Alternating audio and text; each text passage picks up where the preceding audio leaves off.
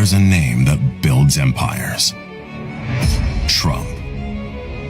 Towering above skylines and redefining luxury, the Trump Organization has dominated the global real estate stage for over 4 decades. From world-class hotels and residential towers to prestigious office buildings and championship golf clubs, Trump created a legacy of unmatched excellence. Our portfolio spans continents, from New York and Miami to Dubai and Scotland, setting the standard for luxury in the most coveted destinations in the world. For us, luxury isn't a statement, it's our way of life. The Trump name has been carved into the world's most sought-after destinations. Legendary golf courses and hotels that don't just turn heads, they set the standard. Every detail, every design, every decision speaks to a level of ambition the world has never seen. When you step into a Trump property, you don't just walk into a space. You step into your retreat. Each property is meticulously designed to reflect unparalleled quality and craftsmanship, delivering exceptional service and amenities that cater to the most discerning clientele. Trump is for those who demand more, expect excellence, and achieve greatness. We never settle. So why should you? When you choose Trump, you choose the best. The Trump brand is more than buildings. It's a lifestyle.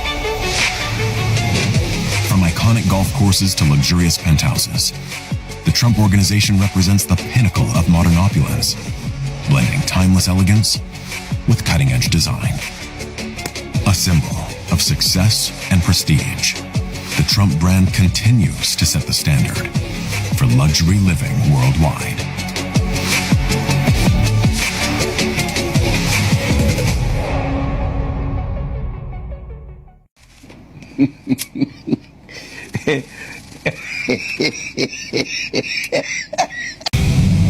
Gentlemen, it's activating. My God, what is that?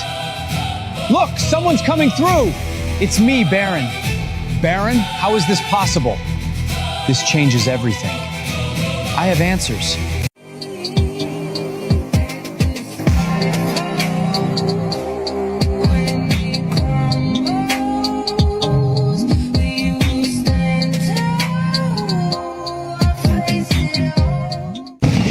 Let's get it going. Brain, what's that sound? What day is it? It's July 4th. There's my little guy. Yeah, well, it's still early in the day. I mean, we shouldn't have to worry about drinks until... Shit. Morning, Terry. Shit. Look, maybe this year he goes light for breakfast. Sure about that, asshole? Brain, please make sure he puts on sunscreen. I'm already up, but I'll try. Where in fireworks at? You just hit the fireworks button. Oh, shit.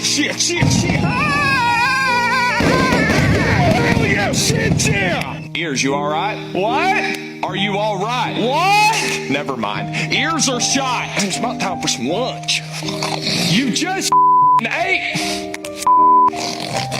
What is he, Joey Chestnut? What did he just eat, stomach? You don't want to know. Oh shit, he just passed out. What does that mean? That means,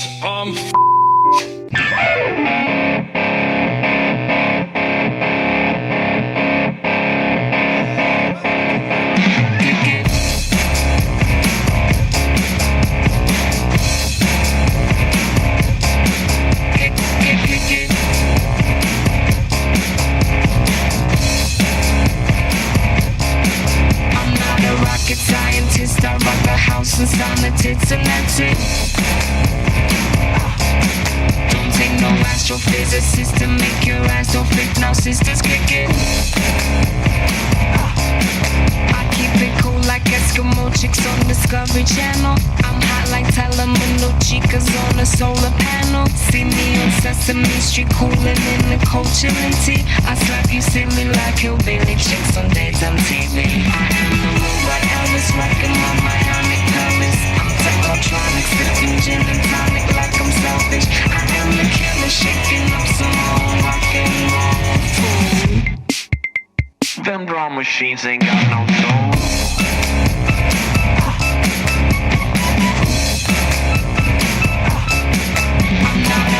scientist. I rock the house and sign the tits, and that's it.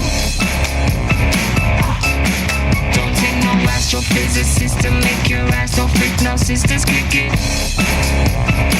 This is mission control. What is your status? We read you loud and clear. Permissions go to hit ignition. We're getting static. Please repeat your last confirmed position. I'm 10 feet tall and solid gold, and I demand submission. I am the robot Alice, rocking my bionic promise. I'm technotronic, sipping gin and tonic like I'm selfish. I am the killer, shaking up some old rock and roll fool. Them drum machines ain't got no soul.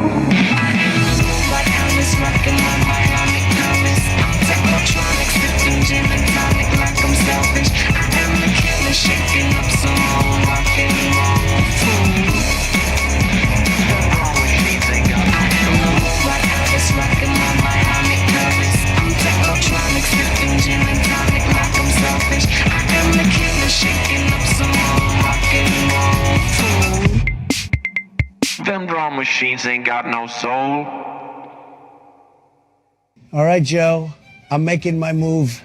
Very strategic, very calculated. I'm taking your bishop. What Bishop Jack? The one that was right there. Joe, are you eating the pieces? Come on, man. They look like candy. The little horse one was delicious. That's a knight, Joe. You don't eat it. You move it. What about this big one? This one looks important. Don't. That's the queen. She's worth 9 points, more than your entire side of the board, which you've already eaten half of. That one was minty, Jack. He ate the queen. The game's been going 4 minutes and he's consumed more pieces than he's moved. I'm playing chess. He's having a snack. The whole thing's a disaster. And somehow I'm still losing. You are anti-racial justice. You're anti-gender equity. Gender equity. I find it particularly amusing that the party who doesn't know how many genders there are to begin with has the gall to lecture us about gender equity. If you're vaccinated, you don't have a risk. And that's the reason why we say it's as simple as black and white. You're vaccinated, you're safe. You're unvaccinated, you're at risk. Simple as that. I got infected about 2 weeks ago. It was my third infection, and I had been vaccinated and boosted a total of 6 times. Let me ask you something. Do you see your job as ending vaccine hesitancy, or do you see your job as telling the truth to the American people? I see my job as telling the truth, and the truth is that there is study after study after study. It's one of the most studied things out there in science, and it is like a parrot.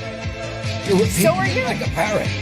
So I've are you. actually read the science. Because I'm not all you debating know how to false. do is repeat things that people told you and say, trust the experts. That's what you did during COVID. Now we know that Anthony Fauci, who was the expert, was lying about everything, about masks, about social distancing, about natural immunity, about the transmission from the vaccine, about the source of COVID. He was lying, and you were punishing people for not trusting the experts. And now you're rolling out the experts again to talk about something that you have no personal knowledge of. Okay, well, guess what? That is my Your job. job is to Am I tell the allowed to truth talk? to the American Yes, public. yes. And my job is to get as much information as I can. And what we were doing, in post this shit on Fox News. Yeah, I'm Gen Z, and yeah, I don't want to work. I'm fat, gay, and lazy, and I don't want to go to work. Fuck you! So you didn't know who wrote the Fifth Amendment. It's James Madison. I can only wonder what he would think of somebody like you invoking his writings to shield culpability for the actions that you took. It's no secret why you have to hire the biggest dirtbag attorney on the planet because of what you did. I hope you're paying him well. And I hope that one way or the other, somewhere, sometime, you answer for your crimes. Can you do me a favor in the audience and stand up if during the time of the COVID pandemic, you were called a racist for calling the virus a Wuhan virus or the China virus? If you thought the 6-foot rule was total crap, if you thought the vaccine wasn't something that you should take, if you thought it was outrageous the way the mask policy was rolled out, if you were fired from your job for not taking that vaccine, including members of the military, if you thought closing schools was catastrophically stupid, and that you thought that during these times saying these things made you somehow a lesser human being. Dr. Fauci, can you just turn around and look at the people behind you? You're not willing to do that? That's not a question. It's not a question. To your lawyers, not a question. It's a request.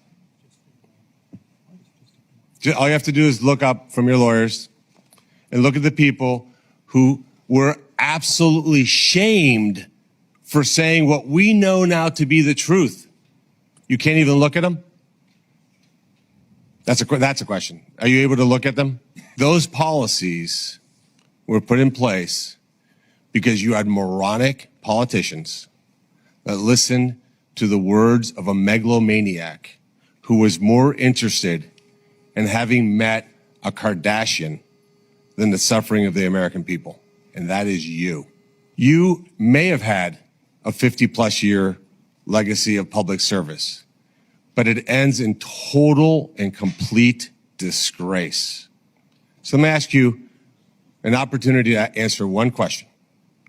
Will you apologize, just apologize, to the people who you harmed through your actions? Will you say, do you have the dignity to just say you're sorry? On the advice of counsel, I respectfully decline to answer based upon my rights under the Fifth Amendment to the Constitution. Dr. Fauci, good guy or bad guy? I don't know who that is. I'd say bad guy. Bad guy. Very bad guy. Good guy. Smart people are really nice to have. I like him. Why? I don't know. I can't put a finger on it. He's a hero. What would we do without him? We would be lost without him. I look to him to lead my life. Yes. Snap out of it. Fauci was the brains behind all the shutdowns. Was that a good idea? No. People went crazy. I basically only had like 1 year of high school. Totally needed. You didn't want to see anybody anyway. No. It depends on what we learned from it. Well, what did you learn? To not talk so much. They made it like really hard to get toilet paper and I have to go to the bathroom. Do you miss your mask? so out of pocket. I do not miss my mask. I have asthma and I couldn't breathe. Messes up with the beard, man. Do you know he kind of made up the mask guidance? Seriously, wow, I did not know that. Yeah, I didn't know that part. You're losing my sway with him. Yeah, that's okay. Did you social distance? I wasn't able to work. Me and my friends didn't care about that at all. Yes. Yes, I did. Do you know that he made social distancing up? Oh, wow. I did not. Fauci, come on, man. Bad guy. Him. Did you get vaxxed? Absolutely not. I got both. I got the booster too. They required that the second year. Did you get COVID after the vax? Like a million bajillion times. So did it work? It did not work. How many times have you had COVID? 6 times. Is the 7th one free? Damn it. He made me laugh. Now he got his hands on his diary, where he wrote down things and went on TV and said the opposite. He said on TV that COVID deaths were around 3%, and then he wrote in his diary they were around 0%.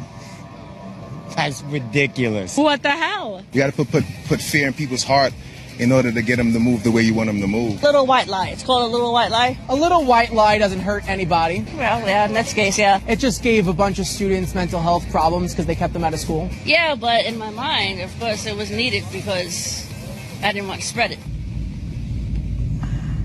He also wrote in his diary that he's more sexy than Tyra Banks. She's drop dead gorgeous. Him, on the other hand, it's an old wrinkly man. Okay, good. Okay, well, that's fine. What do you want to tell Fauci? I love you, Dr. Fauci. I want Dr. Fauci to know that he can go himself. He seems like someone that just needed, like what I say, a good friend. And his friend was his diary? It may have been. Dear diary. Joe Biden gave Dr. Fauci a pardon. Why do you think he did that? Perhaps he was guilty of crime. That insinuates that Dr. Fauci is guilty as hell. Clearly, Joe Biden saw something before the rest of us. He was in Congress today and he pleaded the fifth over 100 times. Does an innocent person plead the fifth? Probably not. Of course he did. What else is he going to say? I lied? Not over 100 times. Statistically, no. They asked him what color was his tie. He pleaded the fifth to what color was his tie? 1, 2, 3, 4, 5. Anything you say, 5. Where did the coronavirus even come from? Something like Wuhan, I think. Wuhan. Wuhan. Yeah, see, I was close. Created in a lab from a monkey. It was a bat. Oh, is it the monkey and the bat that a boom chicka wow wow? Okay, that wasn't public, but yeah, okay. Do you know who I am? I do not. Here's Johnny.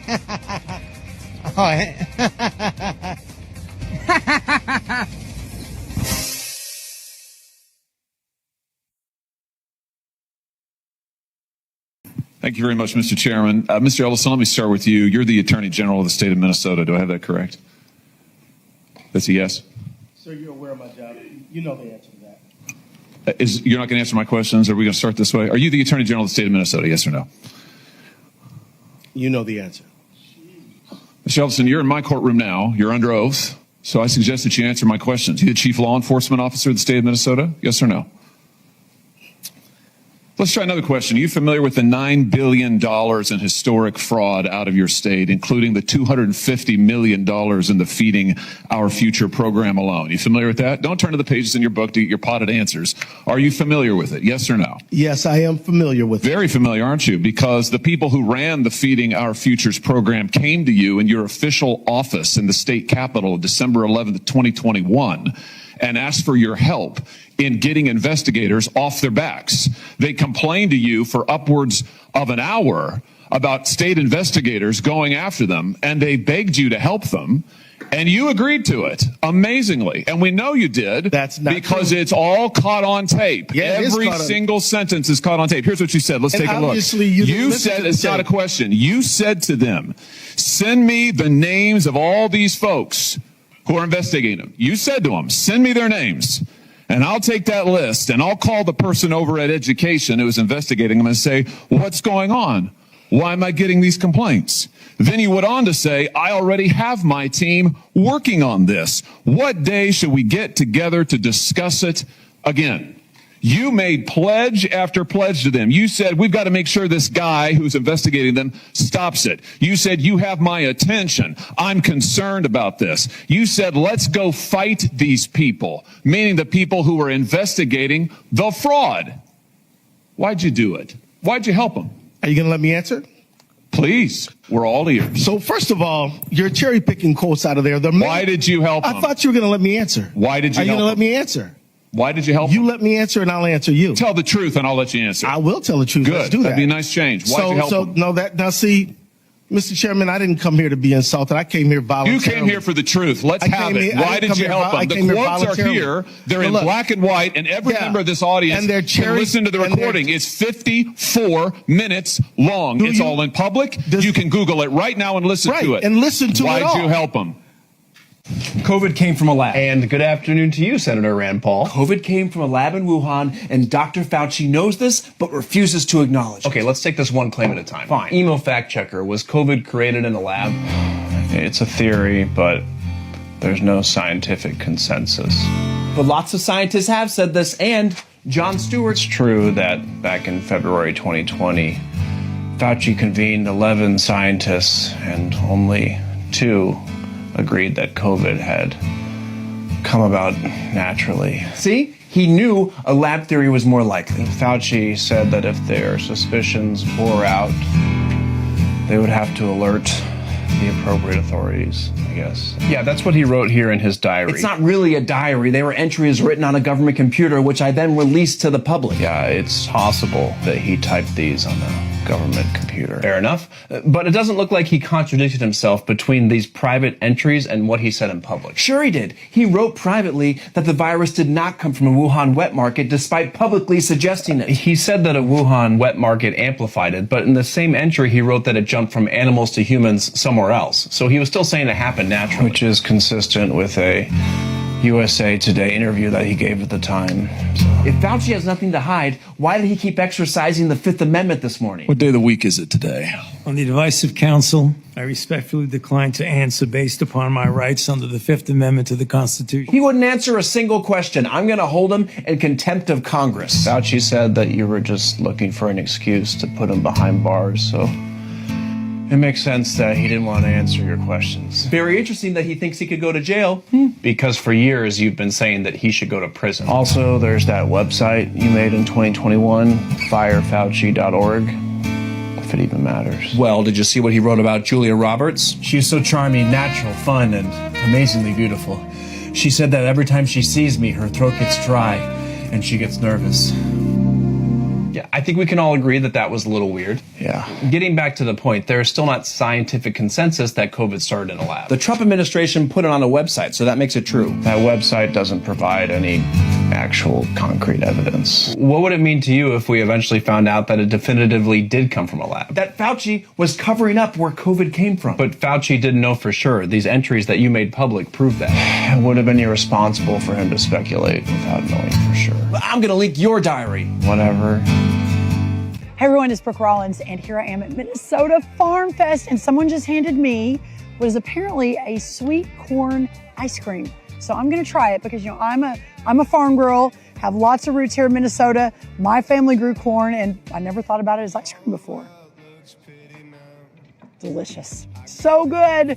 Thanks everyone, great to be here. How historic these tariffs have been, bringing in revenue, additional revenue for our country. You've also mentioned before they could possibly replace federal income tax. Possible. Do you think that's someday it's possible? It used to be. So if you go back to 1913 is when they ended tariffs. We were the richest ever from 1850. It was all tariffs. We didn't have income taxes. From 1850 to 1913. In the 1887s, about 1887, they had the Great National Tariff Act. And it was a group of people that got together because our country was so rich, they didn't know what to do with the money. We had so much money, they didn't know what to do. It was a group of very prominent people that were set up to hand out money to everybody because we were the richest we ever were. Proportionately, we were in 1887, around that time. Even in 1913, we ended them in 1913. How did that work out? And then we went to the income tax system, and then we had the Depression. And by the way, a lot of people try and say that, oh, tariffs with the Depression. No, they ended in 1913, and then we went to income tax, and then in 1929 you had the Depression. They did try. Yeah, we ran down to the bottom of the hill because we were kind of on the top of the hill at that point when we were getting chased, and then we saw the guy reach for his knife, and he said he was going to stab both of us. So we obviously ran as far as we could, and then we got to a spot. And it was funny, our car was parked like right next to where the guy was, where he threatened to stab us. So we had to get in a police car and then have them drop us off so we didn't get stabbed or the guy didn't come after us again. Well, there goes your camera. That's okay. Were you, was that? I haven't gone back yet. There's still thousands of people on this. It's basically like a little island because it's just this part of Spain that's just all by itself on the African continent. So, they think it's theirs. That's what happened. Yeah, they think it's theirs. Yeah, right? but it's so there's a lot. Look at how close. But it's never been theirs. Yeah, well, we go back hundreds and hundreds of years. We can do the entire Islamic march through Europe too. But Nick, you notice something peculiar about this group? Watch. Once again, not a single woman in sight. This is all just a group of men right here, all being escorted down the mountain from the Spanish military. And how old are you guys? 28. He's 28. 21. ¿Por qué mujeres no vinieron aquí? Mujeres a la casa, como dice en el Islam. Explain that. The point about Islam, women stay at home like Islam says. This is conquest. This is not just looking for a better life. This is clear they got a goal. Yeah, and it's like if you had no job, no money inside of your country, why would you leave your wife there? And it's very interesting to think that all these men, they're all 21 to 28 years old, and they're all coming here, like literally in the truckloads. Like truckloads of men just got dropped off at the border. The Moroccan government let them through, and then the Spain government literally opened up the gate for them. So when they say that is telling Fox News ICE made roughly 51,000 immigration arrests in July. So that's more than 1,600 per day. It marks the highest single month of arrests the agency has ever recorded. ICE has been steadily ramping up arrests during President Trump's second term. The White House has reportedly pushed immigration officials to aim for 2,000 arrests a day. So meanwhile, ICE scoring a major legal win yesterday. Federal judge halting a New York state law that bans agents from wearing face masks. This after the Trump team sued to block the ban, arguing it's an illegal push to regulate the federal government. Brian Yanis on that story. The latest in New York City. Brian, good morning. Bill, good morning. And it's not just masks. A federal judge has also temporarily blocked New York's law requiring federal agents to wear visible ID badges.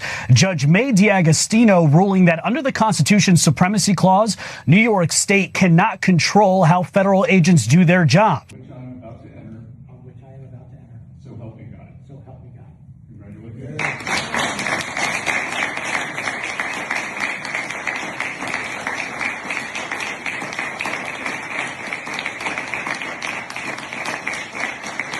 Man from Spain, to see that migrants are now showering on the dead graves of people who died for Spain. How does that make you feel? If my ancestors, these are my ancestors. These, all of them, are my ancestors. If they wake up, they will say, this is insane, this is insane. Send them back immediately. Since being elected to a second term, Donald Trump has doubled down on his efforts to attack our elections and democracy. There have now been 2 executive orders on elections during his second term, trying to grab power over elections. Luckily, they're largely losing. There's a big potential decision coming up next week on one of these executive orders that we hope we will win. His DOJ is suing many states across the country trying to get sensitive voter data. I told them to take a hike. Luckily, again, the DOJ is losing many of these cases. So we are seeing Trump weaponize the federal government against democracy.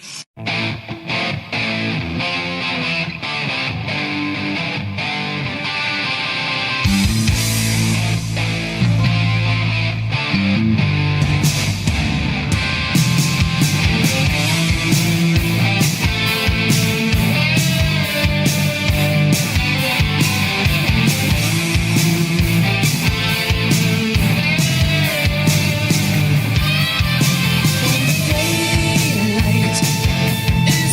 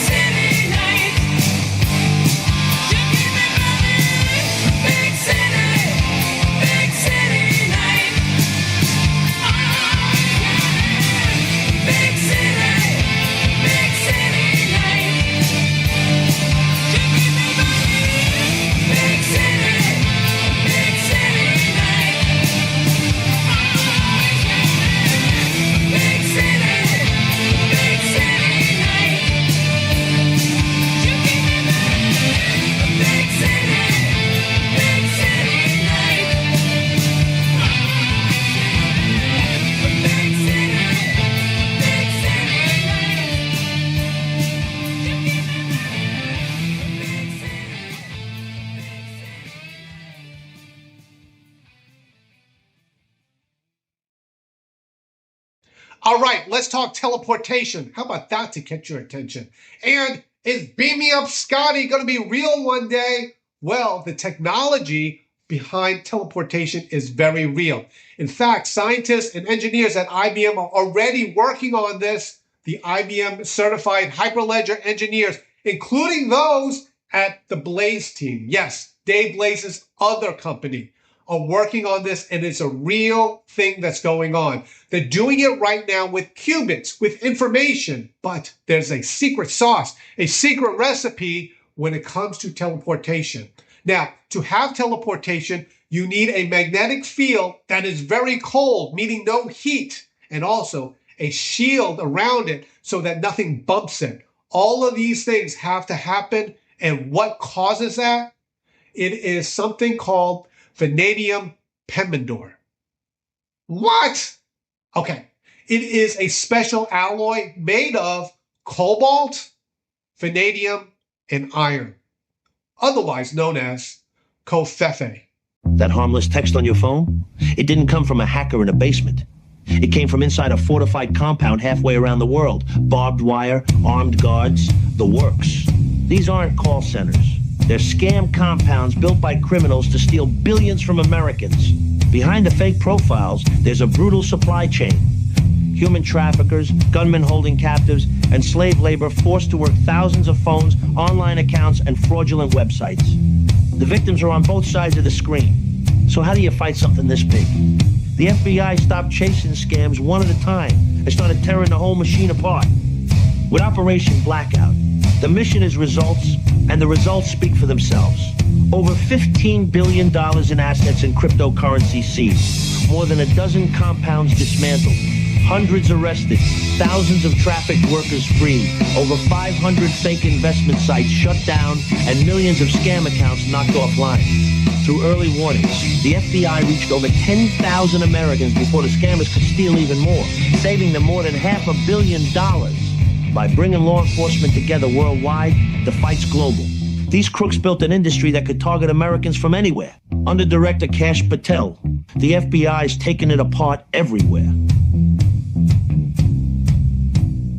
Allowing drivers who cannot read stop signs or understand police officers' instructions threatens the safety of every American on our roadways. We're here in Indiana cracking down on illegal drivers who may be behind the wheel of commercial motor vehicles. Semi-driver comes through not paying attention, just creams a car.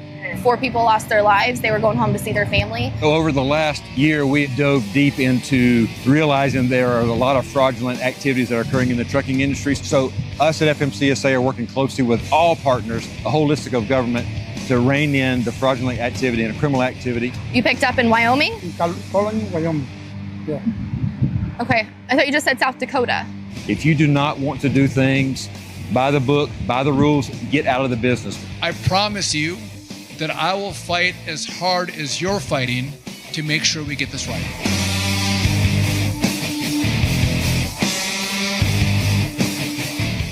We have voted on the Save America Act 5 times. It was the pending business on the floor of the Senate for over 2 weeks. And I am willing to, in any way possible, get that across the finish line if there is a path to do it. But there are 2 realities and 2 facts you have to deal with. The first is there are no Democrats who are going to vote for this. All 47 voted against the SAVE Act 5 times. What planet did you just parachute in from?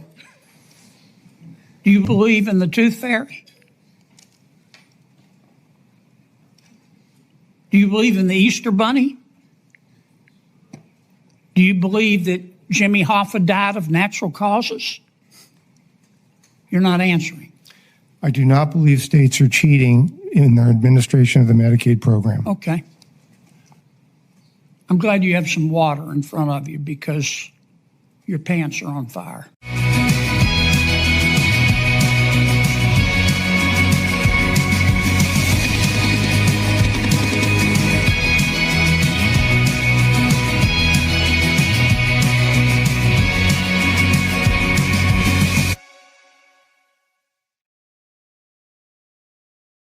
One thing that they brought up as well was a post from you in 2021 where you said Americans should cancel Thanksgiving, should have done this in 1621.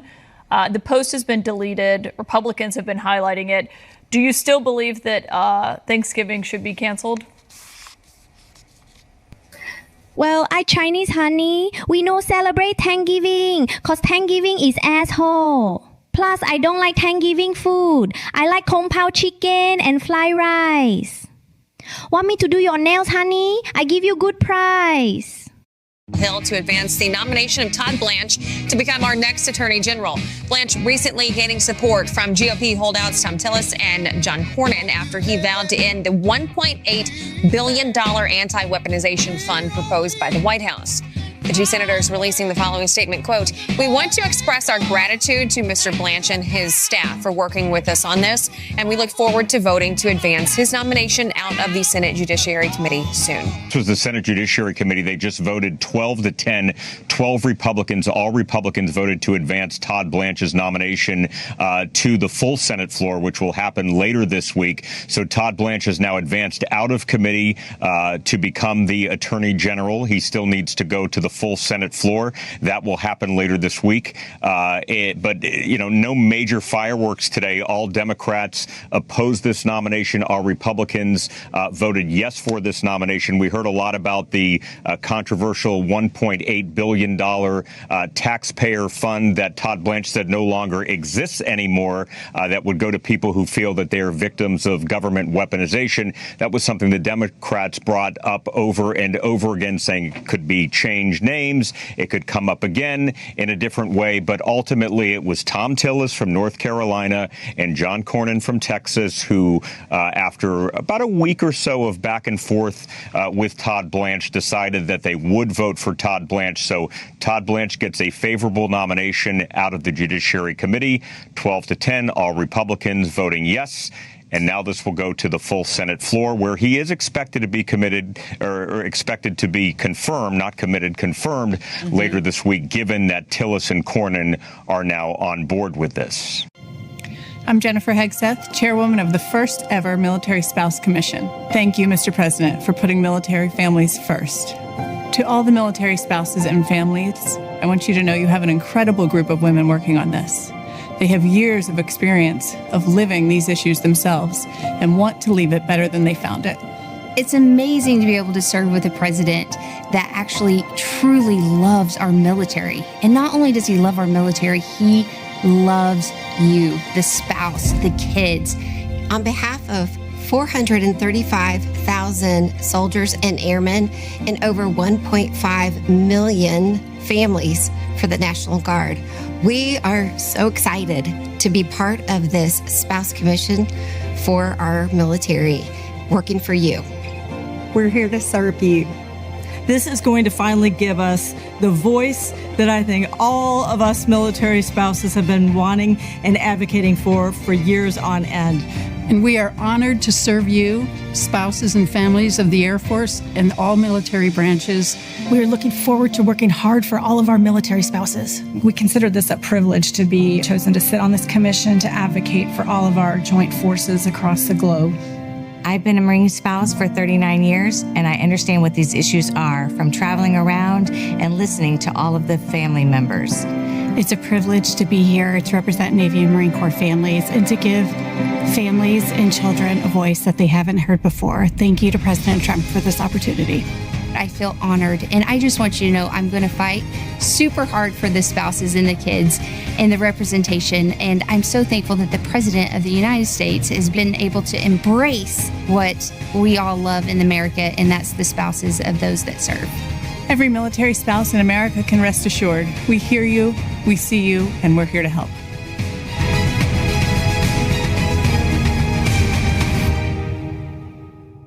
As we get very close to one of the greatest resets of all time, the biggest transfer of wealth that you and I will ever know is in our lifetime.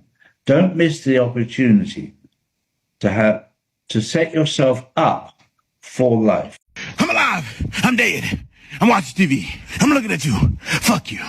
I'm dead again. I'm up. I can run faster than a bitch around the house.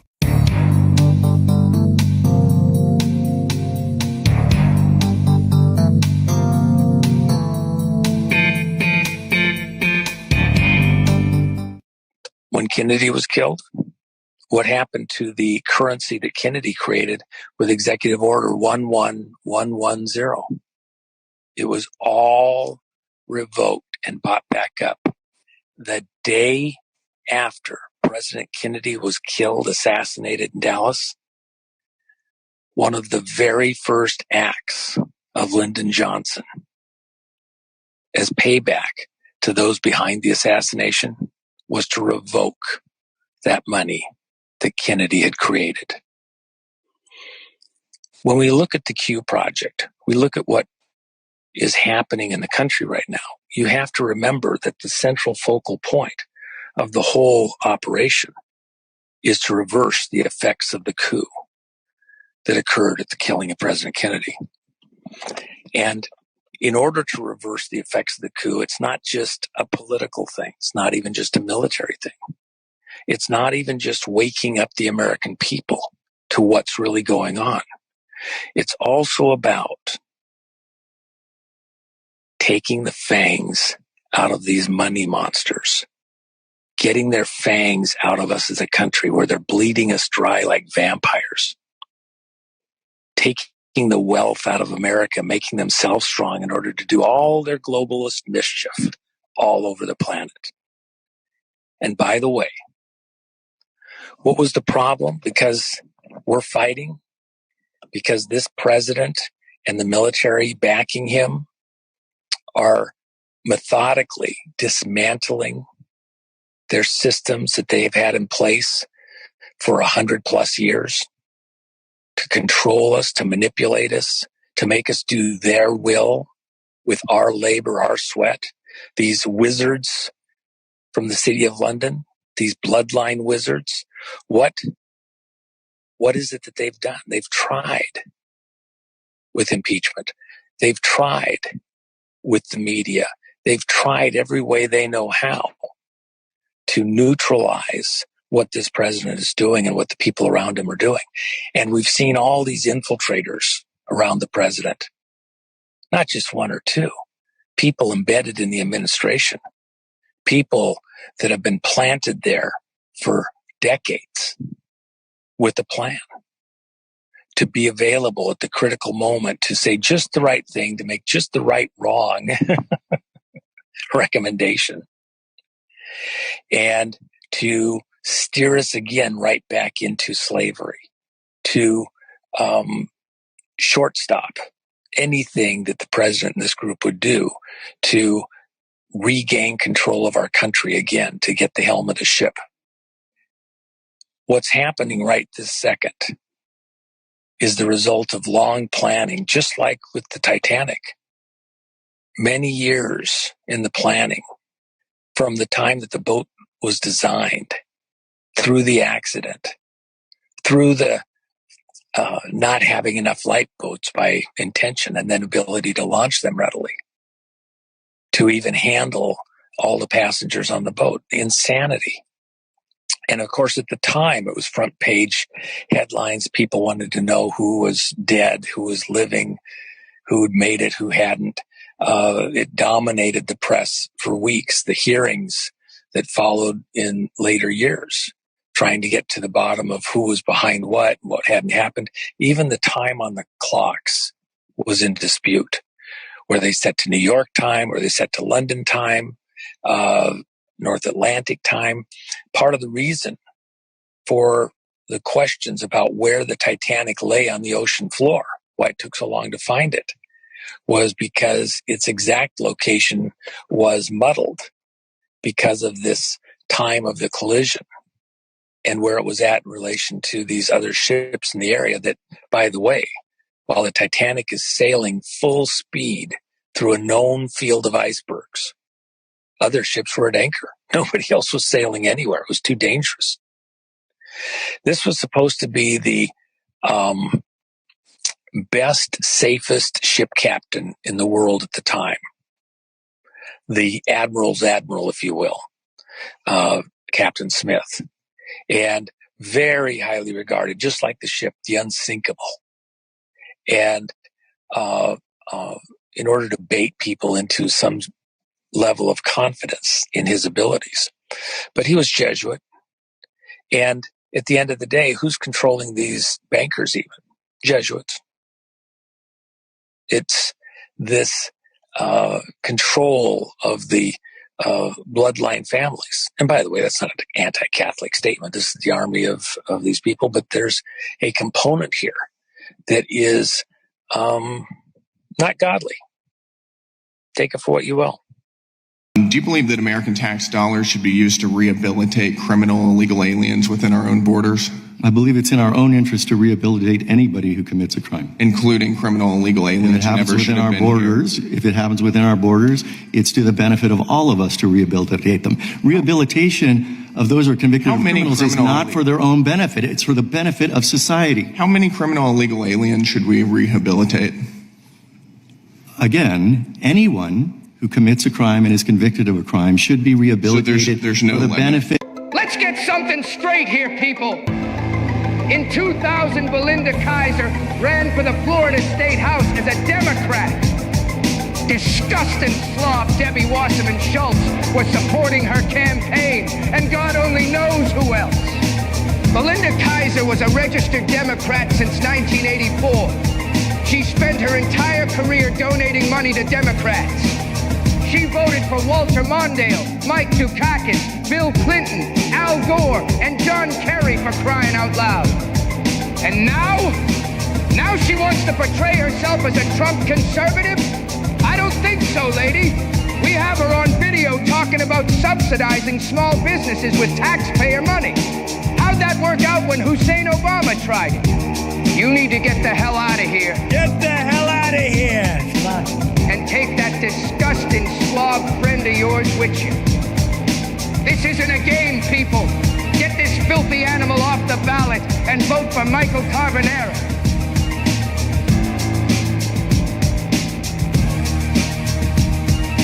I'm sure you saw a Newsweek cover saying what Trump got right in Venezuela, and we want to know when can we expect elections in Venezuela? It's a process. I mean, they have to happen. Obviously, there's a lot of work that has to happen to lay the groundwork for an election. As I said, you have to have true freedom of the press. You have to have multi-party participation. You have to have national reconciliation. And you have to have an electoral commission that will accurately count the votes. So it has to happen, and it's a work in progress. But again, it's been about 6 months since Maduro was removed. And there's a lot going on at the same time with economics and so forth. So I think we're moving on two tracks. We want to improve the daily lives, help improve the daily lives of Venezuelans economically so that they're better off, they're more prosperous. I think that helps as well facilitate the political transition. And you also have to have a process where every element of political society in Venezuela has a role to play, not just in constructing elections, but constructing the governing future of the country. So I think it's going to require some persistence and a little bit of patience. Not years, but certainly months and weeks. It's going to take some time to get there. You're dealing with a system that's been in place now for almost 3 decades. So it's not going to be from one day to the next. If you look at the transitions in Eastern Europe after the fall of the Iron Curtain, if you look at Paraguay, a country that undertook a transition from authoritarianism to democracy, it took them almost 3.5 years to complete that process. These things are difficult. They don't happen. I know we are all used to instant results, or at least expectations of instant results. But if you want to do it right, what you want to have is a democratic transition that happens, that brings society together, where there's a national reconciliation, where you have political parties that are able to openly and freely participate, where you have an electoral count, but you also have an economy and a country whose institutions are functioning so that they're not inheriting a disaster, they're not inheriting a reconstruction process, they're inheriting a functional state.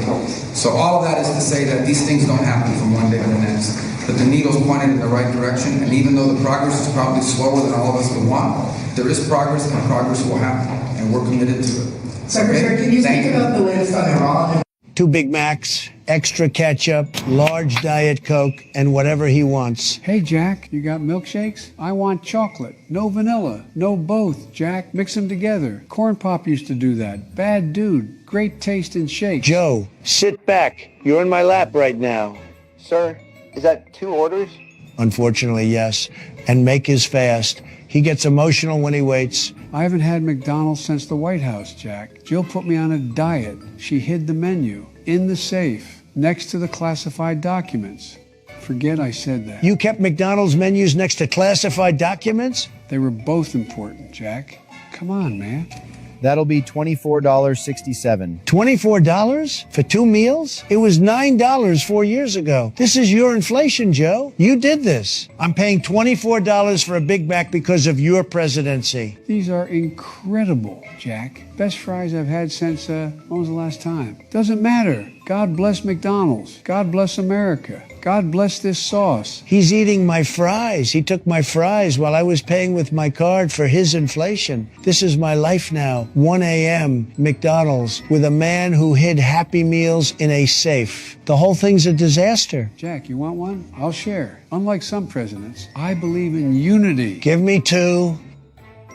So with the salmon we cooked, and now we've got one here that's already been cooked and cooled. So that's all you're going to do is you're going to cook it and you're going to cool it. Now, we talk about seafood a lot because I'm a seafood junkie, and one of the things that actually drove me into the restaurant industry was understanding people need to eat more seafood and more of the right types of seafood.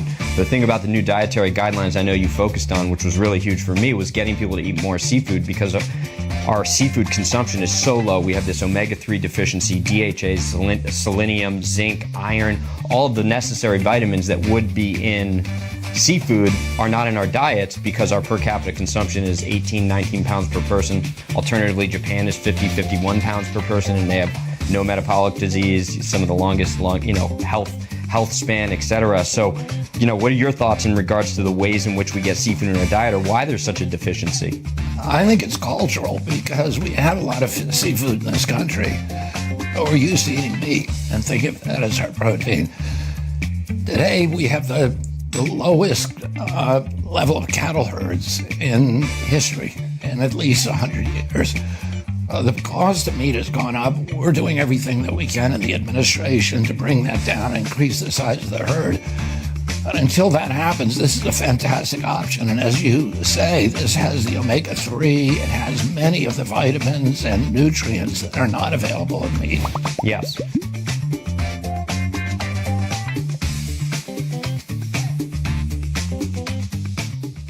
A lot of people. I mean, it's 900,000, I think. It used to be 500. I was told 900,000 sealed indictments right now. So there's a lot of people out there. What determines who gets processed in civilian system and who gets processed in the JAGs, the tribunals, and those investigations that are happening in multiple places that Derek has educated us on? Civilian versus military. Who determines that? How does that play out? Because a lot of the American people, or anybody around the world who's half awake, doesn't have a whole lot of confidence within the civilian system right now, although that may be changing because we have newly posted people there that are actually doing their job. But my question to you is that, civilian versus military, who determines who gets processed where? If it's treason, it's automatically military. They changed the rules on the military justice system. And when they did that, when the Supreme Court said that the military justice people are in charge, if it's treason and 2 or 3 other things like crimes against humanity, then the military is going to do it. And a military justice system is very simple. It's going to take them half a day. Once they show them the evidence, they're going to have a panel. The panel's going to say guilty, and they're going to hang them. And if it's treason, it's automatic hanging offense. So there is no option. It doesn't go to the civilian court. That's why all those who've been arrested have gone to one of 4 or 5 places, because there are 5: Greenland, Diego Garcia, south of South America, Gitmo, and I can't remember the other one. But that's where they're all going. All the arrests are going there, to include the foreign arrests. They're not going to civilian courts, because the civilian court can last forever. We don't have time for that. Welcome back to Wake Up Canada News. I'm Brad Wilder. As we continue to wait and hope that more and more people wake up every single day, some that took the bait are now starting to realize that we, the COVID unvaccinated, weren't all wrong. This is that message to you, the unvaccinated.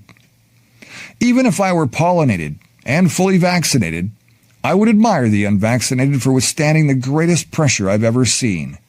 From partners, parents, children, friends, colleagues, and even doctors. People who are capable of such personality, courage, and critical ability are undoubtedly the best part of humanity. They are everywhere in all ages, levels of education, states, and ideas. They are of a special kind. They are the soldiers that every army of light wants to have in its ranks. They are the parent that every child wants to have, and the children that every parent dreams of having. They are beings above the average of their societies. They are the essence of the people who have, built all cultures and conquered horizons. They are there, next to you. They look normal, but they are superheroes. They did what others could not. They were the tree that withstood the hurricane of insults, discrimination, and social exclusion. And they did it because they thought they were alone. And they believed that, they were the only ones. Banned from their families' tables at Christmas, they never saw anything so cruel. They lost their jobs, let their careers sink, had no more money, but they didn't care.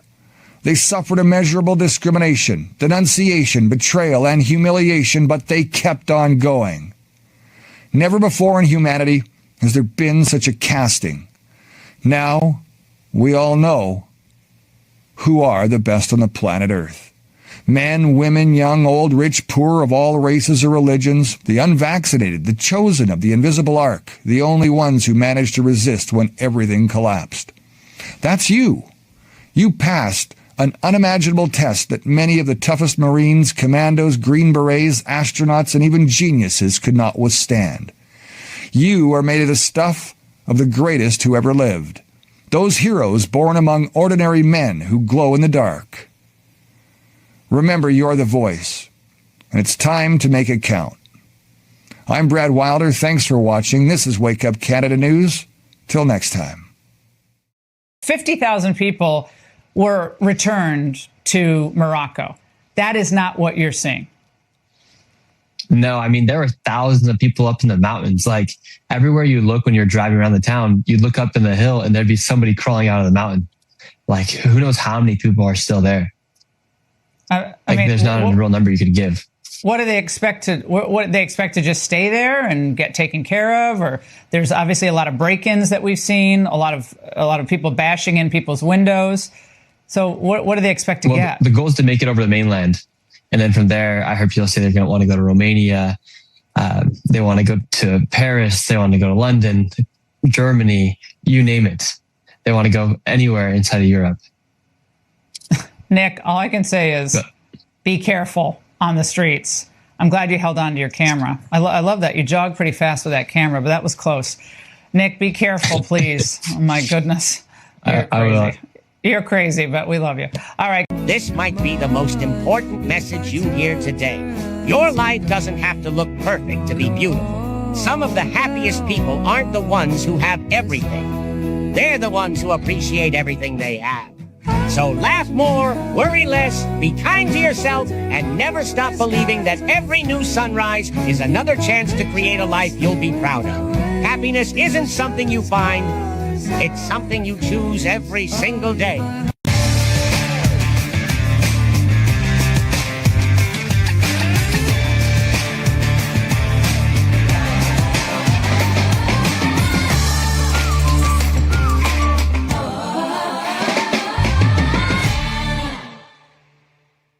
We're also taking action to replace these unqualified migrant truck drivers with highly qualified American veterans.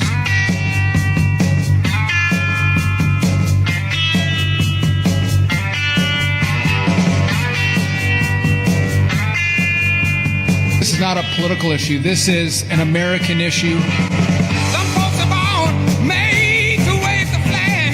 Ooh, they're red, white, and blue. And unload the container at the other yard.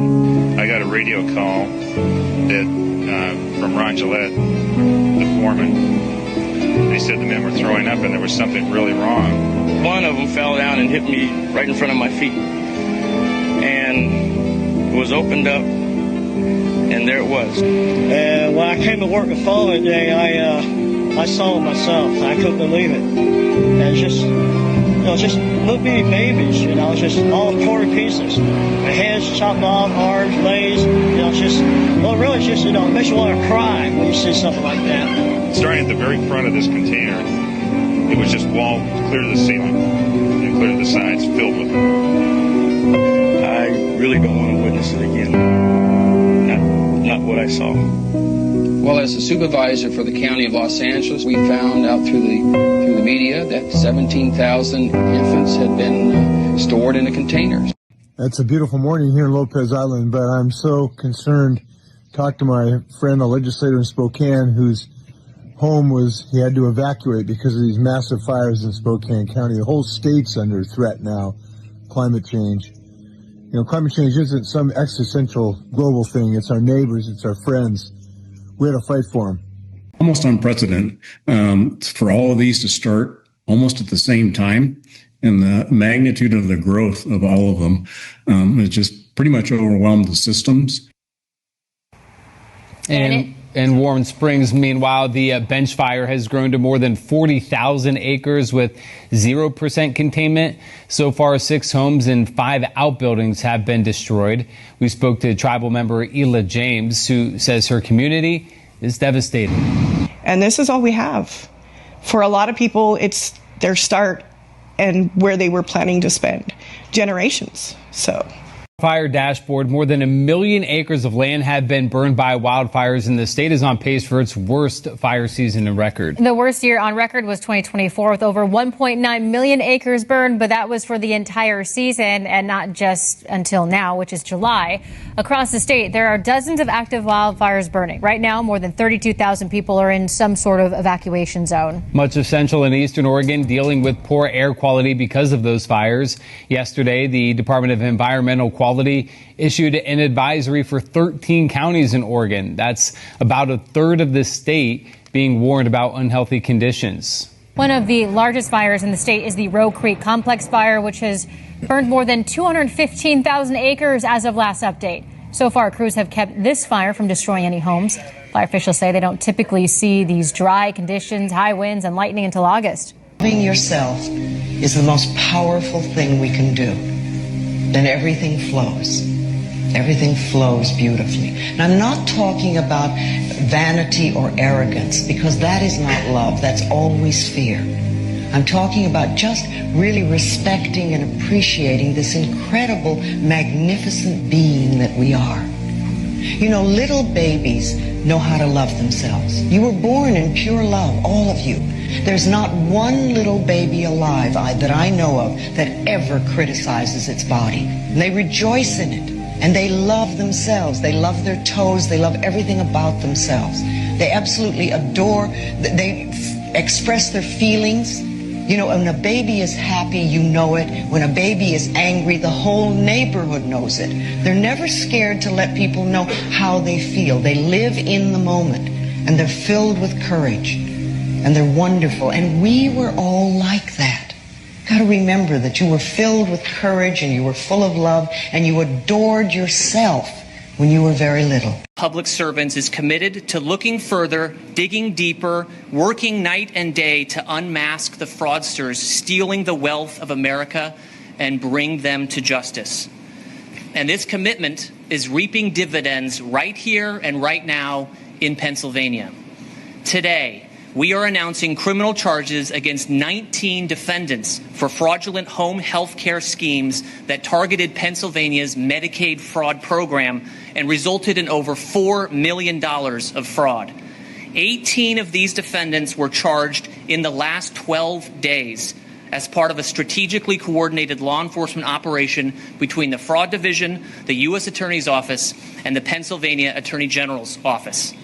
The cases today build on the work that we recently announced in Minnesota, where we charged 15 defendants for systematically looting 7 state-managed Medicaid programs out of more than $90 million, treating those programs like a piggy bank until one of them had to be shut down entirely because there was nothing left. The shelves were empty. The Commonwealth of Pennsylvania is one of the highest spenders for home care services in the nation, with spending on home care services exceeding $8 billion in 2025 alone. These home care programs are designed to allow America's most vulnerable to live with dignity at their own home instead of being forced to leave their families for a nursing home. The program is innovative. It allows friends and family members to receive funds from Medicaid to provide necessary physical care for a loved one. Used properly by honest citizens, the program allows those with physical ailments to be cared for by those they trust the most. But infiltrated by greedy and deceitful opportunists, this program becomes a money tree, a gravy train for criminal fraudsters. We don't see a run on the, or a continued run on the yen. I just got to ask you, you're a sly dog. When you wrote that down, buy 5 to 10 billion, and the printing looked so big. You've done this before, haven't you? Where you know people are looking over your shoulder. Did you need to be reminded of things to do? Buy 5 to 10 billion in yen. Tell me what was really going on there, Mr. Secretary. Well, I just wanted to make sure that all the reporters looking over my shoulder also knew the symbol JPY for the Japanese yen. So, okay. Instead of shorthand to yourself. Yeah, I was going to finish the list. The rest of the list was, like go and have lunch with the supreme leader, play tennis with Putin. But I thought I would just leave it at the buy 5 to 10 billion of Japanese yen. Well, it's got a much better chance of a coordinated probably intervention, because Japan blew through about, I don't know, how much did they blow through in April and May? That didn't really stem the decline. Question: How do I compare in terms of response with other presidents of the past? No comparison, sir. Is that good or bad? No, it's good. Actually, it's very good. It's very good. We do okay? We do great. A little more than Sleepy Joe? 100% A little bit more? Yes. I think so. Thank you. Yeah, so Kavanaugh, in his concurrence opinion on that opinion from the Supreme Court, kind of gave Congress a path. He basically said Congress needs to act, the president can't do it on its own, and said that two illegal immigrants or illegals in our country who come into the country to simply have a child, so that child is an American citizen, is not appropriate, and Congress can regulate that. If you read his concurrence, he kind of laid out a path for Congress to change it. So as soon as we read that, we started drafting a bill that would do exactly that. If the parents of the child are not citizens of our country, then that child automatically cannot become a citizen of our country. This would end the birth tourism industry that is going on. So we had an intelligence hearing yesterday, and there was a witness that testified that 1.5 million children have been born of Chinese descent in a birthright tourism type industry, where they come into the country, they are born here, so now they're an American citizen, and then they go back to China. There's no other country. There's like 3 other countries in the world that do it, and it's a list of countries like the Congo. I had dinner with a group from Guatemala yesterday. They don't allow these type of things to happen. There's no country in the world that allows these things to happen, and if Congress has to regulate it, we filed a bill to do it. Jim Banks has a bill on the Senate side to do it. I'm just afraid of the timeline now, because you've only got a few months left in Congress. But these are the type of things that conservatives want done. This is why we want an immigration bill in the House to vote on, and this should be a part of it. Yeah, that's all great points. In fact, then, once they are born here, they have the ability to vote. Whether they're in China much of their life or not, they can still vote here because they're American citizen. So the birthright citizenship is a real issue. That we're doing better at this point than we were during President Obama's first term, President Trump's first term, or President Biden's. It didn't always look like we'd be able to achieve this, Mr. President. From the very beginning of his second term, Democrats met President Trump's nominees with a historic level of obstruction. And when I say historic, I do mean historic. Up until extremely recently, President Trump was the only president on record, the only president on record not to have had any civilian nominees approved by unanimous consent or voice vote. Mr. President, that used to be the standard way of approving these nominations.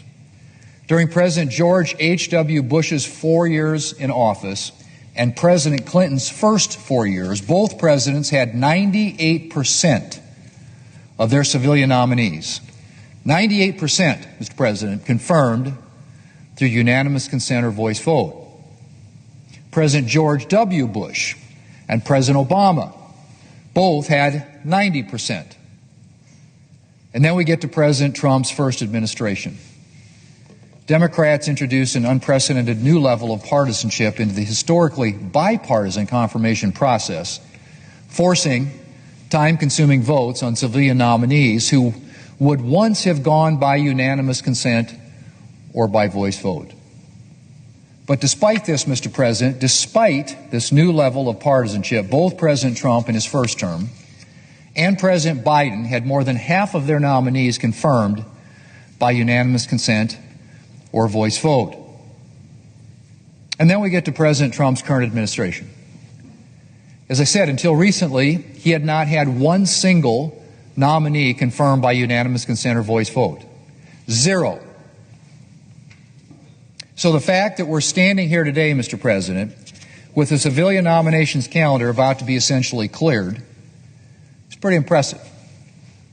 But we've been on a mission, Mr. President, to ensure that the President has his nominees in place so that he can do the job the American people elected him to do. Every time someone tells you the Crusades were an act of unprovoked European aggression, ask them what happened in the 350 years before Pope Urban II stood up at Clermont and called for them. You see, by 1095, the map of the Christian world was being violently redrawn. Within a century of Muhammad's death, Muslim armies had conquered Christian Syria, Palestine, Egypt, the whole of North Africa, and most of Spain and Portugal. They crossed the Pyrenees into France and were checked at the Battle of Tours in 732 by Charles Martel. Constantinople itself was besieged twice, with the second siege in 717 to 718, involving around 200,000 men, and in the end, it failed, but only just. And what life actually looked like for Christians living under this expanding rule of Islam is something that tends to get neglected. The system governing Christian life across the conquered territories was called the Dhimma, which was a legal framework that essentially classified non-Muslims as second-class citizens, and they were subjected to extreme violence if they resisted. The jizya, which was a sort of poll tax payable specifically by non-Muslims as a mark of subordinate status, was levied across the conquered territories. Now, what happened if you couldn't pay it? When Amir conquered Tripoli in Libya in 643 AD, he forced the Christians to hand over their wives and children as slaves to the Arab army as part of tax payment. The slave raiding of Christian populations in Spain and North Africa would continue for centuries. Now, this had a long-lasting impact because over the generations this created a steady demographic change that gradually reduced many Christian populations to minority status, and in some regions they eventually disappeared completely, like in Arabia. In Spain, Eulogius of Cordoba, who was a priest and scholar, recorded the executions of 48 Christians in the city between 850 and 859 AD. Most were beheaded under the emirs Abdurrahman II and Muhammad I for blasphemy and apostasy under Islamic law. In other words, they denounced Islam and refused forced conversion. Eulogius himself was beheaded in 859 AD. So the immediate trigger for the First Crusade was after the Battle of Manzikert in 1071, where the Seljuk Turks destroyed the Byzantine army and swept across Anatolia. Pilgrims returning to Europe brought reports of harassment, robbery, violence and murder, and by 1095 the Byzantine Emperor Alexios I formally asked Pope Urban II for Western military help. Roughly two-thirds of the land that had been Christian at the time of the first Islamic conquest had been taken before the First Crusade was ever launched. None of this makes everything that happened during the Crusades justifiable. The massacres, the opportunism, the sack of Constantinople by Crusaders in 1204 are certainly a stain on that legacy. But presenting the Crusades as unprovoked act of aggression requires you to bury your head in the sand and ignore 3.5 centuries of military conquest, a documented system of legal discrimination against Christian populations, slavery, and a formal request for help from the Byzantine Emperor himself. Doesn't excuse everything that came after, but it does explain what Urban II was responding to and why hundreds of thousands of people answered his. Complacency will rob you of your destiny. Just 2 days ago, HUD announced more than $4 billion. Everybody say $4 billion. $4 billion, $4.04 billion to be exact. Ain't that right, Caitlin? In funding for the COC competition that restores the program to its true intent. It is a competitive grant. That's what it's about. Competition. We want to reward merit. Is everybody with that? For too long, COC has been yoked to the failed Housing First policy, which measures success by how many people stay dependent upon the government, not how many move forward because they achieve self-sufficiency. We want to award those that have more and more moving off of government dependence to self-sufficiency. Is everybody hearing our heart behind this? It's a paradigm shift, if you will. How many know sometimes you need a paradigm shift? You can't keep running the same old plays and expect to be successful. Is everybody with that? You can judge a bad policy by its fruits. Since the Housing First mandate, spending on COC has more than doubled since 2013. But street homelessness shot up too, rising by 36% at the same time. So record funding and record amount of homelessness. How many know that is not sustainable? And that's why we're changing. With these reforms, which are only possible because of the hard work of our amazing CPD team, we're tackling the root causes of homelessness instead of pouring money into a failed status quo. Talk about how HUD is cutting burdensome regulations so that builders can build and families can afford housing. Yes, sir. So we came in and everything that Mr. Faulkner said is so true. You know, a quarter of the cost of a single family home is in regulation. 40% of a multifamily home is in regulation. And so if you build a single family house, think about $100,000 of just regulations on a median price house of $426,000. $100,000 is in regulation. And so when we came in, so we're going to take inventory, you know, of every program at HUD and everything that we do. Is it the money being used for its intended purpose? Is it helping the people it's supposed to help? And so we started looking at all the bureaucratic red tape that goes on at HUD. And now you transition to housing and construction. When you think about $100,000, that's unsustainable. So the first thing we did at HUD is we took down a rule called Affirmatively Furthering Fair Housing rule. That's a mouthful, right? So we took down AFFH, which literally made HUD a national zoning board that would tell Milwaukee, Wisconsin how you're supposed to build your neighborhoods. Well, Milwaukee, Wisconsin, Racine, Green Bay, you have unique needs inside of your neighborhood that the citizens, the community, and the leaders know what you need. Washington, the bureaucrats in Washington should not be able to tell you how you should build your neighborhood. So we took AFFH down, restored the localities with freedom and flexibility. AFFH, by the way, did not build one single house. It just cost a lot of money, so we took that down. We've also just published our best practices report. Our best practices report is a culmination of research that we've done around the states of local and state governments that are using good practices like reducing duplicative fees, taking those down, making zoning easier in neighborhoods. And so we put a compilation together, which is on our website at HUD.gov of our regulatory best practices. Hey, if this city is not utilizing this, maybe you should do what other cities are doing that are actually building and constructing homes for the American people. And so taking down these regulations, producing our best practices report, working with local experts, so people that are in the building industry, developers, builders, construction, they say the number one thing is red tape. The number one thing is a regulatory environment. So we've been tearing that down from the federal level and firmly encouraging those on the local level. We cannot mandate it, but we can encourage strongly that local levels do the same. Take inventory of your regulatory environment and make it easier to build and easier to buy. The pyramid doesn't work. We've already tried it. It's upside down. What? Sir, the pyramid is upside down. Turn the pyramid upside down. You can't be serious. That would put butter and fat at the top of the damn food pyramid!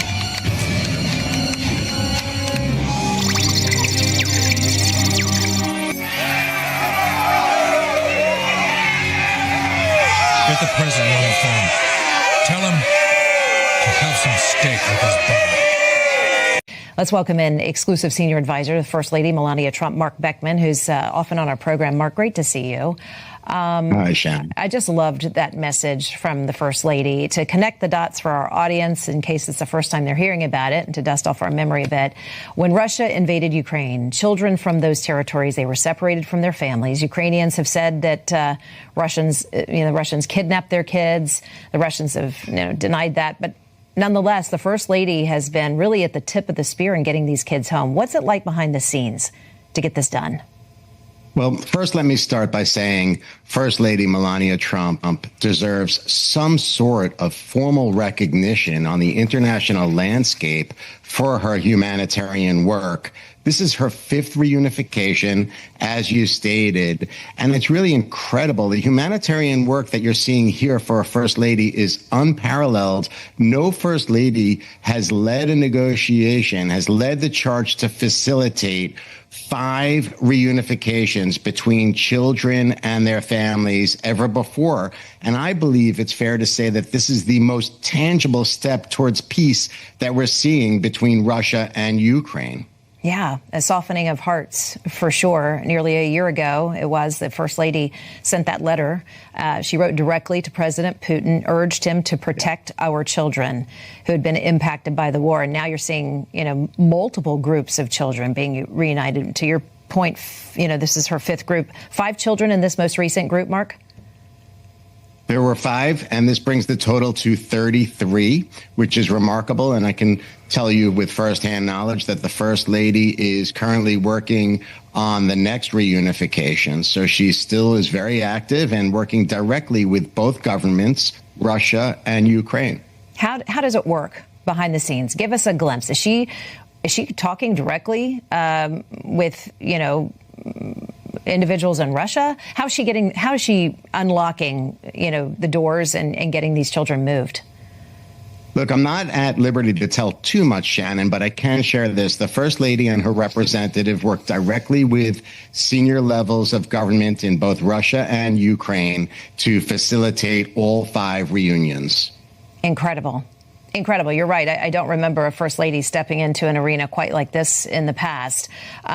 She's said multiple times that the safety and well-being of children has to come before politics. Putin actually said he appreciated the First Lady's letter, and the people of Ukraine have absolutely praised the First Lady. It's an incredible moment in time. What you're talking about here is a situation where individuals, young children who have been displaced because of war, because of conflict, are able to reunite with their families. And as I said earlier, never before have we seen a First Lady, I don't think just in the United States, anywhere in the world, has done this level of humanitarian work. But it's really special. I mean, I've seen photos and videos and letters of these individuals being reunited, and the joy is just beyond words. It's really, really very important and very special. We're watching one of those reunifications right now, video of one of the reunifications. This First Lady, to your point, Mark, just, much more engaged in policy than during the president's first term. She's been on the Hill a number of times, written letters to world leaders, brought children home, very outspoken, of course, on Epstein when she came under attack. What was that her plan? Yeah, I think what we're seeing right now is the evolution of the First Lady's office of the East Wing from raising awareness around policy into directly impacting people's lives. First Lady Melania Trump wants to be impactful, and that's why you're seeing now her working on her 2nd piece of legislation. We're hoping that Majority Leader Thune pushes this through soon.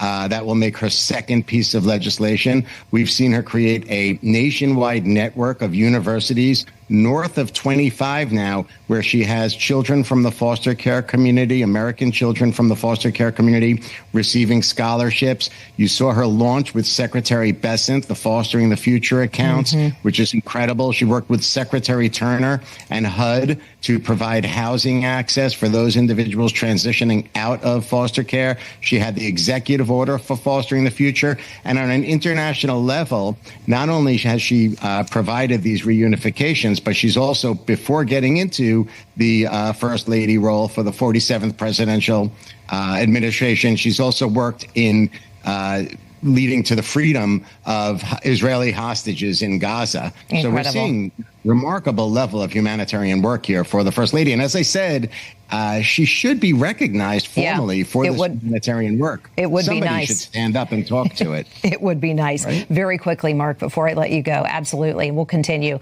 profiling her good work on this program. I want to ask you about this heart-stopping threat out of Iran on the First Lady and Barron Trump. A lot of people have speculated this is the reason we've seen a lower profile of the First Lady in the last couple of weeks. Any truth to that theory, Mark? No, not at all. The First Lady is not deterred because of these threats. Unfortunately, she realizes it's part of the role these days. It's sad. She'd like to see peace in Iran, but the reality is that this is part of the role, and she keeps moving forward. And the evidence is this reunion, and we have actually another big project that you'll see happening towards the end of August, around August 20th or so, which is very exciting too. So she remains committed to her position, and it's not stopping her. These threats are just, everyday work for her, Shannon, unfortunately. We'll look forward to seeing you back end of August for that next evolution. Mark Beckman, always great to talk to you. Good to see you. Thank you so much. Aloha, this is Santa Surfing. Today is Tuesday, August 4th, 2026. Okay, this podcast is Think Like Trump. It's not what you think it is, because he's got very, very different strategy. Todd Blanche, he did pass the Judiciary Committee. Now his nomination goes to the floor. He did have to make a compromise, but is that a Trump card strategy? The Dirty SCOTUS, they made their final judgment ruling on birthright citizenship and how that plays into the 14th Amendment and how it actually calls for the Dirty SCOTUS's demise along with the Swamp's demise. Telegram got in big trouble. Back to Todd Blanche. There is something very big in play because of many people, big name people that got exposed refer to the DOJ. So now it's a matter of time. How would the midterm Congress, the new Congress, come into play and how effective they will be, and the power of President Trump's EOs and how effective they are and how they can turn into law. And then I go over some simple XRP mathematics. Enjoy the podcast. The link is either above or below, and I'll have another show very soon. Aloha.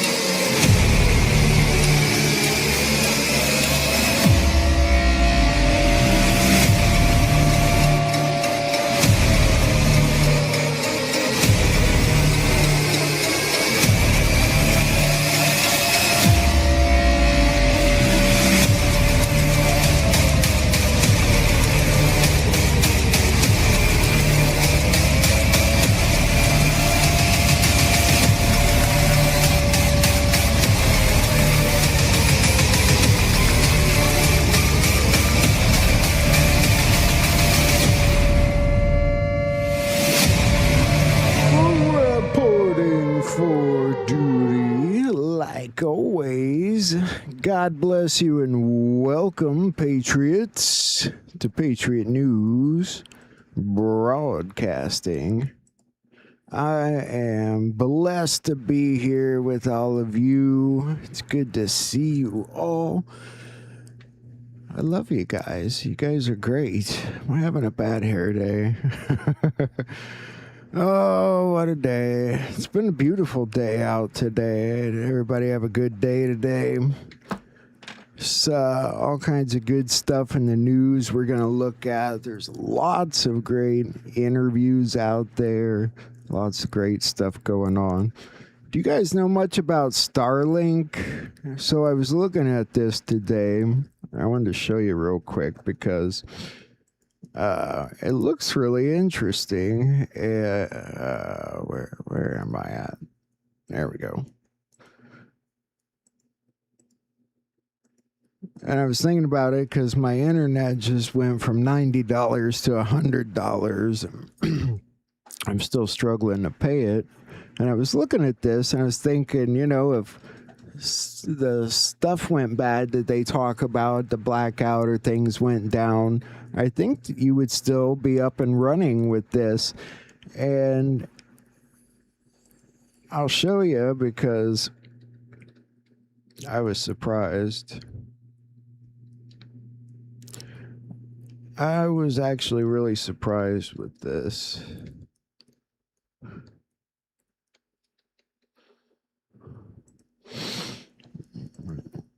And this is for my area. And I think this is what I'm at right now. $55 a month. It'd be $21 to get started. That's amazing. You have double the speed for even less than I'm paying now. So I wondered if any of you guys use it or are using it or tried it or what anybody knows about it. I'm thinking about switching over to it in all honesty, just because I don't know what the status is of our everything right now. I know the internet I have, it's supposed to be fiber optic, but anyway, let's look at some things. Hillary Clinton was supposedly at this basketball game, but it sure doesn't look like her.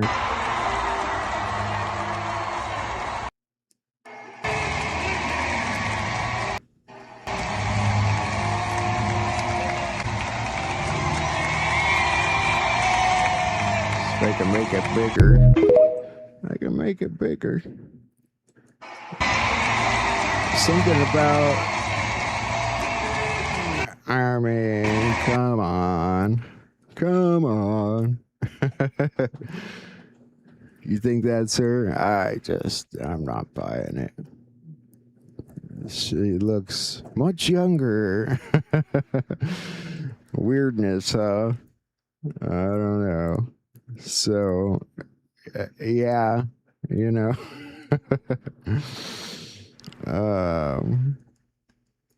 Yeah, I don't know. It's good to see you, Susan. Happy birthday, by the way, again to Threads and Sherry. And I know your real name now, Threads. By the way, I got all your emails with addresses. I'm glad I checked my email because I had one from Sheila Home, and I think she's coming on the show August 10th, so it's going to be awesome. I love having Sheila on. She's great. I wanted to talk about this picture really quick because somebody put up a post about it, and this is the guy that people were saying was Kennedy Sr., right? And it clearly says Russell Pickett there. And somebody put up, I thought this was JFK until I learned from Michael, and I think he means Michael Protzman. This guy, Russell Pickett, is not. There is speculation, however, he may be a twin, blah, blah, blah. And somebody else put, my belief is this is JFK's brother.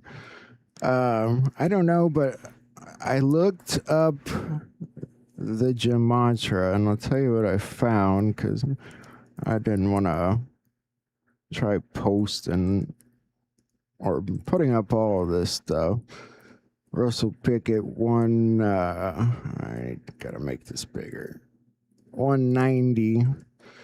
You already know 190. It's happening now, 190. Forever Immortal. Robert F. Kennedy Jr., 190. The Truth Rises, 190. Supercomputer, 190. You're fired, Joe Biden, 190. Master of Disguise, 190. Currency collapse, 190. Andrew Tate jail time, 190. I'm starting to find some really weird things with the numbers and the time period. It's weird. And then I looked up John F. Kennedy Sr. just for fun. It's 168. And there's some interesting stuff here. Trump and QAnon, 168. Good Times Coming, 168. Lived in Disguise, 168. Goodbye Deep State, 168. End of Depression, 168. The Wild Truth, 168. Love is Infinite, 168. The Last Cowboy. New World Order Execution. Savannah Guthrie, 168. Do the Gematria Math. Law-Abiding Citizen, 168. God is my example. And then I also just happened to look up this because the one we had looked up the other day was really interesting, and it was the 3 Days of Darkness. So I looked up Unlimited Resolve No Games, 277. Quantum Financial System, 277. Zelensky Assassination, 277, which I thought was kind of weird. Innocent Child Rape Ends Today, 277. Tonight, All Hell Breaks Loose, 277. So I thought that was kind of interesting for that particular message. There's definitely something to all that. I don't know. There's interesting stuff. So, all right. Excuse me. Where am I at? Mike Lindell has decided to step down as the CEO of MyPillow so he can devote 100% of his time and energy to his campaign for his Minnesota governor plan that he's doing here. Minnesota deserves my full attention, and that's exactly what I'm giving it. I'm all in. I can't wait to earn your vote. Minnesota really needs Mike Lindell. They seriously need something better. Senator Rand Paul dropped his contempt resolution for Anthony Fauci. Kind of saw that coming. You guys called it last night because you can't really get justice in this justice system, and Congress really doesn't have much power. You've got Starlink in Canada. That's awesome. It really does sound worth it. I think I'm going to switch over to it. Especially for that price. Can't beat that price. And if all stuff goes dark, blah, blah, blah, I'll still be up and running. This White House post sounds like an announcement they make before a movie starts. So that's because it's kind of connected to the movies. And you saw this video yesterday and probably in the intro, and I'll show you what they mean.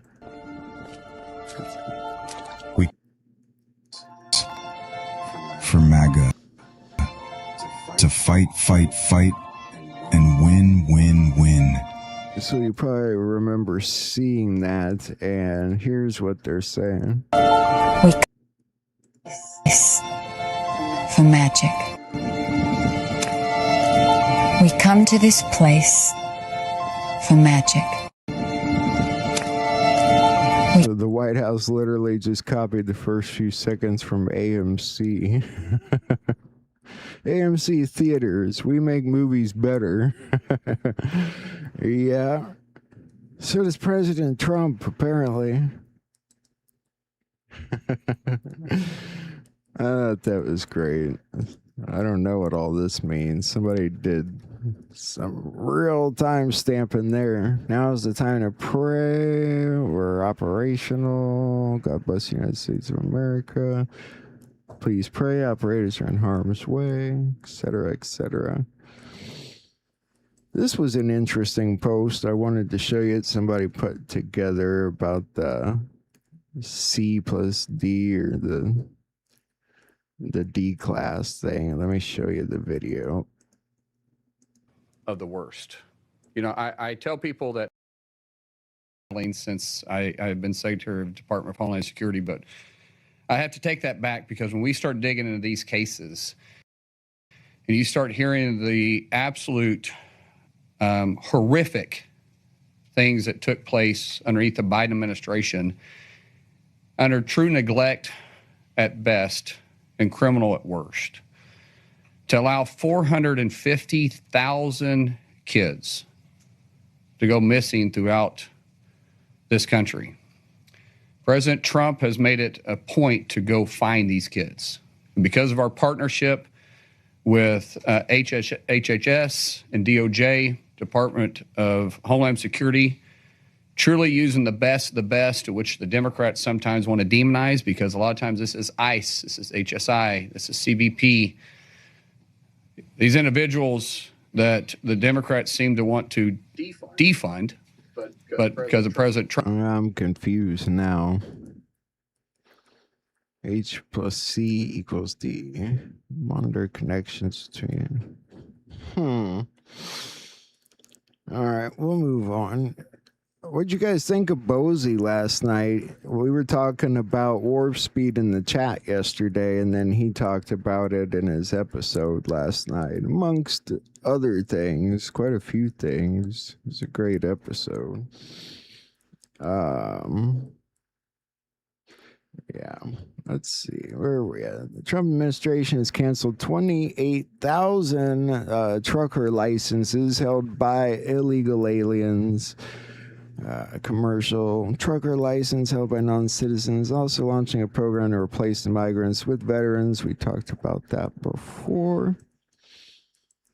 Numbers growing. I wanted to read this to you. And this is about the post, the Q post where they say POTUS and JFK Jr. Relationship, plane crash 1999, Hillary Clinton, Senate 2000, the start. And that's just when the plan started, not planned, but when it started. So many years in the planning. Maybe. It could be.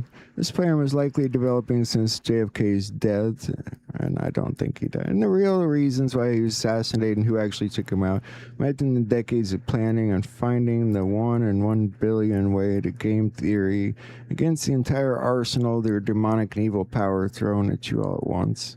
All while waking up the people. I mean, I think they did great if they really kept him alive and he faked his death. That was a huge boom right there that lasted for decades. And then here we are with the Q plan and the internet. It's perfect. The sheer amount of calculations navigates to this moment where the entire objectives have always been to wake up, stand up in Satan's face and stand on the truth and the Lord. Do what you can to help others wake up. Unite against them when the true enemy is revealed and what they've done to the children. Give the government back to the people, rebuild and recreate to prevent this from happening again.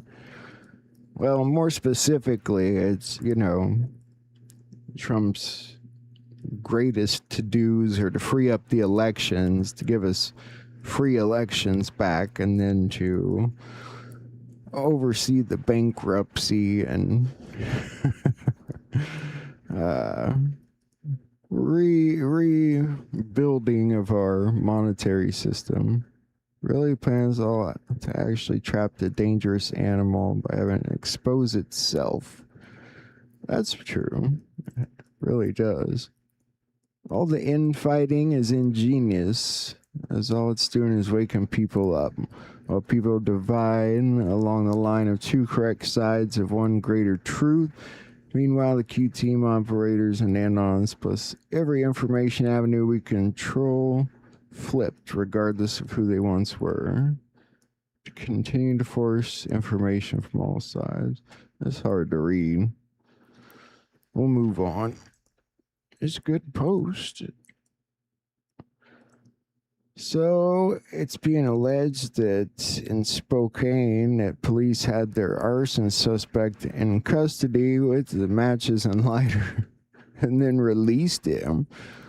According to Sheriff John Knowles, on August 1st, the day the old trail of fire started near Airway Heights, a witness reported seeing a man suspiciously near the trees, then kneeling by the roadside in the grass. He stood up looking nervous, walked away, and smoke appeared from the spot. Same day, police stopped Aaron Farinacci about a mile and a half away, took him into custody, questioned him, and released him. He was carrying waterproof matches and a butane lighter. Officers said they lacked enough evidence at the time to continue holding him. Yeah, that whole evidence thing, that's kind of a double-edged sword for the police, I guess. I don't know. Legacy media and Crowda are trying to kind of manipulate the situation you see coming out of there. You see them staging this shot with this child in this video.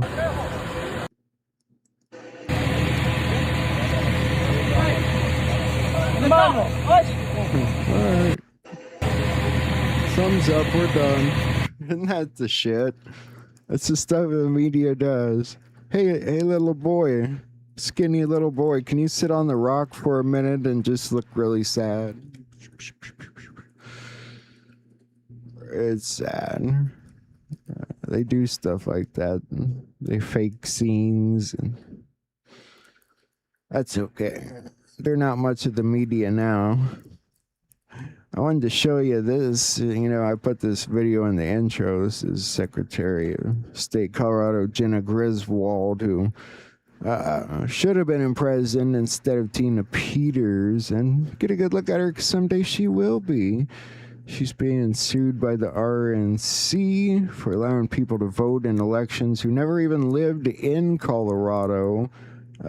She doesn't want to turn over the voter rolls, of course. We've talked about a lot of blue states.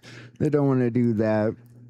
The DOJ is suing a lot of these states, and yeah, we'll see how that goes. But she belongs in prison.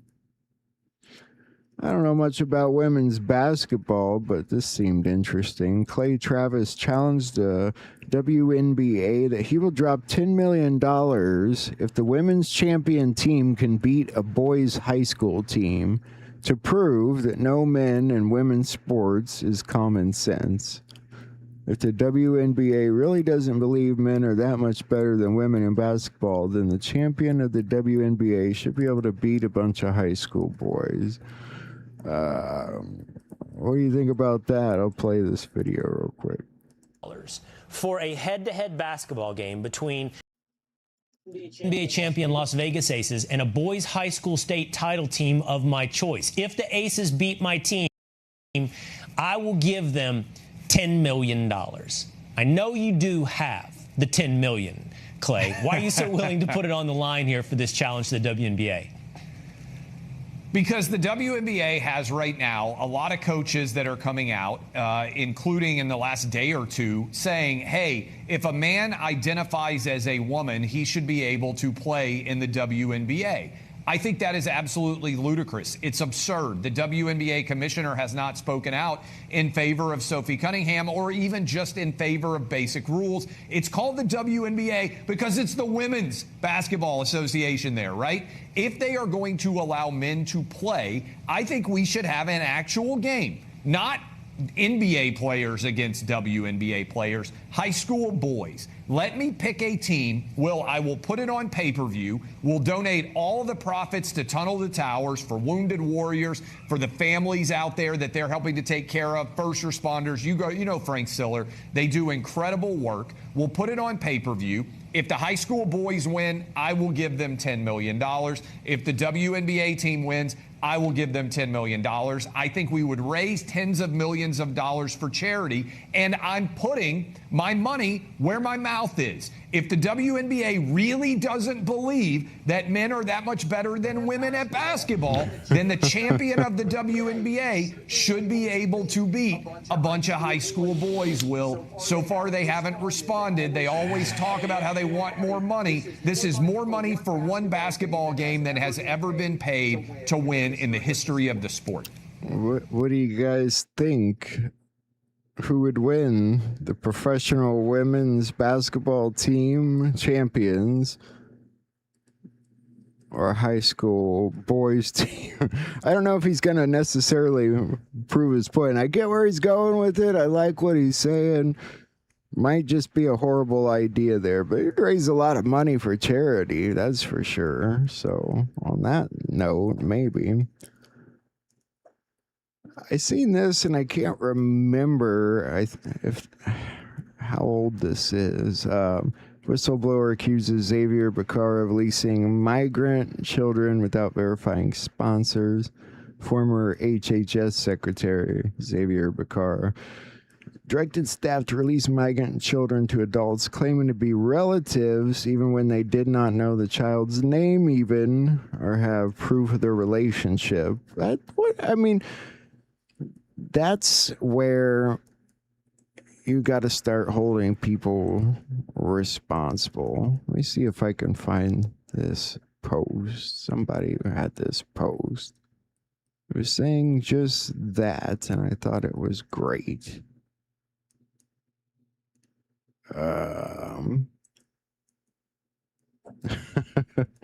Maybe, if I can find it.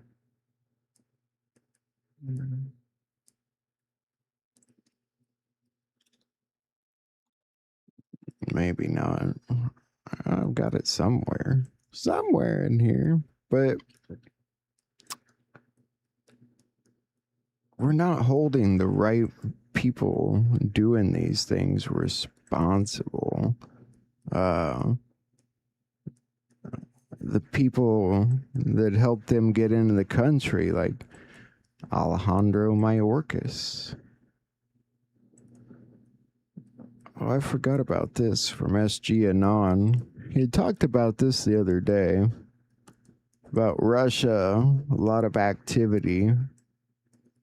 Last 24 hours, Russia's activated to duty, put to sea almost the entire Pacific fleet of the Russian Navy. Wonder if they're... wonder if they were stationed in Crimea, or if they're headed to Crimea. I don't know. You're going to see all those situations spike. They're all going to go to the maximum, I think. The situation with Iran, Israel, Russia, Ukraine, all your monetary stuff, election stuff, 9/11 stuff's coming, Benghazi stuff's coming. I hope Anthony Weiner stuff's still coming, like Colonel McGregor said.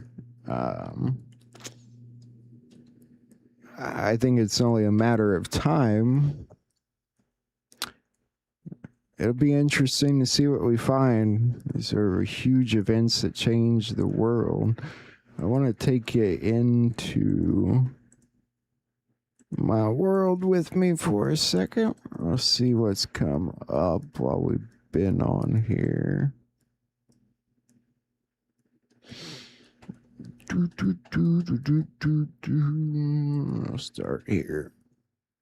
X-22 Report. I haven't watched them in a while. It's such a great show. There's a lot of great shows out there, and I love being able to teach you guys about other channels, and I hope you see people you've never seen before and subscribe to them and find interviews you've never seen before. There's great stuff out there. It's the 236th birthday of the United States Coast Guard. I forgot about that. That's awesome. We honor the incredible men and women of the United States Coast Guard today who protect our borders, defend our homeland, and save countless American lives. Arrest of Pastor Timothy Cheneyfield. Uh-oh. Thank you, ladies and gentlemen, for being with me today. This guy's funny. I am going to take just a few minutes to lay out what I think you will agree is a horrific set of circumstances. First off, let me introduce you to St. James United American Free Will Baptist Church. And you can see that the preacher is Timothy Cheneyfield. He's 42 years of age. But let me show you his picture. This is the preacher. And you go, okay. He's also a child pedophile, a predator. In addition to being a preacher at this church, he's also a chaplain for Compassionate Care Hospice.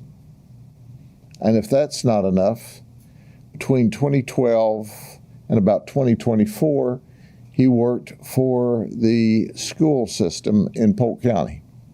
Between 2012 and 2016, he was both a para and a substitute teacher. See what I mean? People aren't doing their jobs, and then stuff like this happens. This guy shouldn't have been able to get into the school systems. I don't know about the whole church thing, but I suppose people don't always check out their pastor. Might want to now. But who else needs to be held accountable there?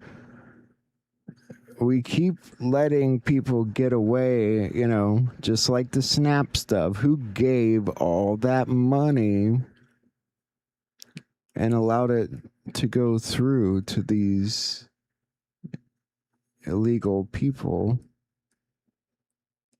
So this guy had inappropriate contact with a child. Go figure. And I want to tell you guys, I see tons of those every day. I can't report on all of them every single day, but there are a lot of them. One was on with Rick on Blessed to Teach today on YouTube, talking about Tina Peters, Patrick Byrne, the midterm elections, of course.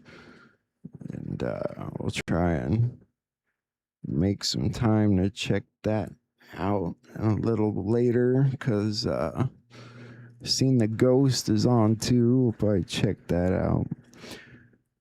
Oh yeah, I wanted to talk about people had said we hadn't been deporting people. We will deport more people. The numbers aren't, I haven't got the numbers, so I don't want to overflate them, but we could definitely have more by the end of this month, and it could be much, much sooner. Deport more individuals by the end of this month than we did all of last year. So our numbers aren't. It says in the past week, we've been deporting an average of 4,200 people per day. And I seen some other, let me bring these up real quick. President Trump posted a couple things, but I think his was something else. Okay, yeah. Yeah, never mind. He was posting about the election. Of course it was. All right, back to our Virginia. Bert Mizusawa wins the Virginia U.S. Senate Republican primary. Former Flock safety employee Jonathan Paz exposes secretive tactics after discovering he was tasked with shielding the company from public backlash and blocking opposition from reaching elected officials who could stop its technology from being approved. Heavily armed suspect arrested outside Trump National Golf Club ahead of a presidential visit.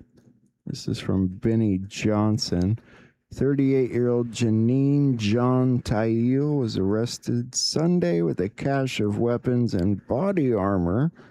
Police found a modified AR, hollow point ammunition, 2 radio devices, and a 1911 handgun. Yet another potential assassination attempt avoided. Well, you know me, I gotta check out the name. Always gotta check out the name.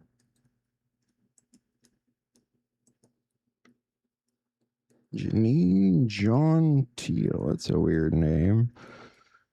148. I love the little toe thing. Oh, look at that. Donald J. Trump, 148. I thought I'd seen that before. Nuclear weapon. We're not alone.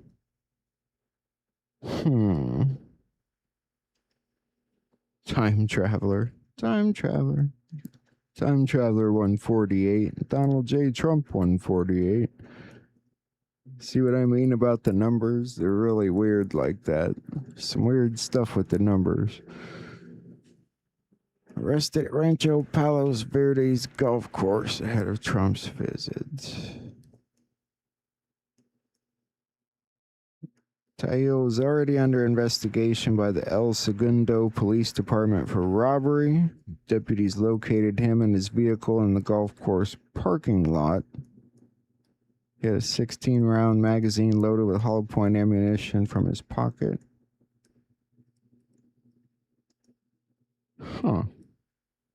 Why was he at Trump National? Was President Trump or anyone under Secret Service protection at the property? Was this connected to the robbery investigation, or is there a broader security? Yeah, there's lots of questions, obviously, will come with that. I'm sure we'll find out soon enough.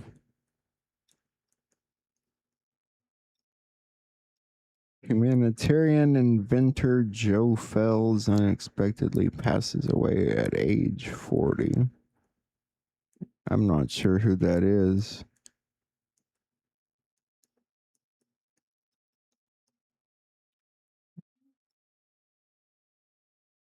Scientists warn of secret moon base and a giant fleet of UFOs. Oh no! I'll skip past some of this. It's hit and miss here on Telegram. Looks like the news is already on top of it. Another attempt on the president's life. That's weird. And people are predicting that they're going to announce Mitch McConnell's death this week. And you got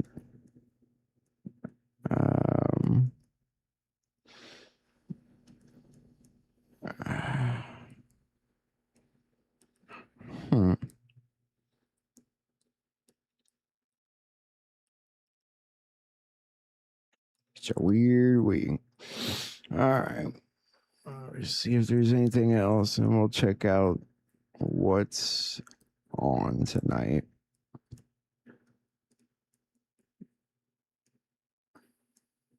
For many years, vast majority of Americans have asked to make daylight saving time permanent, but no administration has been able to get it done until now.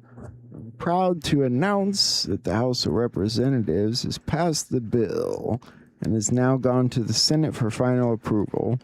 People are sick and tired of having to change their clocks twice a year. It's foolish, inconvenient, in some cases costly. For cities and states with watchtowers and hard to reach places, it costs millions of dollars. Recent case was made that it also is bad for your health and the anxiety it creates.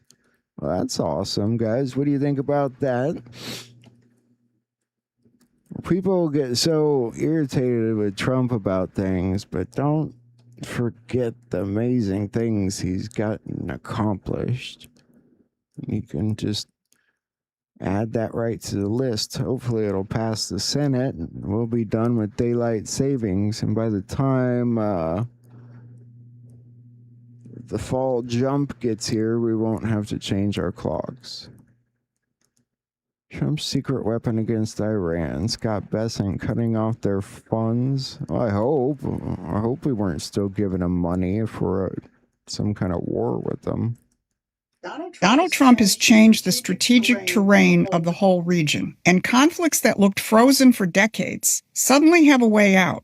He does it in ways nobody sees coming. So what has changed to make these breakthroughs possible? On July 27th, a senior administration official told Axios this: intelligence is picking up that the Iranians are complaining they can't pay their fighters. Why? Because of the financial pressures, because of Treasury, because of what Scott Bessent is doing. The same official said that the regime is in danger of runs on the banks and gasoline shortages. This is in one of the most oil-rich countries on earth. So how did a Treasury Secretary do what carrier groups couldn't do alone? For decades, sanctions on Iran were theater. A little pressure here, a little there, never a real threat to the game. This administration threw the playbook out.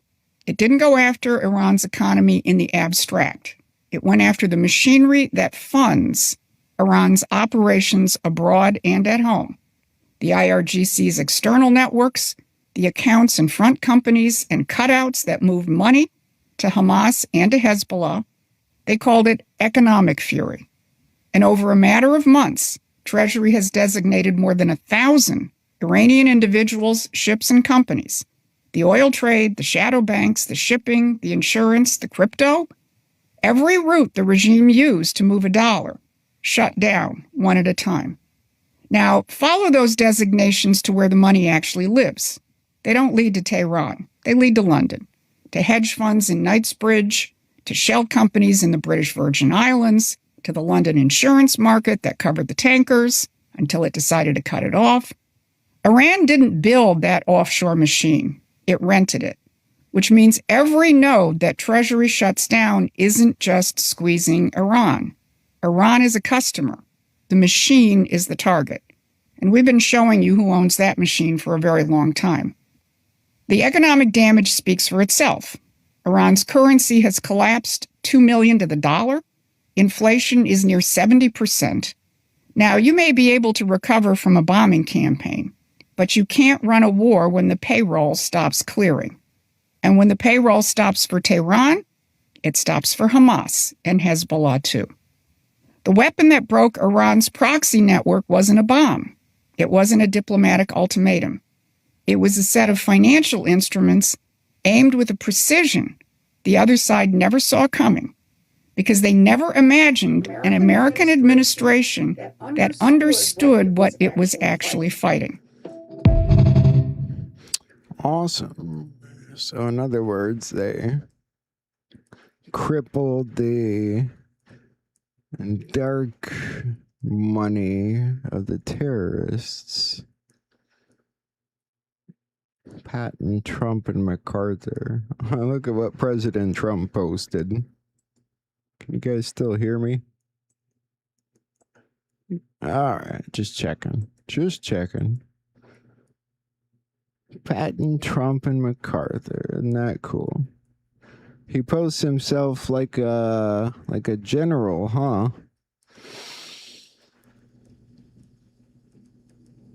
U.S. has used nearly 80% of key missiles intercepted in the Iran. Yeah, right. We used up all our weapons on Iran. What a bunch of nonsense. Nonsense, I tell you.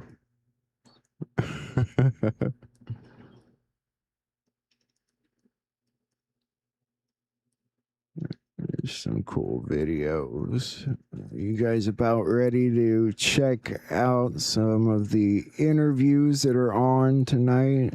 I suppose we should. Oh, that's cool. Isn't that cool? I like these. the kind of things that I put around the screen. If my people who are called by my name will humble themselves and pray and seek my face and turn from their wicked ways, then I will hear from heaven and will forgive their sin and heal their land. Yeah, I think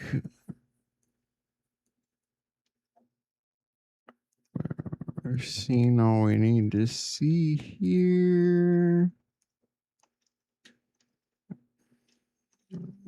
Let me find, let me look at the White House's page. Happy birthday to the Coast Guard. All right. All right. Hey, I'm back. It's me again. Let's check out some interviews. Let me see the totality of what's on. I know the Ghost is on, and Juan was on, and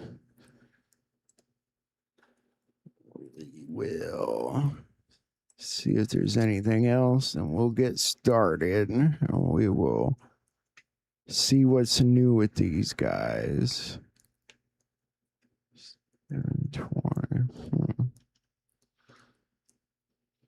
Bozy was awesome last night, though. You should definitely watch it if you did not see it, with John Michael Chambers. And then after that, he did his episode about Australia, financial sovereignty, taking back Australia as well, for my Australian friends out there. So that's cool. Let's see really quickly here. Quickly.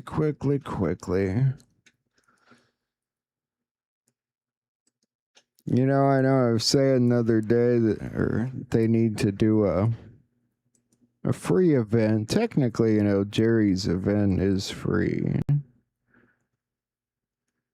They ask you to donate, but it's always a good one.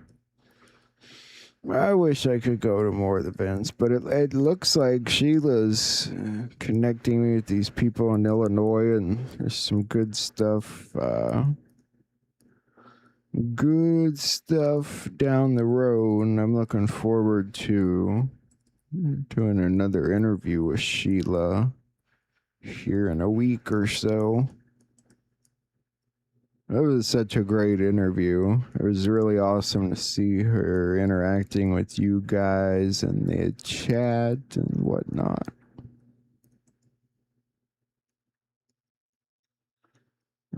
All right. Looks like our choices are pretty simple. Ghost and Juan. Juan and Ghost. Juan and Ghost. Ghost and Juan.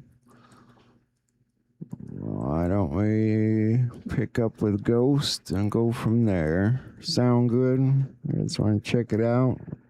And I can hop in the chat and chat with everybody, because I love chatting with you guys. Let's see what John the Ghost has to say. You guys are awesome. Husband never thinks about the dryer vent. He doesn't notice that the clothes take 2 cycles to dry now. He doesn't see the lint pile. And that's just going to be the whole thing for this year, next year, and it's just going to go back and forth.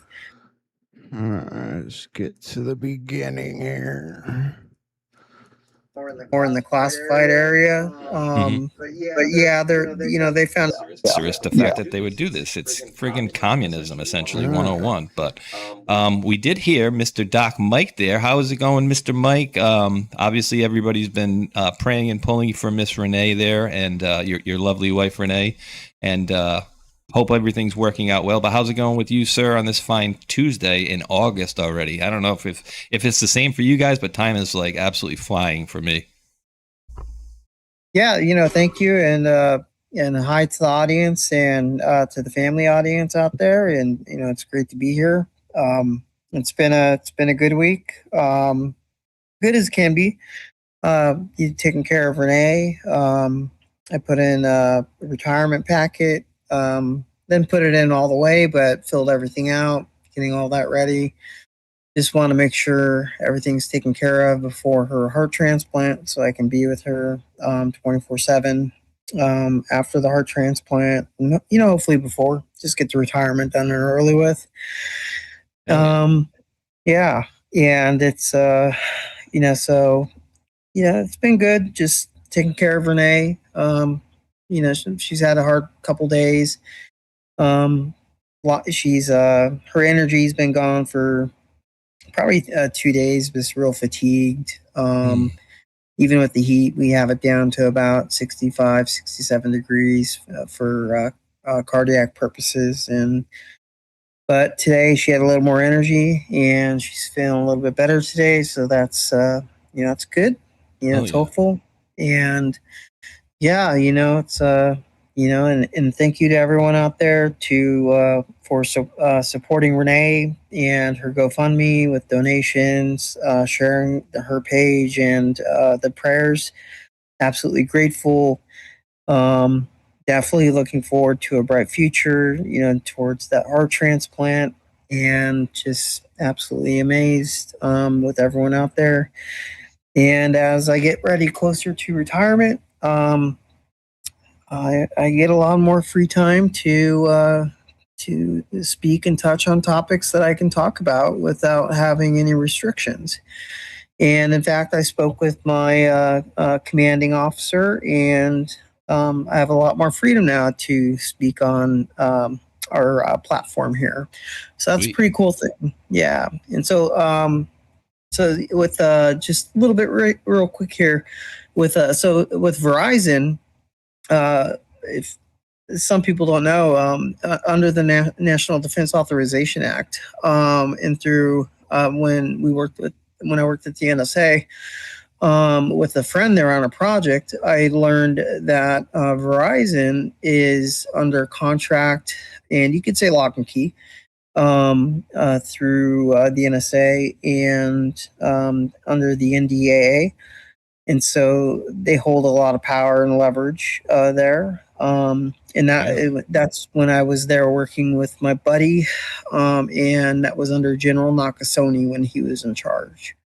So I was very privileged and privy to understand how the telecommunications and definitely cybersecurity world worked out there, and still works. So that's a little tidbit there. Very interesting stuff. And I got a question later for you. For you on that one. But let's bring in Mr. Armando, and let me pull him up on the. Let me make sure his beautiful face is showing and glowing on the screen. Let me get him up over here. Aww. He's so sexy. Although I don't see a picture coming through on there, brother. You don't? I don't. Maybe turn it off and turn it back on. Yeah.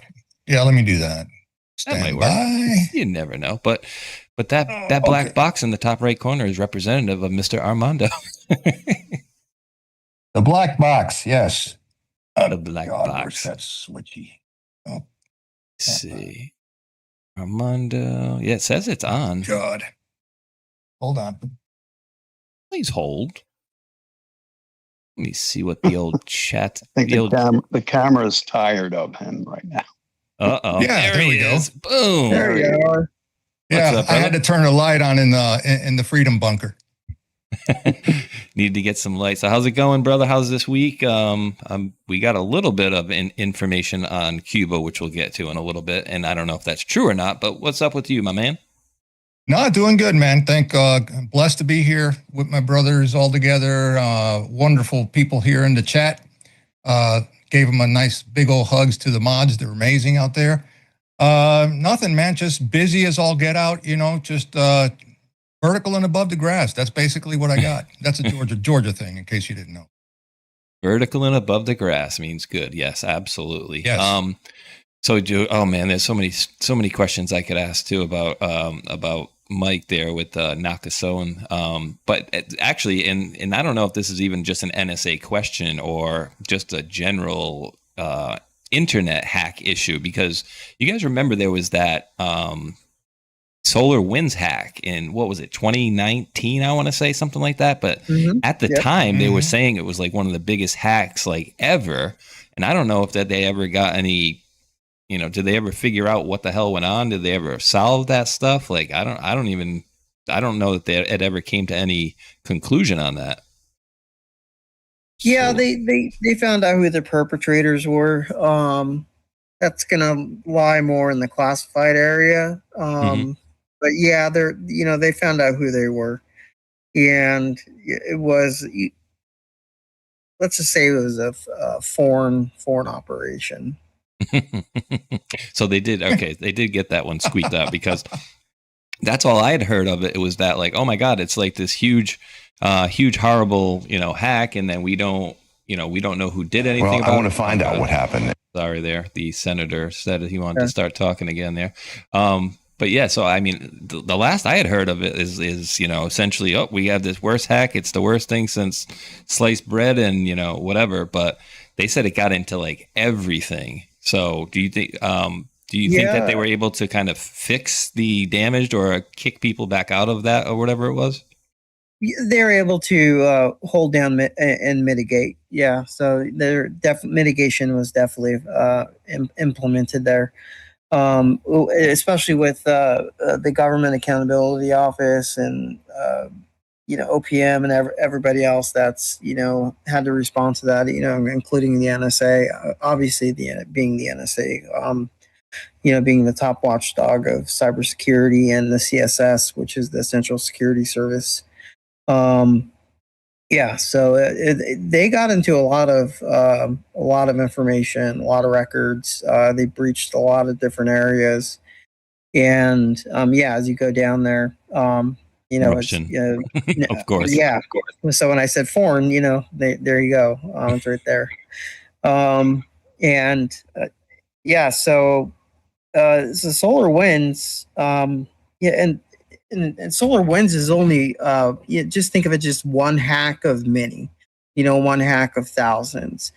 And so there's hacking, hacking on the force multiplier scale of what SolarWinds has done is a continuance and daily, if not hourly, and you could say, let's just say hourly and daily thing. Wow. People are always trying to get in. It's always happening. There's always someone trying to penetrate, through different servers, through different ways. It's just ongoing thing through different backdoors or different root systems. However, it's going to be done through remote accesses. They do a lot of they'll find people out through LinkedIn, see where they work, pull up their when companies go out to hire people and they do like a background information report and see if they have any criminal arrest records or anything like that. Sometimes it'll actually pull up where they live, where they work. It'll pull up their current location, their current phone number, and then what they'll do is they'll hack into it'll pull up their emails, and they'll hack into their personal emails. And some of these people will actually, it's not everybody, but some knuckleheads sometimes will use their personal emails on government computers, and and that's kind of a backdoor to get into the systems there. I'm not saying that's the entire way, but that there's plenty of different ways. And so when you have people that are using your personal your PII on a government computer, these hackers or these foreign cybersecurity operators are very savvy at what they do. They're very, very good. And so they'll look for anyone who's like, just entry level, came in, up to middle management, up to senior management. and they will go through all those records just to try to get in, try to squeal into the system. Whether that's through a Gmail, through Yahoo, through Facebook, or whatever it may be. There's 100 different ways that you could hack into into a domain. And just for reference, like with my SOCOM emails, we have our cybersecurity team is always I always get the jump ahead to the ghost without actually sending emails. If you guys Kind of a don't similar mind. way as sharing an email in the spot. You get interns in there who have grown up, with using their thumbs and forefingers more than they've used their brains in reality, and they're getting these jobs. Oh, I got my internship in the West Wing. Yeah, that is a big security hole. That's a deep well right there in one individual. It's not an exaggeration. Think about also as a junior analyst, right, that gets a position in sensitive agencies, maybe even Pentagon, DOD, whatever you want. Okay. Hopefully, they have hacking skills. No, their job is to do what? Go to websites trying to dig for information, right? Mm-hmm. And you don't see anything wrong, right? Anything suspicious. So you start putting personal information out there because you just want to dig deeper, right? Something that's legit. Well, guess what happens? The adversary just now got who you are, where you are, and what you do, and who you work for. And guess what? You're now a target, and you get smoked. Yeah. And the younger you are, the dumber you easier are. Target you are. Yeah. Yeah, it's not dumb in the sense of you're a moron. No, but you have a phone. You're naive to the realities of what you're touching every day. And unfortunately, and I'm not saying this to insult anyone in the world, but the majority of people in the public are not mindful of this, or you'd be off all social media today. Well, the other thing too is in the military now is we all know in service is that we can support the president, we can support people going into office, but we don't have a say so as much as sharing opinions about who's right or who's wrong. And I've seen quite a few times where you have your junior analyst or you have somebody who's brand new who comes in, and it turns out this person is a hardcore far left Democrat, and they hit it for a couple weeks and they're in the office, and then they start talking, getting to know you, and they start sharing their ideology, what they think is right, and which is a big no. And that's a big operational security risk, because you can't have that in the intelligence community. You can't have that in the military, cybersecurity world. You just can't have that at all, because it creates conflict. It's not just conflict of interest.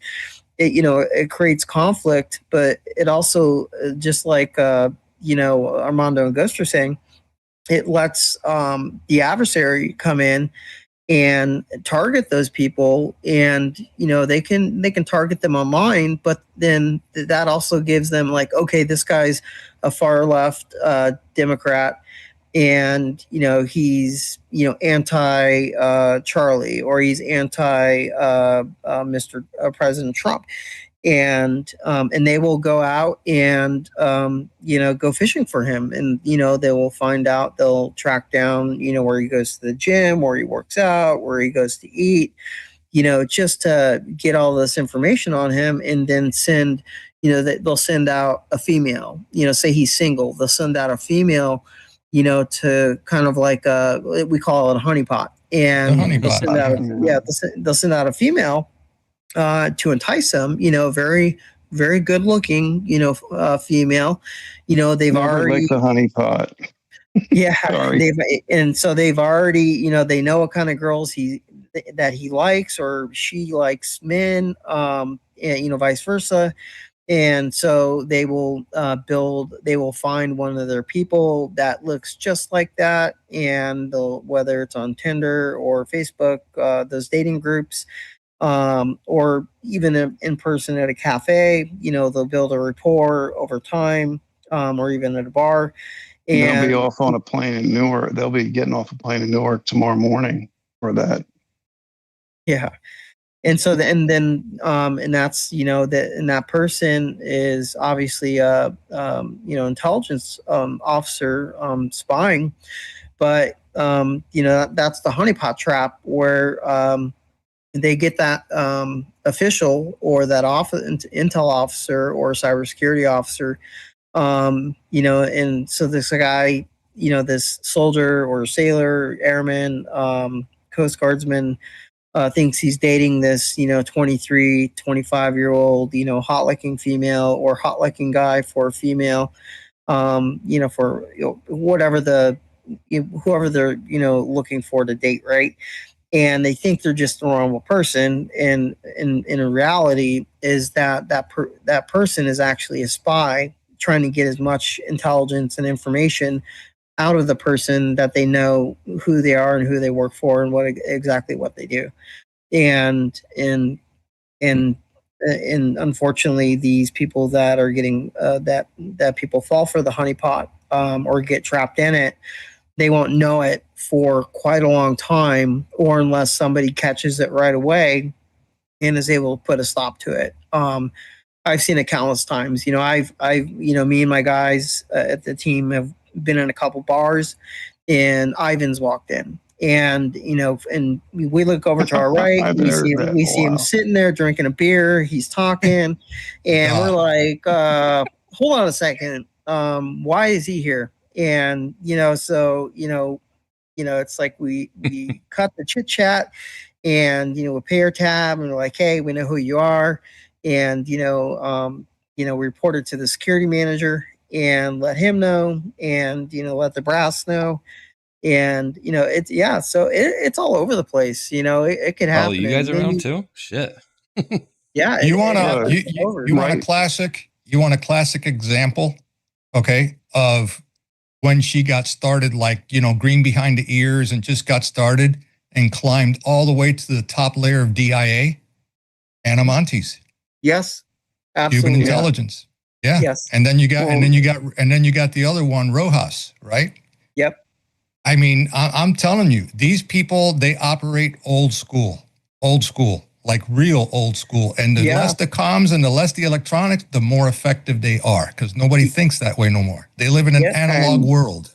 And they can pass polygraphs. They can pass voice analyzed I can't say analyzers. Yeah, voice analyzer test, polygraph test. They can pass all those, and still, these are deep vetted spies that are, very well trained. Very well trained and working. They're working in DOJ. They're working in DIA. CIA.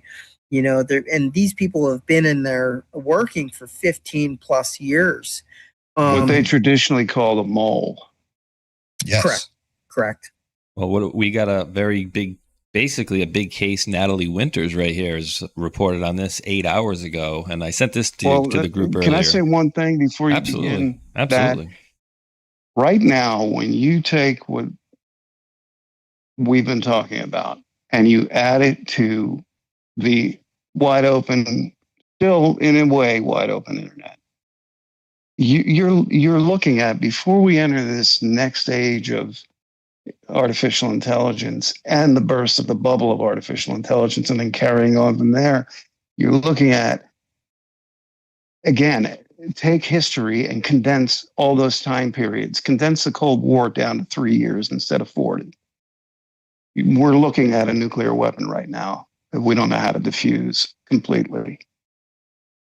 And when you add the internet to those who've been raised on nothing but, it's a real real dangerous combination. It's a bad mix of chemicals right now. And that's where things need to get on top of other things. And again, we look at, and let me just bring it out a little longer. We look at the dipshits in Congress that are holding up and fucking this country left and right. Excuse my language, but I'm going to go there. I don't care. Hey, look at Jasmine Crock of Shit and all these others. You know, and there's people on the left and right. There's mostly what we call the left. Again, I'm going to say it again, and one day it'll tickle your brains when it all comes out. The foreign operational arm here domestically, aka the Democrat Party, that's dead and gone. That is gone. Because the subtle manipulation, even in the background on those people who are, if you are of a liberal mindset, you're of a psychological profile that is so easy to manipulate. And foreign adversaries, as long as they're in that posture, are taking advantage of every little thing, even how you move 100%. every day. Yeah. I'll leave it there. You have old day Soviet guys, generals, right? Leaders that worked under KGB back then, not even FSB back then, that actually speak about this on video out there on YouTube, and they tell you they prefer to co-op a liberal-minded person because they're much easier to brainwash and to control and flip them to work for you. Because they're already in a state of brainwashing. It's been erratic and at every angle, and they bought into it. It's not a matter of stupidity, because some very intelligent people, let's say potential intelligent people who've got higher IQs, but they fall into this emotional cesspool when it comes to the realities of what's going on this planet. And when you know the realities, the bigger picture always comes into mind. The bigger the picture gets, the more harsh the remedies. But you accept it because that's the reality. Because anything less, unfortunately, in this stupid game we're playing, the adversary gets a leg up on you.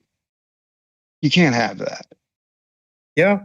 And you can kind of think of it this way too, is, you have the investigative journalist, James O'Keefe, who does, wondrous jobs at what, he's very good at what he does, and his staff's very good at what they do. I'm not giving them kudos or anything. I'm just saying they're good at the operation they do. Right. Now, and there's the harsh critical points at this is where, you say you have your adversary that's, doing the same thing, doing the whole going on a date, meeting, setting people up. I know myself, Ghost, and, Armando, we've known people that have been in the game and have lost their lives because of people that were compromised, that were supposed to be the leadership. And because the leadership fell into that trap, certain people running certain operations in certain locations were compromised where they were, and unfortunately, bad things happened. And that's the bad side of what can happen. What's sacrificed, and people have no idea. Absolutely, no idea. And I mean, right now, there's a friend to the three of us. I'm not going to say the name, but 35-year veteran of agency. You cannot find a better soul than this man. Again, I've always said, good people like Steele and others, good people in a bad system sometimes, or bad upper tiers with agendas, cross-wired. And what these people give this man who is on his deathbed right now, and I ask people in this family to just pray for that man that I'm talking about, for the last 20 plus years, he's had to drink protein drinks and can't even eat Campbell's soup, cream of mushroom, as tiny as those little bits that they want to call mushroom. I think it's one mushroom in one giant can minced up. He couldn't even put that to his throat because being down in a certain country in South America, they were blown, put into a sewer grate that had no exit, no easy exit when you're barehanded and in a suit. And then they poured caustic soda on them just to burn their skin and irritate him. He was the one who looked up with his mouth open and it went down his throat.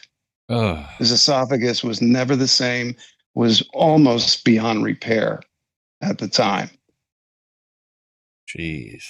And nobody hears about this stuff. They try to portray it in movies.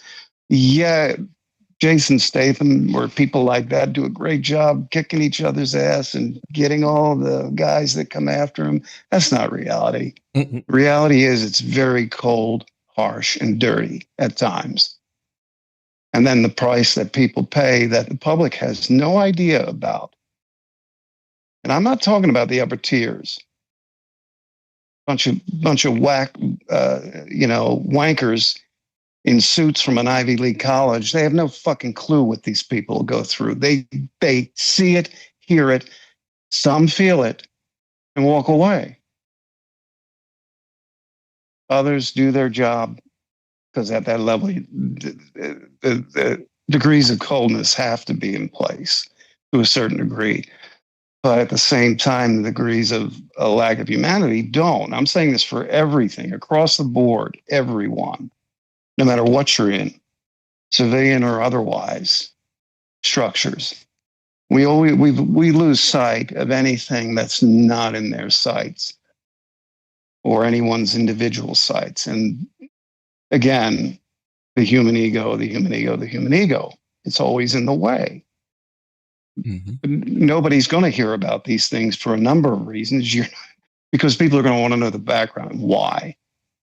But I'm giving you just an example to give you an example of the price people pay. Yeah, I'll just stop there. And be horrible. I just want to say that my father worked at the sheriff's department for 38 plus years. And, I lost my dad in 2023 and just recently, they were able to, to find evidence and correlate it to a person of interest, to his murder. And that was from my dad working on very high end, it's called major crimes within the sheriff's department. And, and very undercover, very high end undercover operations. And my own father passed away from the work he was doing just at the, at the sheriff's department. And, so it's not just military or FBI or CIA. It's even down to your local sheriff's department, within their intelligence bureau, their special enforcement bureau, major crimes, I lost my own father to, someone, killing my own dad for the work that he was working an investigation on. So, it's a big thing to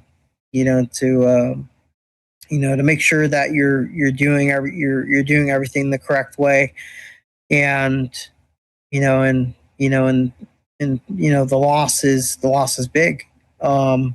People can lose their lives from this, and like was saying, sounds like tortured, and that I'm sure it does happen if people get blown. We even had that situation in. We were covering it during the drops. They were mentioning something because of Hillary Clinton's server that some agents in China, I believe, were killed as a result of that. I think that was like 2018, 2019 timeframe. But yeah, I mean, somebody says the wrong thing and you think that your cover is good and you're not, and you're going to get walked right into a nice fat trap. And this thing that I've had teed up here for a little bit, I think this goes a little bit more in a different direction, but I'm guessing it spreads out into more of what you guys are talking about here. So Natalie Winters is reporting 8 hours ago, top American generals formed a secret back channel with CCP military intelligence front that instructed them, oh, well, we wish you would advocate positions favorable to China. And then some of them ended up on China's payroll. Peter Pace, former Joint Chiefs Chairman, Bill Owens, former Joint Chiefs Vice Chairman, John Abizaid, George Casey, Ray Ordinero, Jonathan Greenert. So former Army Chief, Navy Chiefs, Air Force Chiefs, former Pacific Command Chiefs, like heavy stuff. And then former U.S. Forces Korea Commander, Northcom, Southcom. It sounds like they had every com done. But then as you go down the line here, oh, wait, we're going here. Bill Owens became the operations lead. 1 year later, the former Joint Chiefs Vice Chairman was consulting for Huawei and pushing CCP propaganda in U.S. media. Oh, but these are just, some generals and stuff like that. And surely it won't go over to, I don't know, the State Department. Oh, wait, secret back channel did not remain confined to retired generals. Within a year, its delegates were sitting face to face with Secretary of State Hillary Clinton. So they say this, and she poses this out as, oh, these guys were recruited to, quote, push things that are favorable, advance positions favorable to Beijing or China. I'm guessing that's more than just narrative bullshit, right? Narrative bullshit, and then go check their bank accounts in offshore shell companies down in the Caymans. And 20 transfers in between. Sorry, Mike. It's okay. It's so even when they retire in the business world, you have a lot of colonels and generals, even retired senior enlisted people will come up and start their own businesses and, want to get a startup project rolling, with DARPA or with any other organization for something they built or something they're working on that they know it'll be augmented to work into military capacity and operations wherever it is. And, what they have to worry about in the business world internationally is just that what we're looking at here is, I've known a lieutenant general who has been prospected, by the Chinese for the type of work that they do for the U.S. government. And, he has to have his own security team, his family, his house, brothers, sisters, has to have their own security team to make sure that they're taken care of. So even when people retire and they go out and launch these, startup companies that, that they know they can do, and they can do it absolutely the correct way, and it gets going. And, you have these headhunter spies from Beijing, from China, even from Russia, from North Korea, a lot of different places. And, and that's, you can't forget the undercut role of planning a trip and packing light. An Allianz travel insurance plan with emergency medical benefits won't weigh your luggage down. When you need help right away, emergency medical transportation benefits help cover the cost of getting you where you need to go. And emergency medical protection can help reimburse you for the cost of your care, protecting your budget while you focus on feeling better. Protect your next trip and your budget today. They'll hone into the person who has all the technology information, the CTO, the directors, special projects directors or managers, and and really hone into them, and that's where that word compromat comes in, and that's a real deal there, and so to see all those generals and leadership people on there, it doesn't really shock me. Because it happens more than you think. And it's unfortunate to see that people actually accepting it and being okay with it. That is that's the sickening portion of it. It is. And it's the human condition. And 9 times Yeah. out of 10, those recruiters, as you mentioned, let's use it as an example for the Chinese, don't necessarily have slanted eyes or brown skin either. Okay, don't forget that. Oh, ask me how I know. Oh wow. Yeah. Right. So why? Well, he's Chinese. He's from China, and he's a recruiter. Wait a minute, I smell something wrong here. Something wrong. No, not something wrong. Right? We too low. Bang. Yeah, now. it could be it could be a 6'6", blonde-haired, blue-eyed white guy. Yeah. Who is a recruiter for the CCP, right? But you wouldn't know it. Yeah. Wow. Right. Wow. Yeah, even when I was in Huntsville, you had a bunch of sharks out there, recruiter headhunter sharks. And there was 2 times that we were notified that 2 of the people were actually foreign agents that were working as recruiters and headhunters. And exactly as Armando is saying, they come in, you have no idea, they lived in America. They're born in America. They born in Iowa, born in Kansas all their life, served in the military or didn't serve in the military, and they were handpicked. And sometimes these people that are headhunters, these sharks that come out to go poach other people from one company to another, sometimes they don't even know that they're doing it, and and the others, they do know, and for the hardcore, the ones who do know, there's always rooms in the swamps down yonder. Yes.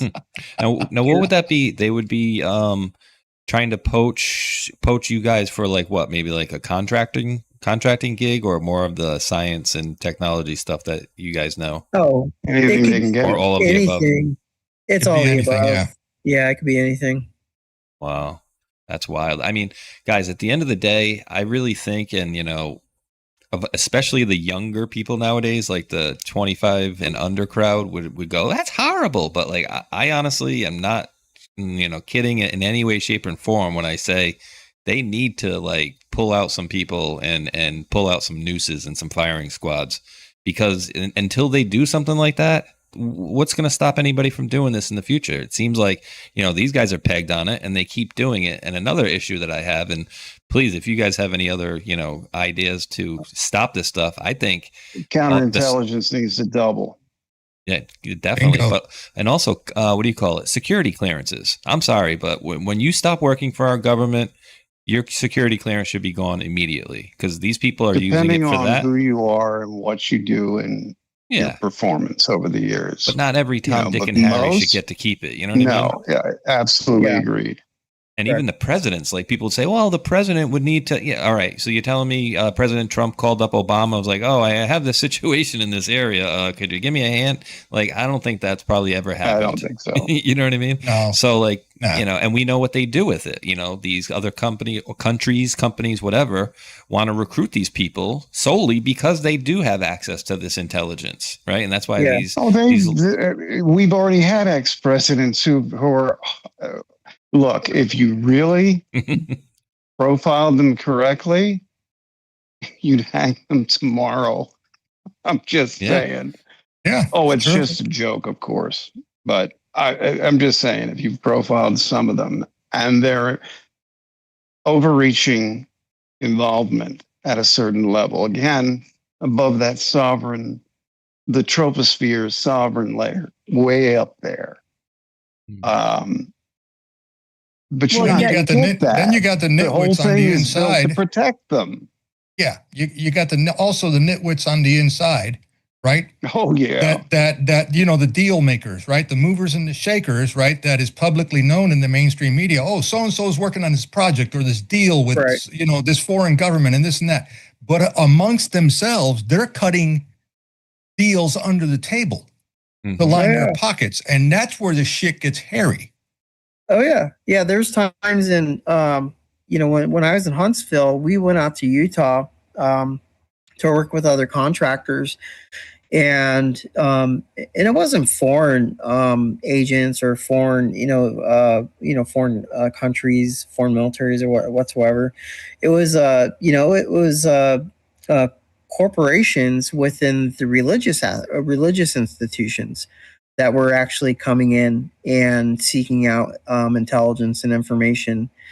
So it's not just always military. It's not just always, other FSB or CIA or, whatever it may be. It could be these religious institutions. It could be, all sorts of different players.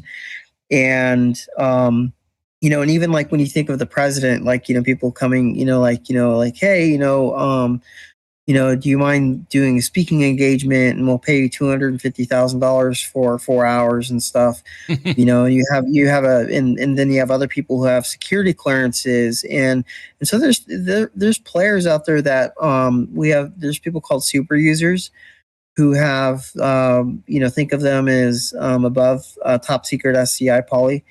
And, the higher than a Q clearance. And, they're augmented around to do pretty much anything that they want. And, they're specialists in many, many things. And then you have other facets to where when things are very, very secret, things aren't even talked about.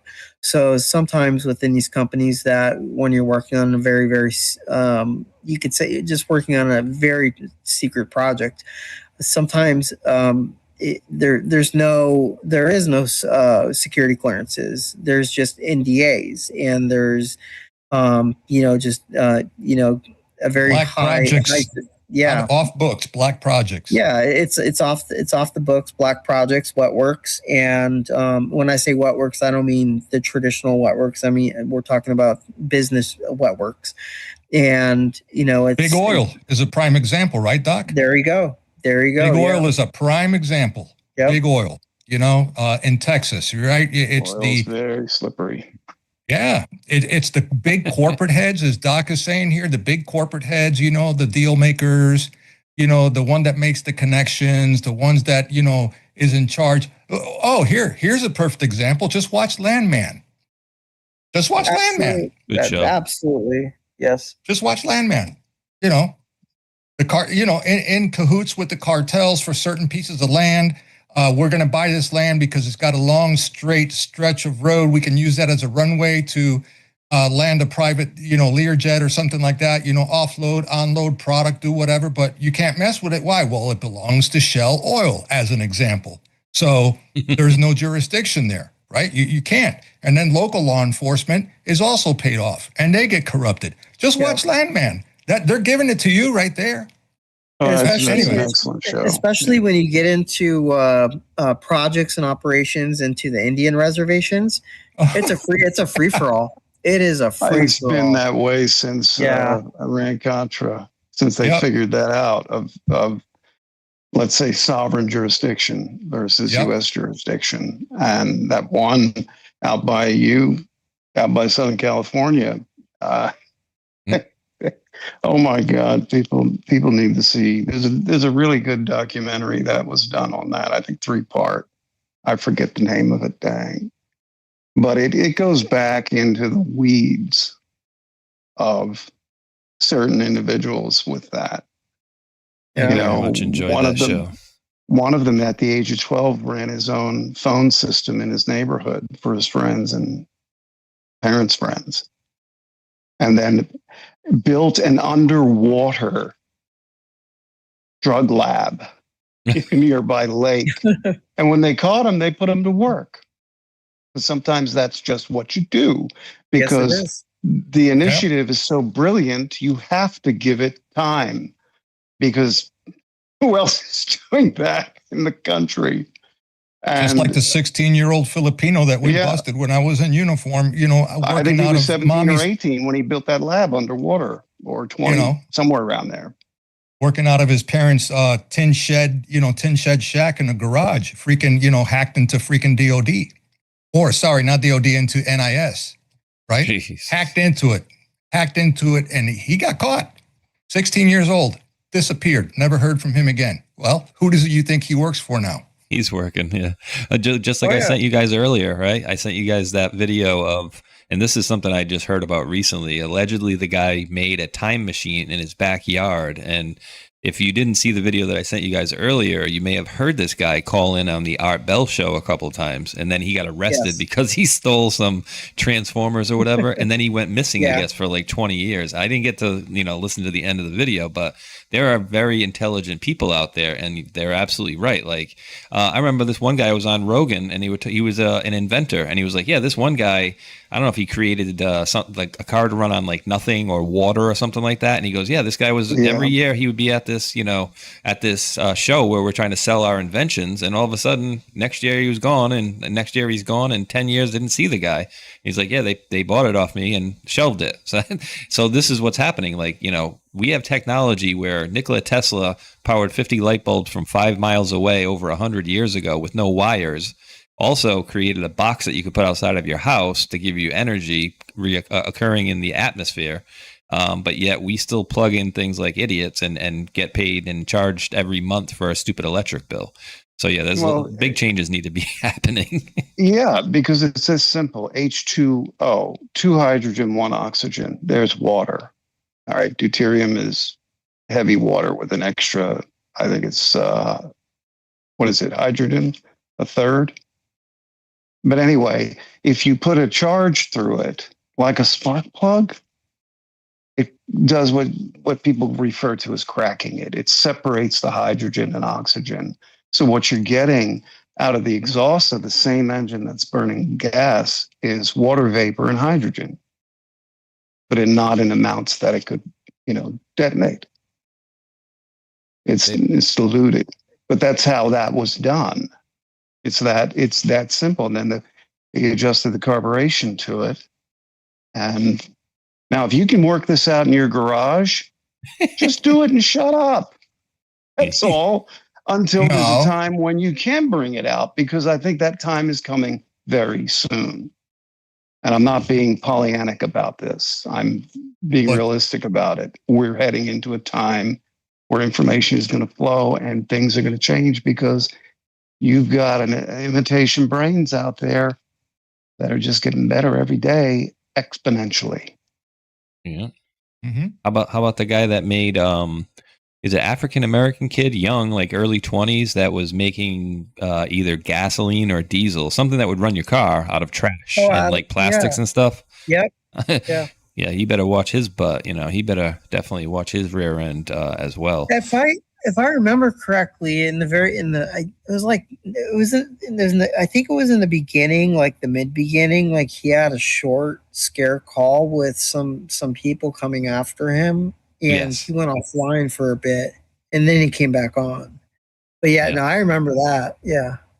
Some very smart individuals on here. And guys, I had a funny on the screen here the whole time. I didn't even know, because you were talking about how politicians enriched themselves. What Armando was saying, they're making deals background here. Example, Gateway Bridge Project, 1.8 million, Cory Booker, Singapore.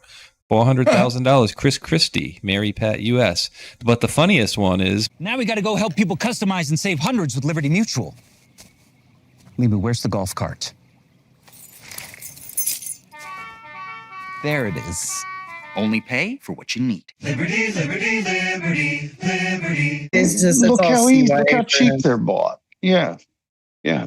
Well, and the thing, like, okay, so, especially like, working, I really got to see how representatives really worked during the withdrawal of Afghanistan, and it was very eye-opening for me, just to put it lightly. To watch people eat from the buffet, in essence, but $3.5 million to Chuck Schumer is just a nickel to whoever's paying. Yeah. I was going to say it's a pittance. Yeah. So it may seem like a lot of money to us, in essence, but to whoever is paying him, the payee, that is not a lot of money. That's petty cash. That's out of the petty cash drawer, because the big payoff is, what can Mr. Schumer do for me down the road? Absolutely. Right? There you go. And with that too, and with him taking that money, now they have him on bribery, blackmail, and so they're going to hang all this stuff over him, or whoever it may be, until the end of dawn. And and unless he comes out and says, hey, I fucked up, I need help, this is what's going on, I'm going to turn myself in. They're just going to be there. They're just going to be there doing this over and over and over again, and they're not going to let you go.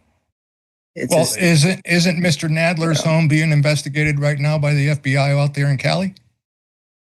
Mr. Nadler. I read that somewhere on X.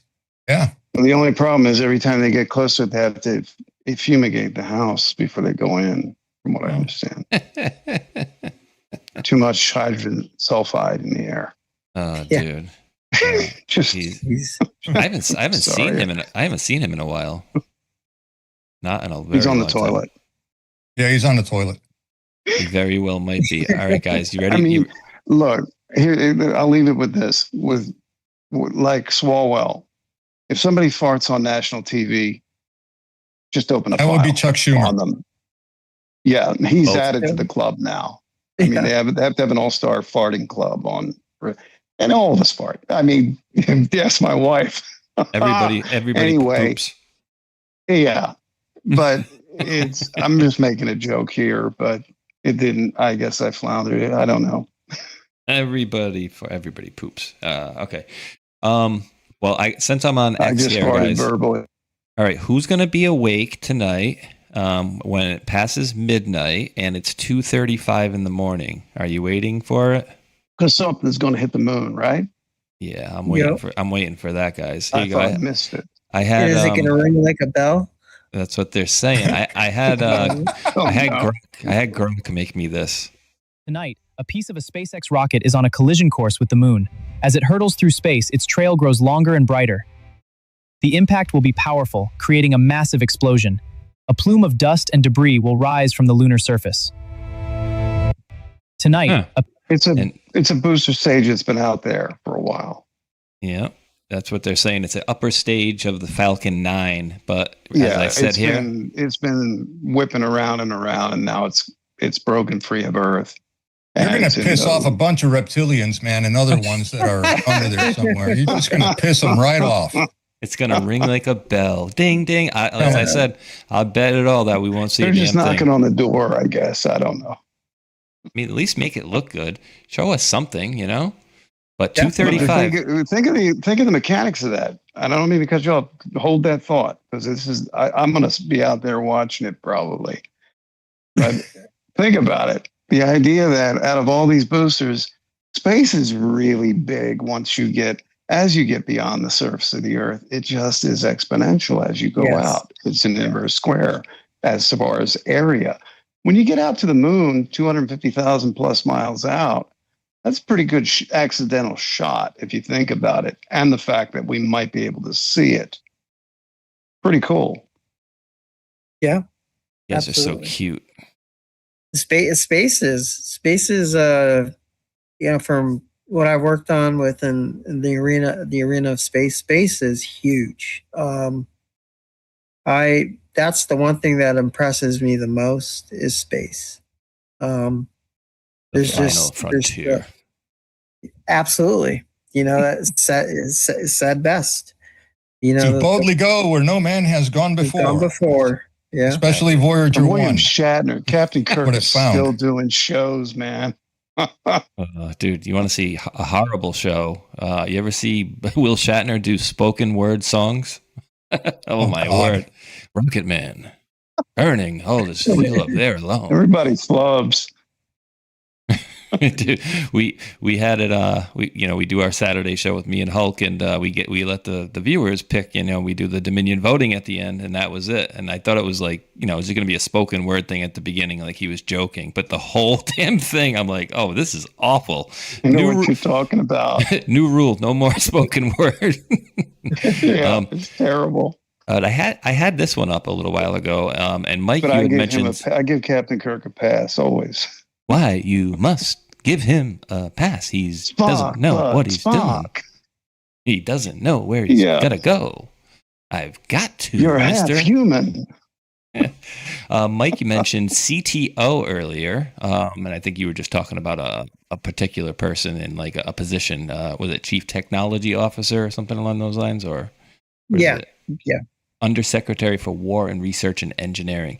They've been giving us a lot of these cool, memes and stuff lately. But I also noticed somebody else had a very cool post. Do you remember this one? Because this is around that weird time that we dealt with here. Remember this? Because if you fly over these areas that are burned to the ground, you'll see in the midst of 20 homes that are just totally destroyed, one home sitting there because it had the right roof on it. And anyway, since I took off. Oh my God, what a moron. It had the right roof on it. They mean sturdy roof, right? Like a nice structurally sturdy roof. No, that's not what he meant. What he meant to say, is that the roof was painted blue. Yep. Yes. You guys know why, right? Yeah, so you have to go into the optical laser refraction. Thank you. Yeah. Because you heard that from a living, breathing spud. Yeah. Potato. Where's his ice cream at? This is going. I brought this one on for two different reasons. Because we had it looks like DEWs, like they were mentioning, DEWs, sure. Directed Energy Dominance, it said, right? But then somebody posted this old Red Pill Drifter. At least you have some posted remnants. this old You have literally an engine that is melded together with other parts of the car. Moving over, you've got another car they moved here. It looks like it's been through a war. You can see the papers, all the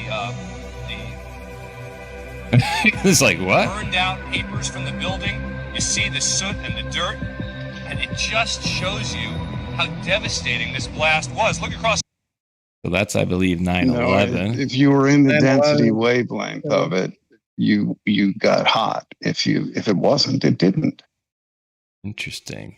Now, do you guys think they used DEWs on that day, or do you think that was just thermite?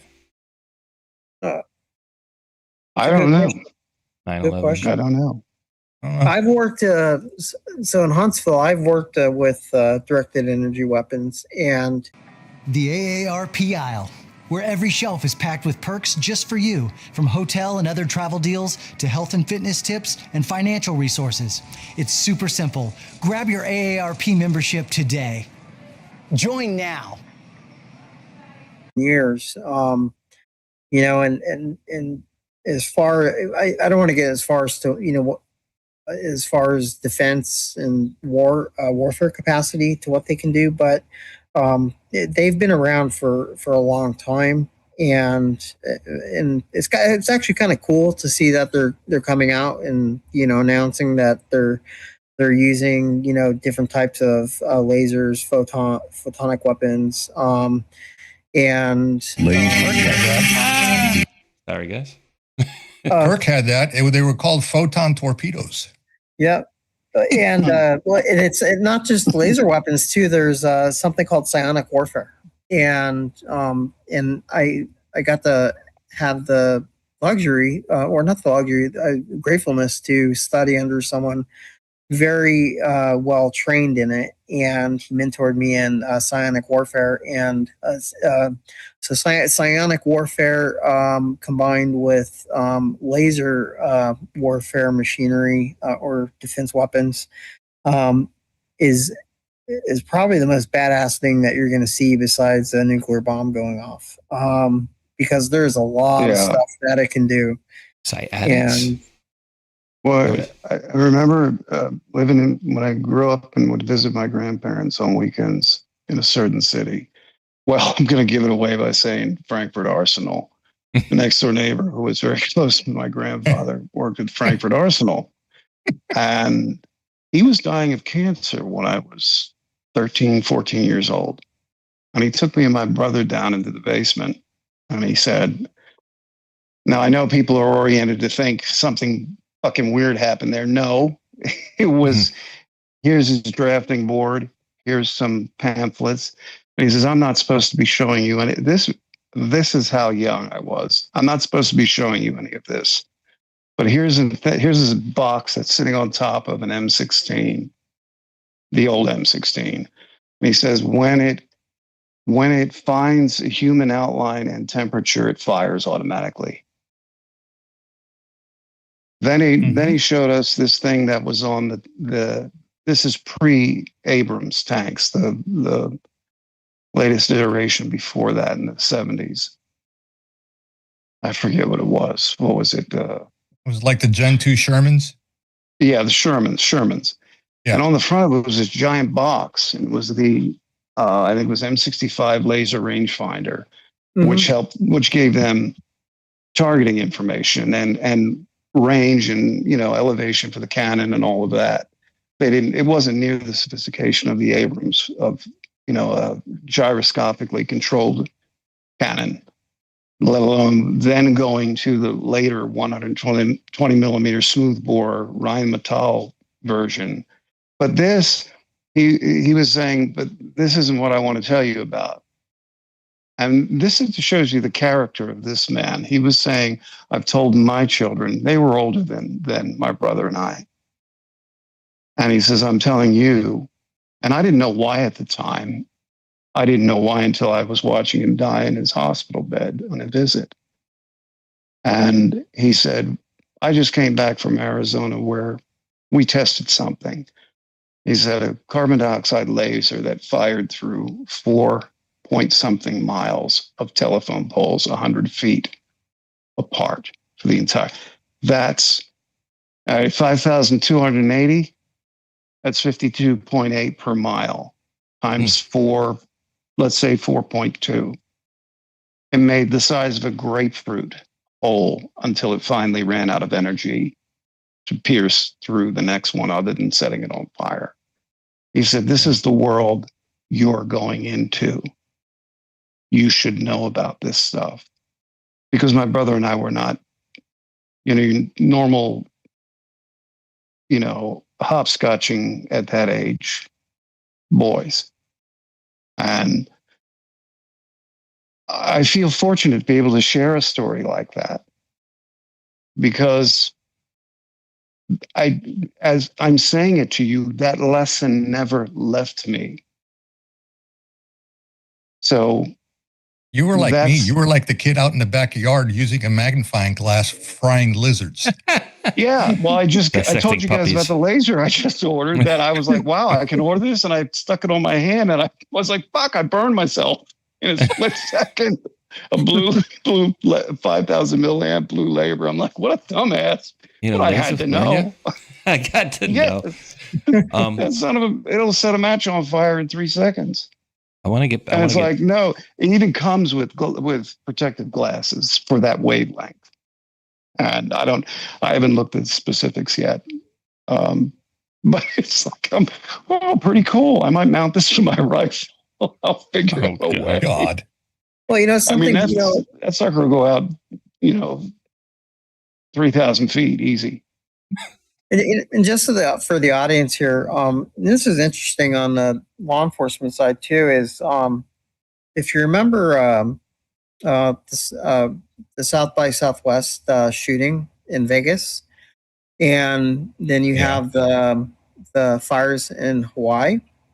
If you the police chief that was in charge of the fires in Hawaii, I believe was the former undersheriff in Metro Las Vegas. Sure was. And Pelletier, was it? You're right. Yeah. You're right. And then Lombardo became governor, and then he became the I believe it was the police chief over in Hawaii, Maui, when all the fires happened over there. And then all of a sudden, people were asking questions, and I was asking questions around, and I got some answers to it. But publicly, everything got swept under the rug. It just, went silent. And, and that was on the mainstream media. But there's definitely some correlation between the two of them. That much I can say. John Pelletier. I did catch a video out there too when the Las Vegas shooting happened from that way up high up there hotel room. Mm-hmm. Somebody else shot a video I don't know if it was fake or not, but it looked real to me. You saw no muzzle flash coming out of there, but yet behind the hotel, there was a helicopter, and there was a lot of muzzle flash coming out of what looked like a 50 cal, right? Spraying the crowd. You know, I found that kind of interesting. I'm like, Where? A In Vegas the Las shooting. Vegas shooting. Yeah, helicopters. Jeez. There was a few people that 50 were will have reporting on some that. pretty heavy wounds. Yeah.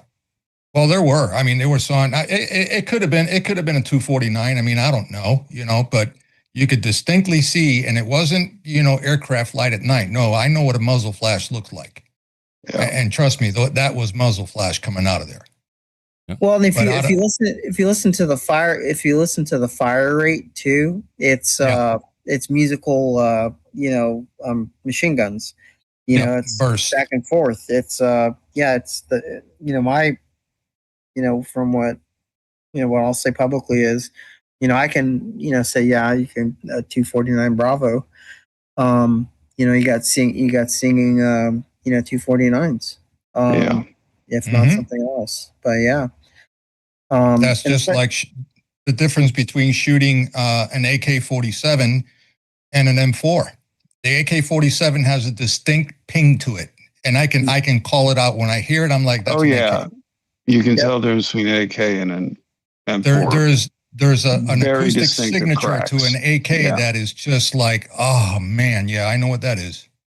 Every weapon, every gun, virtually every gun. Put this on. You have to tell me which one, the healthy version from Thrive, and then which one is like the bad version for you. Which one do you like better? This one. The Thrive one's better? Is that Thrive? That one's Thrive. It's a lot cheesier. It is. It has more flavor to it. Okay, next up, we're going to try this.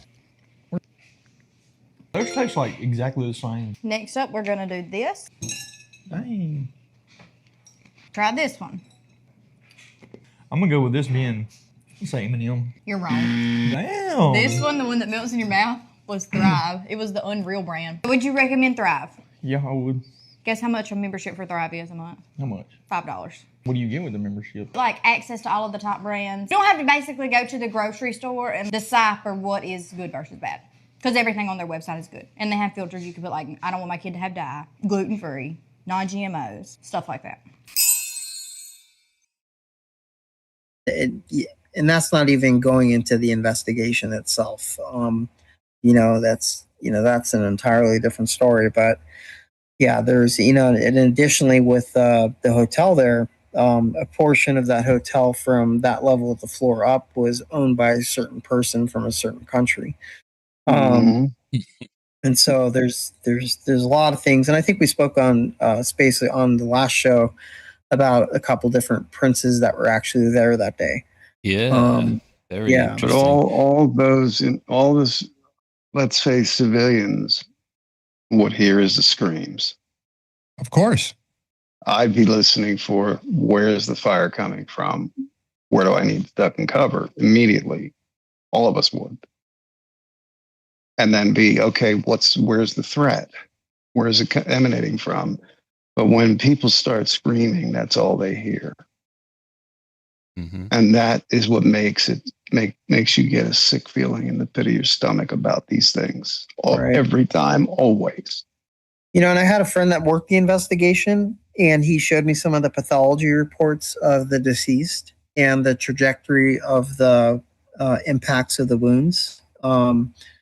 They came from above. They weren't at a downward angle, which was very interesting itself. So there's a lot more to it than, I hope one day that, the truth does come out, and I hope it does come out. There was all sorts of issues with the. I remember there's a dude John Cullen did a pretty good breakdown on a bunch of different issues. But then they even went to the point where some of the bodies were past rigor mortis that were being checked out. And I'm just going off of memory on this stuff, but essentially they're going off of memory and what had been reported for. I mean, we've reported this for a few years, even Mike. The fact that Al Walid bin Talal and Bill Gates, they have ownership, or they're part of the largest ownership stakes in the Four Seasons Hotel and Resorts Company. So like Mhm. what we've always reported here is like, oh yeah, like they own the top 2 floors or whatever, kind of. But yeah, Bill Gates and dopey Al-Walid bin Talal, who President Trump said, when I become president, you can't use daddy's money to, destroy the world or whatever he said to him. But yeah, that whole Las Vegas thing was completely just, it was a head fake. But I had never heard anybody, still to this day, Mike, I've never heard anybody mention Prince Harry. Right, and the one person of interest I would say to look into is Tagliati, and he was I believe at that time he was the chief of security for the hotel, and Tagliati is somebody a very a high value person of interest to look into. Because there was a lot of footage, you could say that was erased, or the recording time lapsed over and recorded over everything. So there's a lot of players in what happened. Which I don't mind. I can email to you, and I don't mind sharing it with you. This guy, maybe director of Nevada. I don't know if this is the same guy, but this is a George Tagliati. Yeah. So it should say, go down to his work. Director of Public Safety, Special Agent for the FBI. Was he at one point? No, it's you want to go to his casino work. The Naval Aviator. This might be a different guy. I might have the wrong Tagliati. Yeah, so Tagliati and the guy Lombardo are basically best friends at that time, and so wow. yeah, and Really? so Tagliati and Lombardo were working together. That is which him. That's the right guy. Yeah, so I'll share that with you, and then if you want to do maybe the next show, we can go over everything. Absolutely. Yeah, I don't mind doing that. I'd have a blast with that one. So this guy, yeah, it is the right dude, George Tagliati. I wasn't sure because the link says George Tagliati served as a vice president of security, surveillance, and safety at Mandalay Bay Resort and Casino, former FBI supervisory special agent, and later left MGM Resorts in 2019 to return to the director of the Nevada Department of Public Safety. Wow. It's amazing how some of these people get all these public safety jobs. Like, what's her name there from Massachusetts? They're renting out the house there that they found the dead body at. Well, her husband, husband, I think, did like 10 years, and now he runs public safety in Boston. Isn't that cute? Like, oh my God. Yeah, give him something to shut him up that other people can run. Keep him out of jail, maybe, right? Yeah. Yeah, it's always interesting. Like when something bad happens, people always typically in this capacity get a promotion or get fail to the top, man. Somewhere else. Yeah. Just like my day job. Principle. fail your way to the top. Well, yeah, it's kind of like you were talking about as far as like the intelligence. The lower intelligence people are easier to kind of sway. It's kind of the same in this respect as well. And why do I get like a Gavin Newsom? Young and sharp. Gavin Newsom. But oh God, right? Doesn't he have that? Just step aside. Yeah, he does. Yeah. Nothing good you can say about him. No, this dude's just got the typical Gavin Newsom, like typical politician. Yeah, typical politician smirk and smile. It's just crazy. You know how you can tell? You know what differentiates let's say a politician / say top businessman smile from? It's very simple. Look at the eyes. The eyes don't smile. Yep. When someone's truly smiling, their eyes smile. I always look for the smile in the eyes of someone. And if it ain't there, something's going on or something's missing. The windows to the soul. Oh, you mean exactly. Like windows to the soul? You mean like when Shakespeare said that? Yeah. When he was talking with he's got some cold ass eyes when you come down to it. Oh no, like if you look at Rubio and Yeah. what's his name, Yeah. Pegseth with the scowl, and then like Armando mentioned, he turned all the way around on him, but that scowl, yeah, and that's what I looked for. It's like when people are happy, you look at the eyes, like you can tell happiness, versus not. So definitely, it's definitely Versus worth looking at the whole thing. well-practiced muscular grin, toothy grin. And here's a good neuro-linguistic. You could use it as a test, or if you're in an interview, or if you're talking to somebody that you want the truth out of, or if you think that they're lying to you, is when you're talking to them, stare at the middle of their forehead, and when you're talking, talk directly, with your eyes and your mouth projecting towards the middle of their forehead. And you'll see how if they become very uncomfortable, and start talking faster, start shifting their hand movements around, then something's afoot, and then you know that something's going on. And so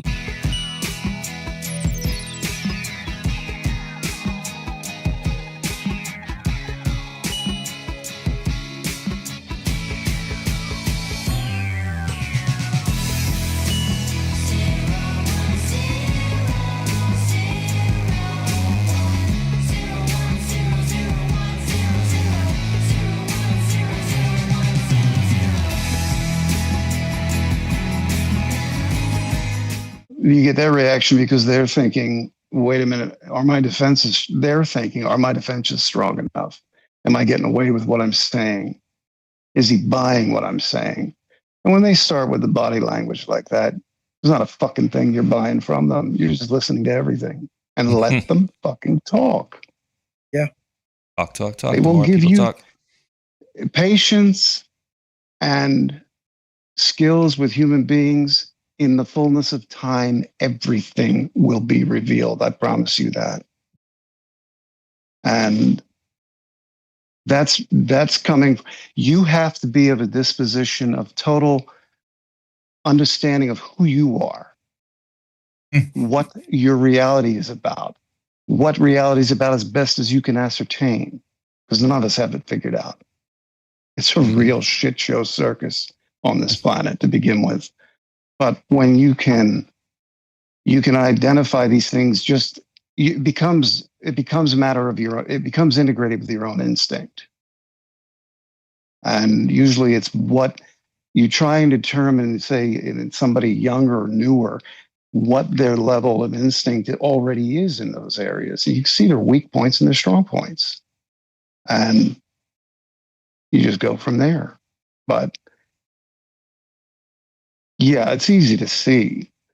And the more relaxed you are, and because okay, I'm here, there's nothing I can do, let's smile and enjoy the show. They're putting it on.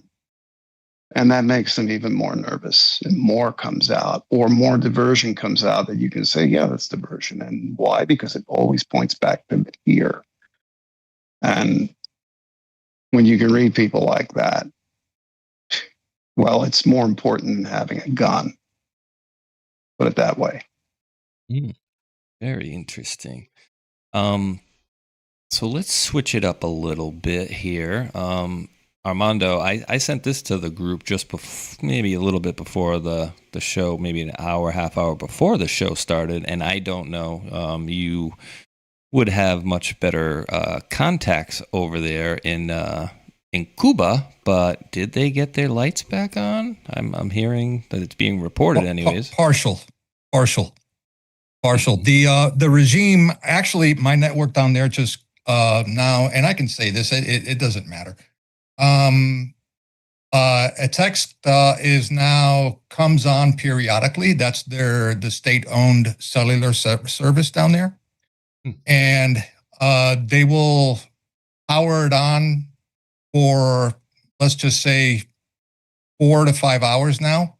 And the only reason being is because they're doing it for other reasons, which I'm not going to get into here. But my folks are sending comms twice a day, no more than 10 minutes at a time. That's it. and then they just shut it off because they don't know, if they're being watched or who's listening or whatnot, because obviously they are, especially if they're using the, I can't even pronounce it, the Huawei or whatever freaking chink phones they use over there. They have those dialed in pretty good. Fortunately, my folks don't have those phones. They have other ones that they use. Right. So they have the luxury of doing that, but that does not negate the obvious, which is, the eyes, the physical eyes are always watching. And then I think you had They do dropped have this partial out. power. Yeah, they do have partial power. And the only reason being is because the state has a amassment of fuel. They just do. But that's just for them. Mobilized police cars. But they don't really show that off too much because that would lead to more unrest, right? So sometimes they roll, sometimes they don't, but they got eyes in the skies too. Believe me when I tell you, these people are crafty, man. They've been at this game forever. They learn from the best. They hone their skills. They're old school as hell. The less electronics that they use, the better off they are. Absolutely. And don't laugh. You know what their common mode of messaging is down there? Carrier pigeon. I said it. Really? Don't laugh at all. No. They're very, very World War I good and at World War II. They're very good at carrier pigeon, communications training and stuff like that, getting messages wherever they need to go, completely off electronics. Totally. They're Worked in very Game good of at it. Thrones. Well, actually, they used ravens, but yeah, birds. I mean, what are the ranges on one of those things? Do we know? Like, how far would a pigeon go? You can take it. You can take a carrier pigeon halfway around the world. Really? It will find its way home. Yeah. Yep. That's crazy. It will find its way home. They have ferrite. I don't know the details of the biology. From what I understand, there's insert nervous tissue in the front of their beak. In some I've read, in the brain, it's a ferrite material. And they know the magnetic signature of where they live, and they will seek that out. So it may take them a year or more, but they will get back to where they were born. That's what makes the carrier pigeon a back pocket old school weapon. That's why they have massed amount of cages and they breed there. They're born there. They eat there. They don't forget.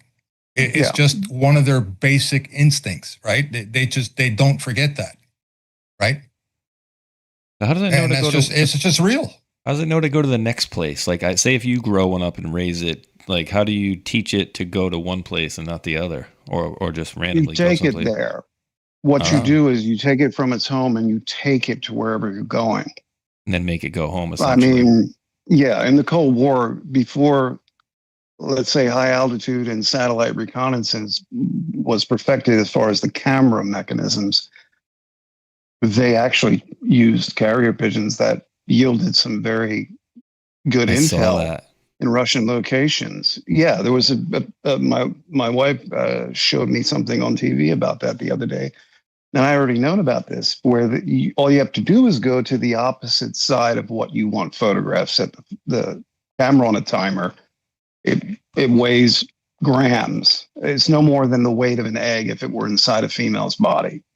And the males can easily carry it, and the females can. And then they would fly over they take it to the other side of a large base in Russia, and then they'd let it loose. It would fly over, and they were surprised at the pictures they got. But it wasn't just one bird, it was many birds. And I guess that was easy to figure out when a pigeon had an accident and dies on the sidewalk and it's got a camera attached to it. The game's up. It's the same concept. It's basically the same concept as a dog, right? You've got a good dog and stuff like that. And let's say my grandfather would prove this over to me over and over again on the plantation. They had a huge plantation. He would take our dog, he's just like a lab, right? And he would take it, 50, 60 kilometers out into the middle of nowhere and drop him off. And then he'd leave. No, what you're showing now, Go ahead, I'm sorry. Hours later, that dog would find his way back home, would drop him off in a place that he'd never been to. He just randomly. Well, my grandfather says, you know how he found his way back home? And I'm like, how, Grandpa? Does he have good memory? And he goes,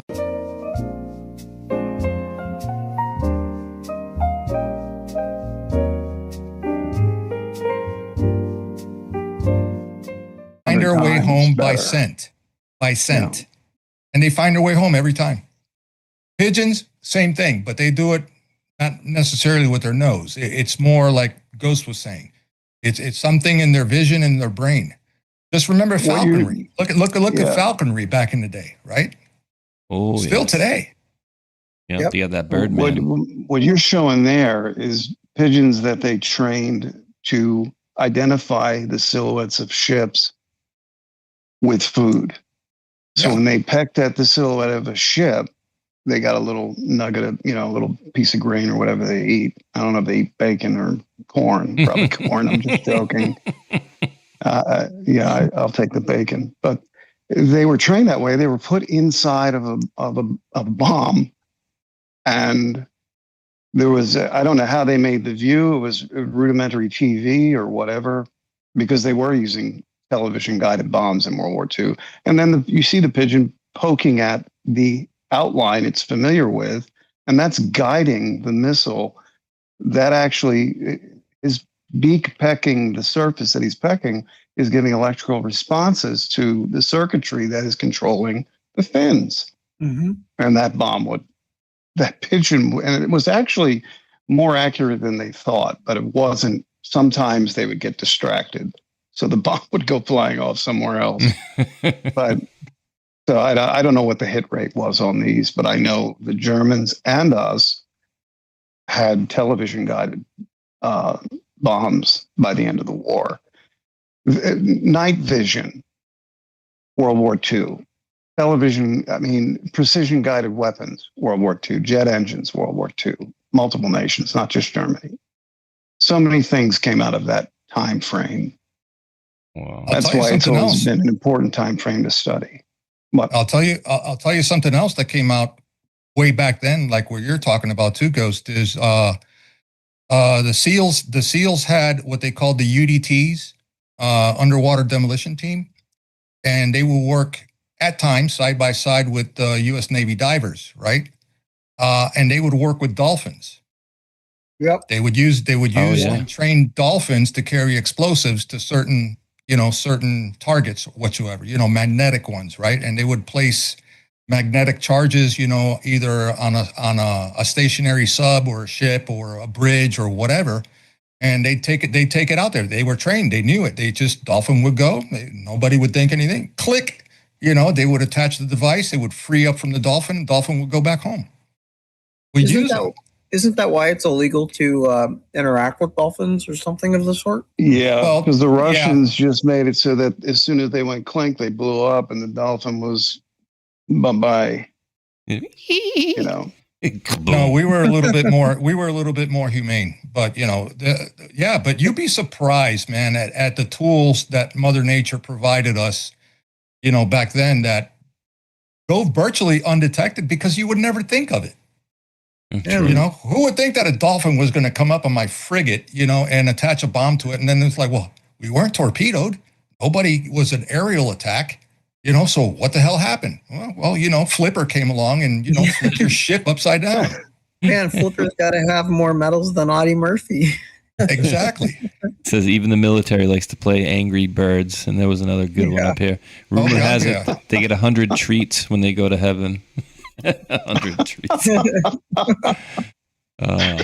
Operation Blackout. But and Mike, you would sense, I whenever I talk about what we're about to talk about, I always defer because technology is not my deal at all. But you had dropped something interesting talking about, I'm guessing it's chips, nanometers, 1 nanometer barrier.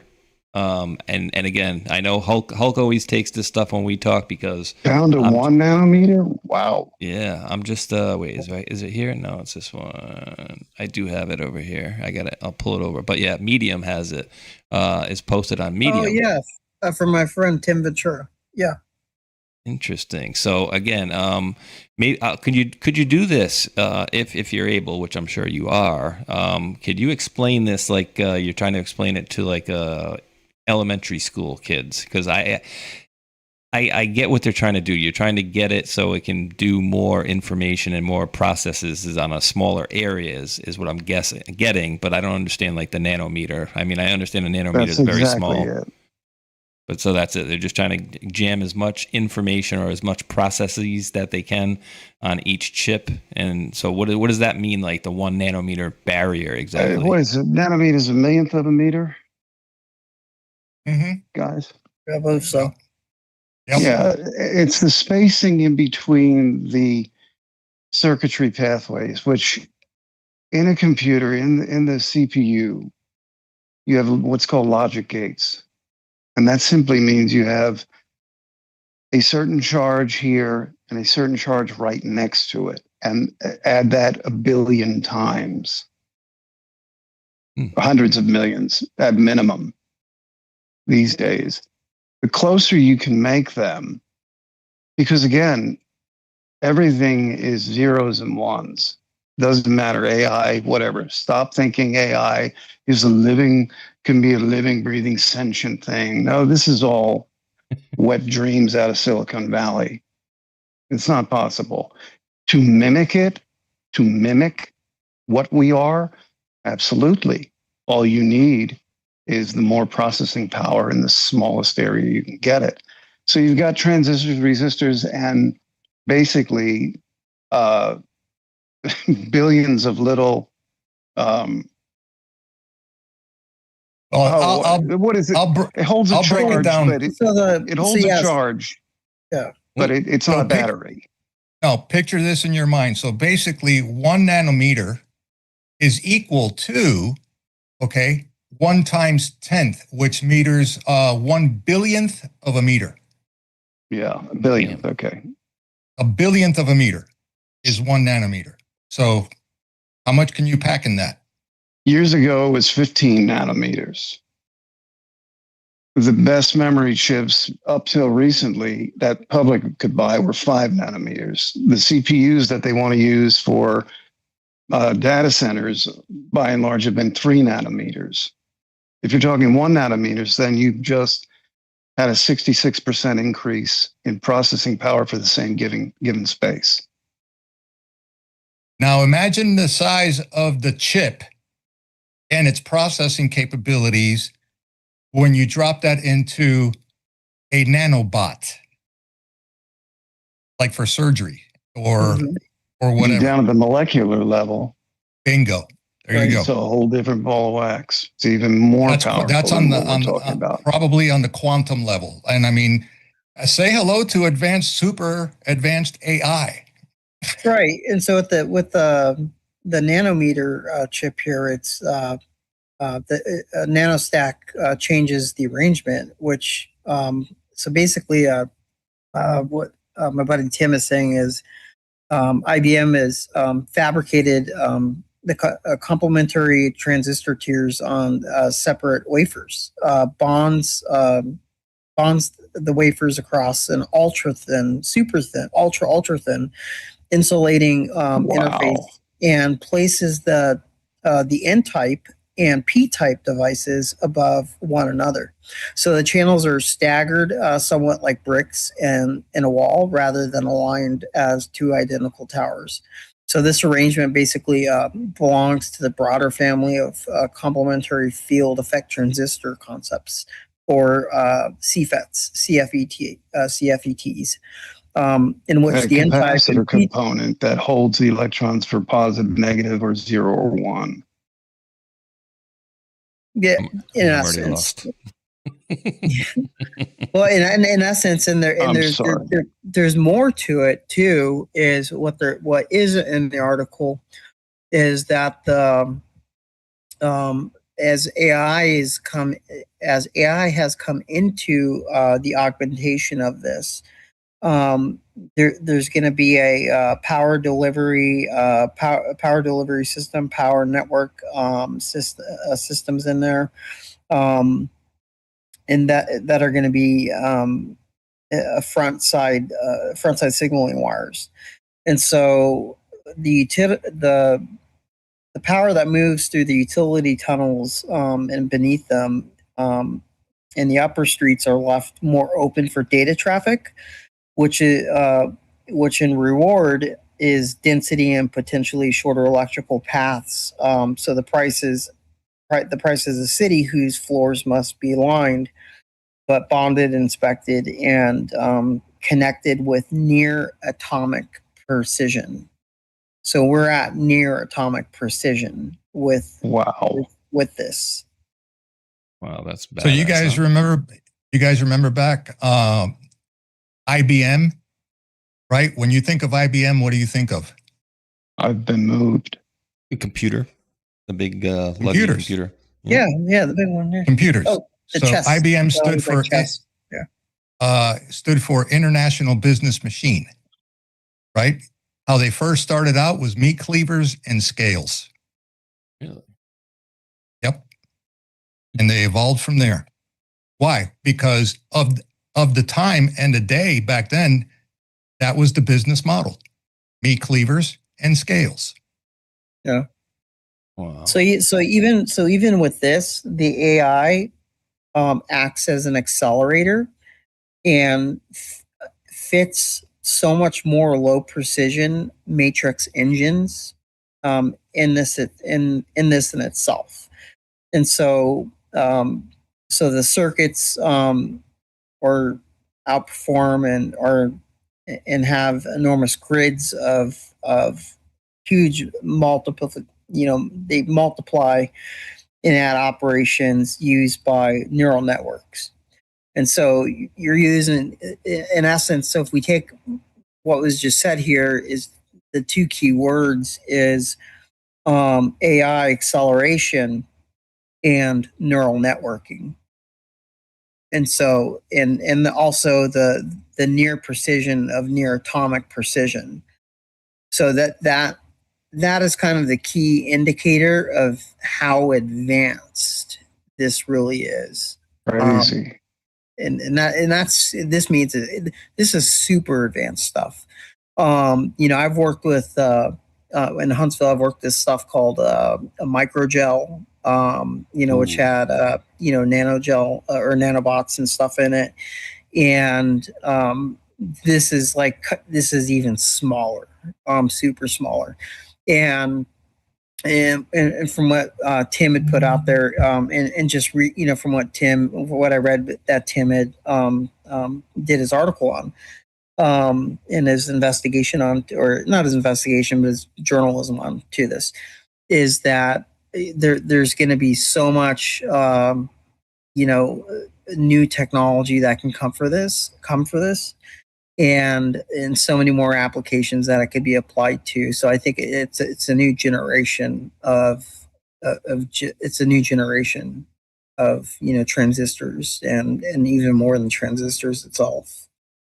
That's very cool. Now this guy's what you guys are looking at here, and Gigi be working it in. I just literally typed that message into Pilled. She goes, "This reminds me of Micro Toolmakers, Nano Tools," and I literally was typing, "This is Micro Toolmakers' website and business."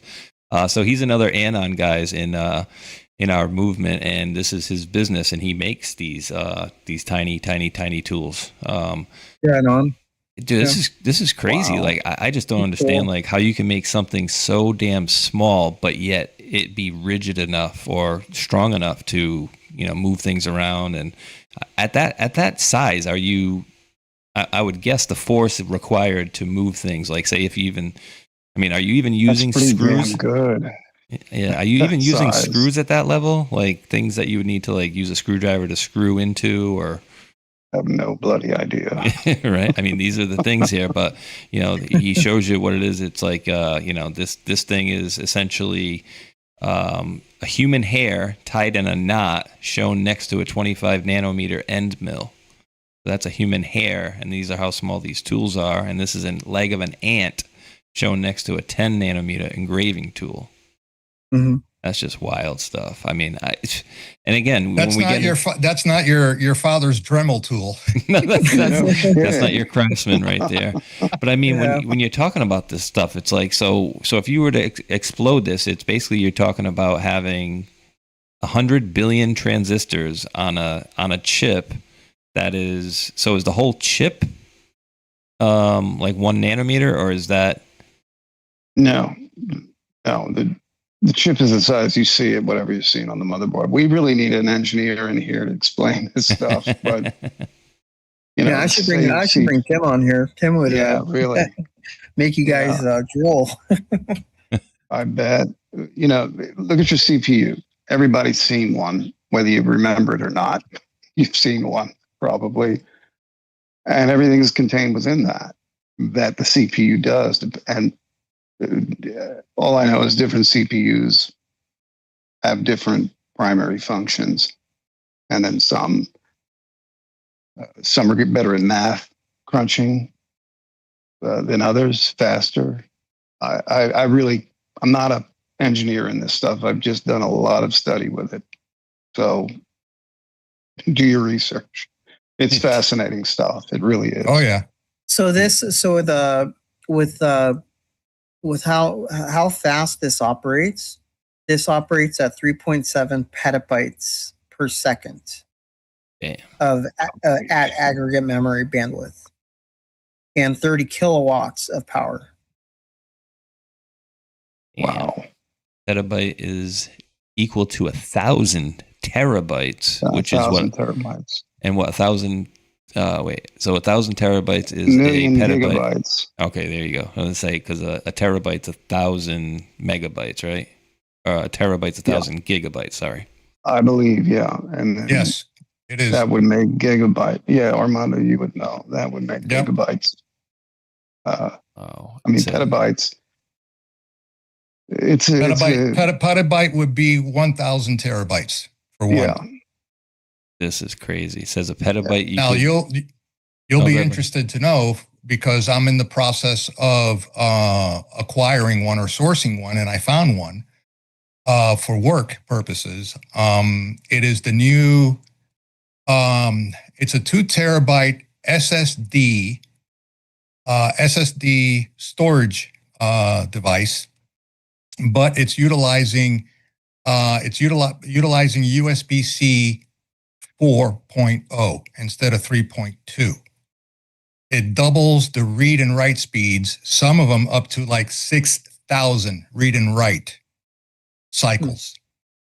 Jeez. You're talking on a 2 terabyte stick.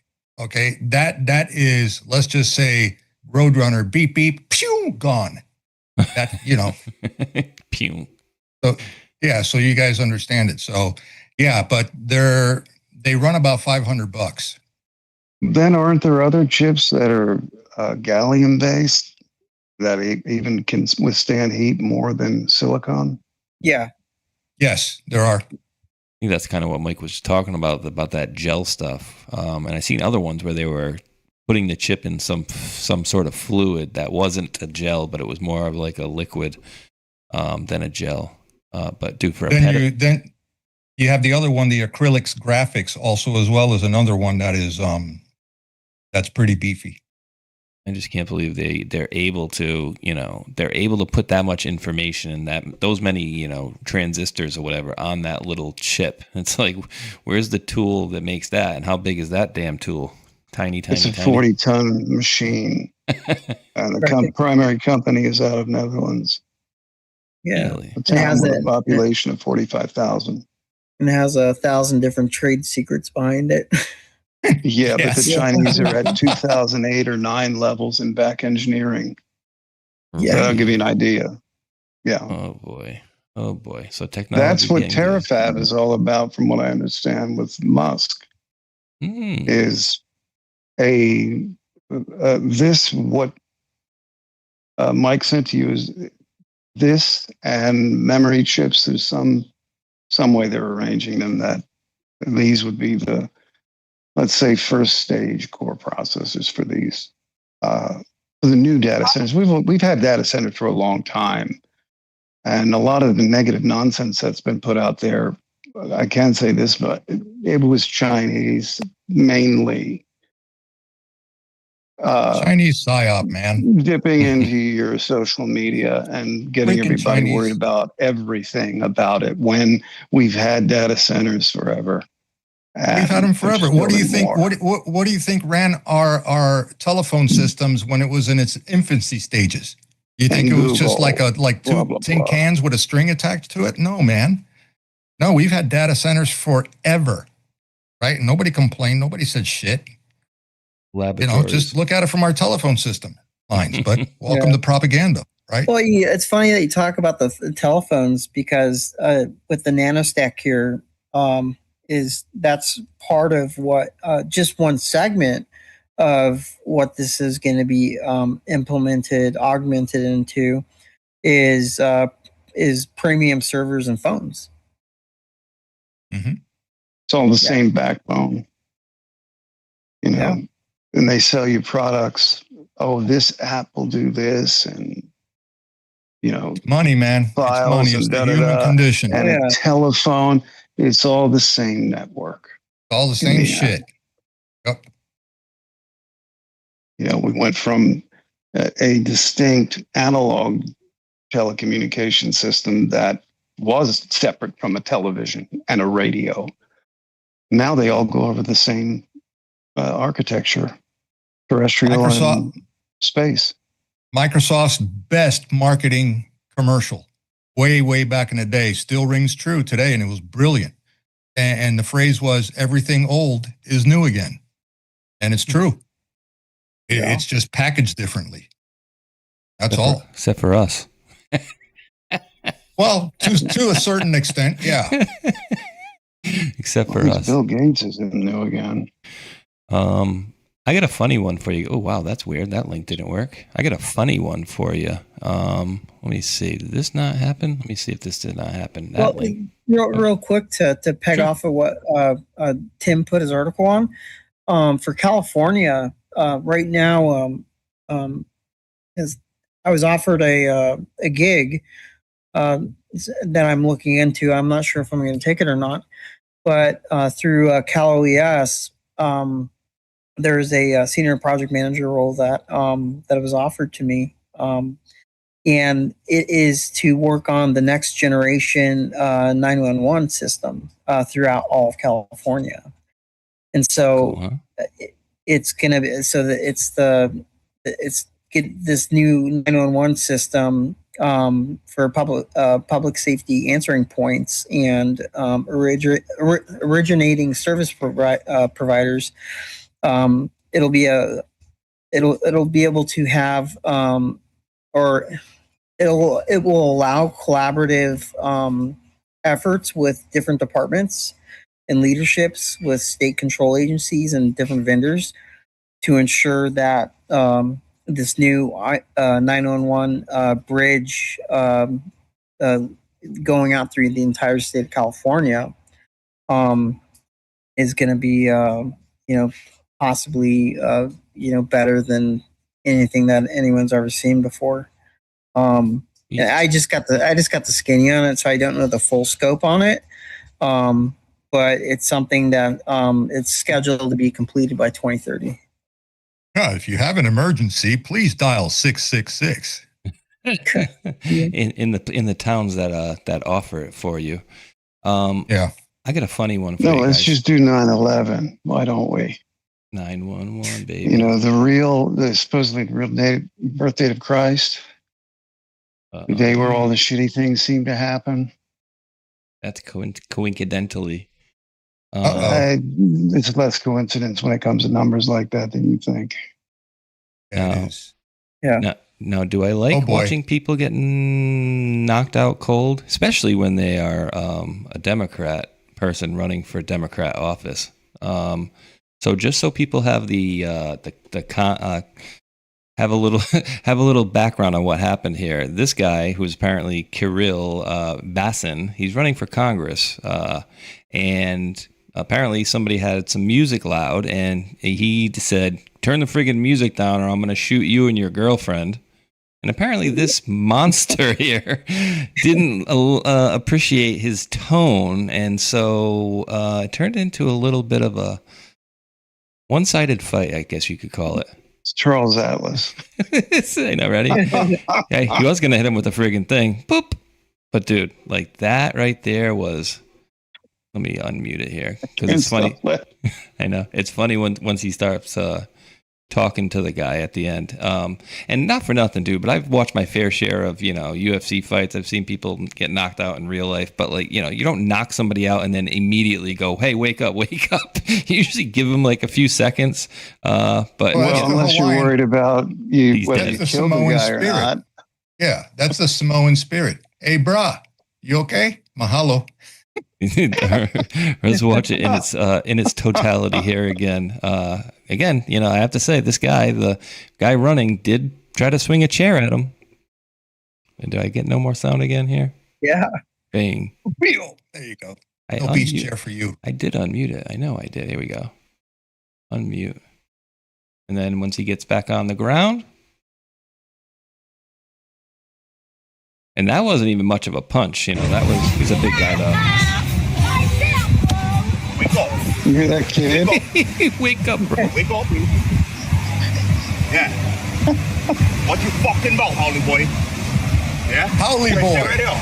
Holly boy, yes. What's that, Holly boy? Samoan. A Holly boy is a white dude. Oh, shit. He got his bell rung.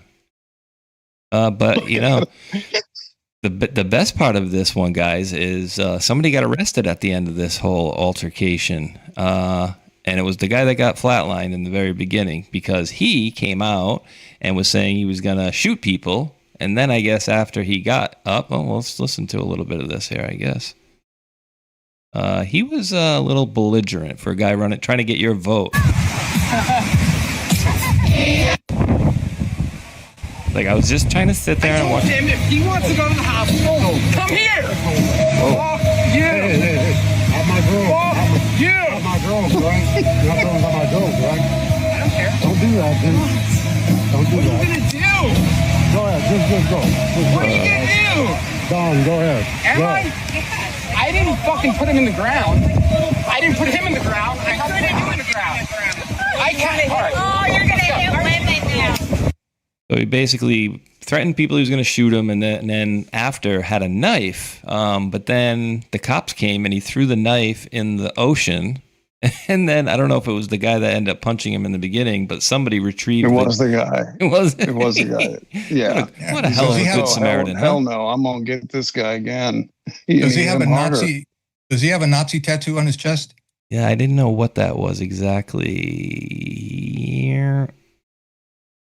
It looks like right there. You see, right?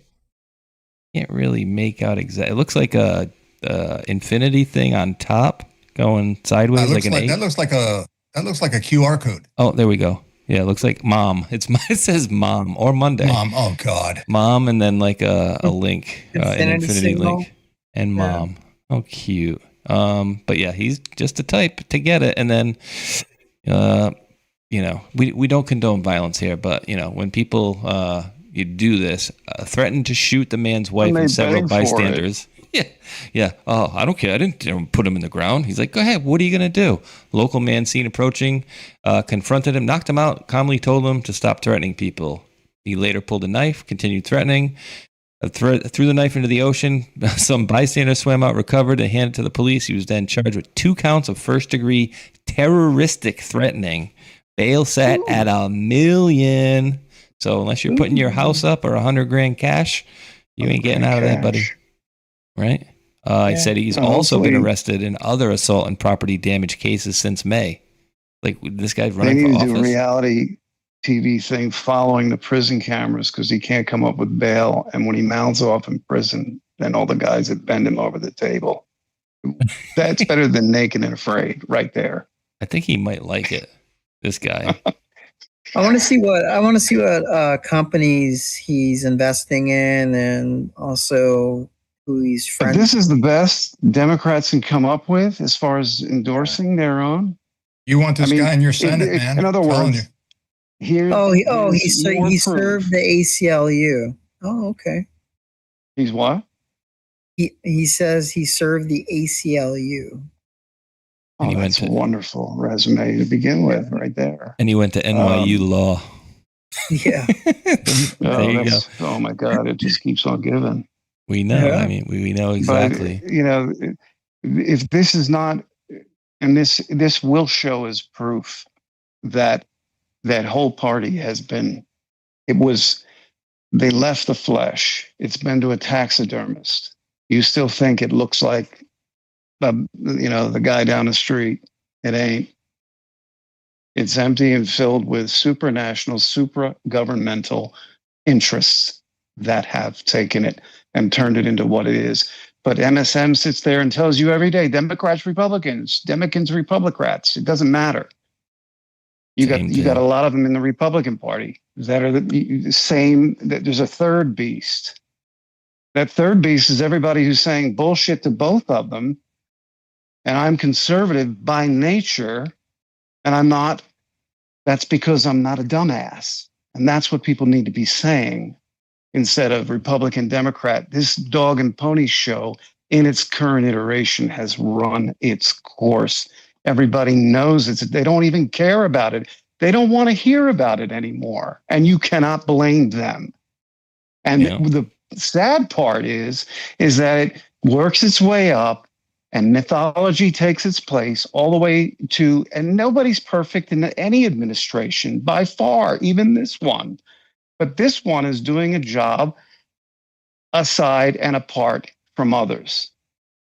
Now, we'll see in the fullness of time.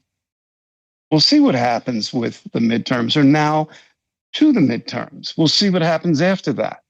Certain other things need to happen, or a lot of us are losing patience, beginning to. But I'm keeping it within reason to say, okay, all of the postulation that stands up against what's going on now, what stands and what falls.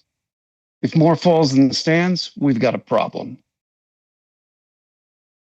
Absolutely. Well, I'll just leave it right there. I can tell you this, whenever you're ready to click on that link I sent you from Constitution X, because there's an update to that just came across my radar here from Politico. So apparently Politico reveals that the U.S. has increased its intelligence operations in Cuba. The Trump administration has bolstered its intelligence resources in Cuba over the past few months as part of a strategy to ramp up pressure on the regime, according to Politico, which cites two sources familiar with Washington's plans. So according to the information, the United States would have sent more agents and spies to the island and increased the CIA's presence to strengthen intelligence gathering. There's a reason for that. The sources maintain that this deployment could serve as a foundation for future actions, ranging from intensifying political pressure, to preparing for broader scenarios, including a potential military operation, though they emphasize that no decision has been made in that regard. Correct. The report notes that Cuba has become one of the top priorities for Secretary of State Marco Rubio, who considers the regime's responses to Washington's demands insufficient. Okay, so that article that you have up there on screen right now, is that the one? This is one that of the the one two. about the leak? This is the leak, yes. Can we play this? Yeah, the leak. The leak, yeah. So basically, well, I'll let you read it. Go ahead and read it, and then I'll caveat on the back end. Sure. Constitution X. I just started following this account last week. I've enjoyed some of their stuff. It says there's a wolf. They're good. Yeah, wolf among the sheep in the Trump administration. Someone high inside the U.S. government just betrayed America. They leaked a planned military strike on Iran, the largest since World War II, according to President Trump himself. This wasn't some random slip. It was a deliberate, calculated betrayal. The operation was locked down so tightly that even senior Israeli intelligence officials had no idea it existed until a traitor inside our own government ran their mouth to the press over the weekend. 50,000 American troops, destroyers, fighters, refuelers, all sitting in the region. Operational security is the only thing standing between them and the enemy.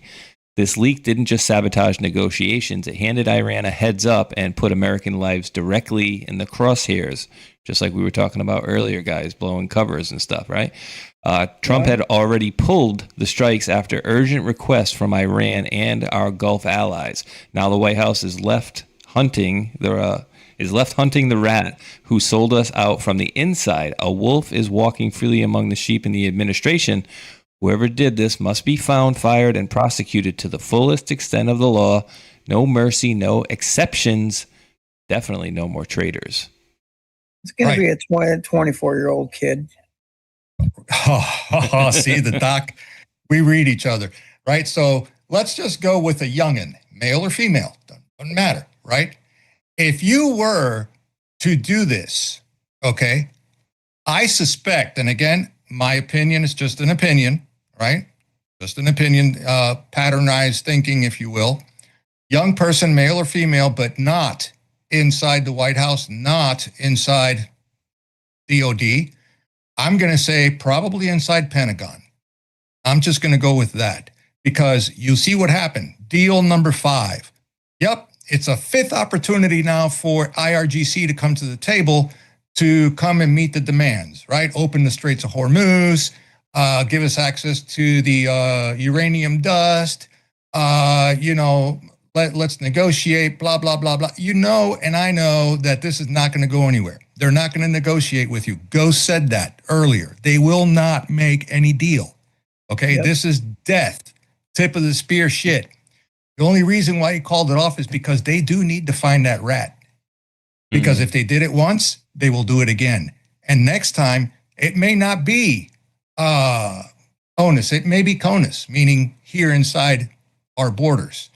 Okay? Well, I've heard it said Albert Speer over and over. Albert Speer actually took over a system that was created by someone before him, who I think was executed or died somehow. But he had set everything up that Speer walked into. Speer was a brilliant man, no doubt, made the best of what he had already in place and made it better. So there were two minds there. There's not one single Albert Speer. There's going to be a group or a loose association, or 2 or 3 people directly linked there of that level of intelligence who are going to be calling these kinds of shots. Such as saying, well, as long as they have to politically tell the world they want to make a deal, when in reality, if you do not, in this situation, have total victory, because I've listened to all the opinions, I've been of this opinion since the beginning, if you do not go in and have total victory over IRGC, and I don't think they could have said that publicly. They had to play it the make a deal way. You could ask the Russians, ask the French, ask the Brits how deals went with Hitler. That's all I got to say. That's all I have to say on that. Now, Doc, I'll go to you on this, all right? If you were a Cuban intelligence agent, right, and you look around your island and you're like, oh my God, everybody's in a panic. We're sucking canal water right now. We have nothing, right? But the threat of the U.S., especially Marco at the forefront of it, threatening with the whole Cuban intelligence machinery, how they're embedded here in CONUS and stuff like that and around the world, and the damage that they've done and blah, blah, blah, blah. And you're getting fed this speech, right? What would you do? I know what I would do if I was an agent. I would do whatever I can to trip up Trump, the Department of War, and the continuing issue over in Iran and lengthen it as much as possible so I can breathe on the island for another day. Would that make sense? It would. It also makes sense in the past where we knew that Rubio had went on that. We knew before. We just knew at first. At first, we knew Marco Rubio went on a secret diplomatic trip to China. So it would make sense to quell the person that's in charge of most to bring in somebody else. Mhm. You know, I want to stay away from certain vernacular here. But if that's what I would think as a Cuban intelligence officer, or whatever it may be, that's the lengths. I do know that's the lengths they would go to. Is and that's why his security team is so beefed up. Is that that's the route they would go, because they would want somebody else to come in and take over what Marco Rubio is doing, because Marco Rubio is doing a very excellent job at what he's doing, even about the stuff behind closed doors that many people don't know about. That is actually hindering hindering their capabilities. Yep. And everybody's spinning it out there like, oh, yeah, because we're out of missiles, we're out of bombs. So he called another, hey, you want to come to the table again? So it gives us a chance to regroup. That's what the public's being fed. But I read it differently. Yeah, Okay, it's not that at all. It's not that at all.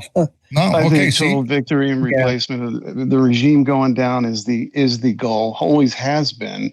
But if you said that from the beginning, China would be saying, well, hell, we're going to send truckloads and trainloads of weapons over land, and Russia would dick around with the same. Like what Armando was saying too with Ghost is we have more munitions than anyone could possibly ever think of. Yeah. There is no shortage. It's just no. Sorry, no. I've been to AMC. I've seen. It's just not happening. That silly. No.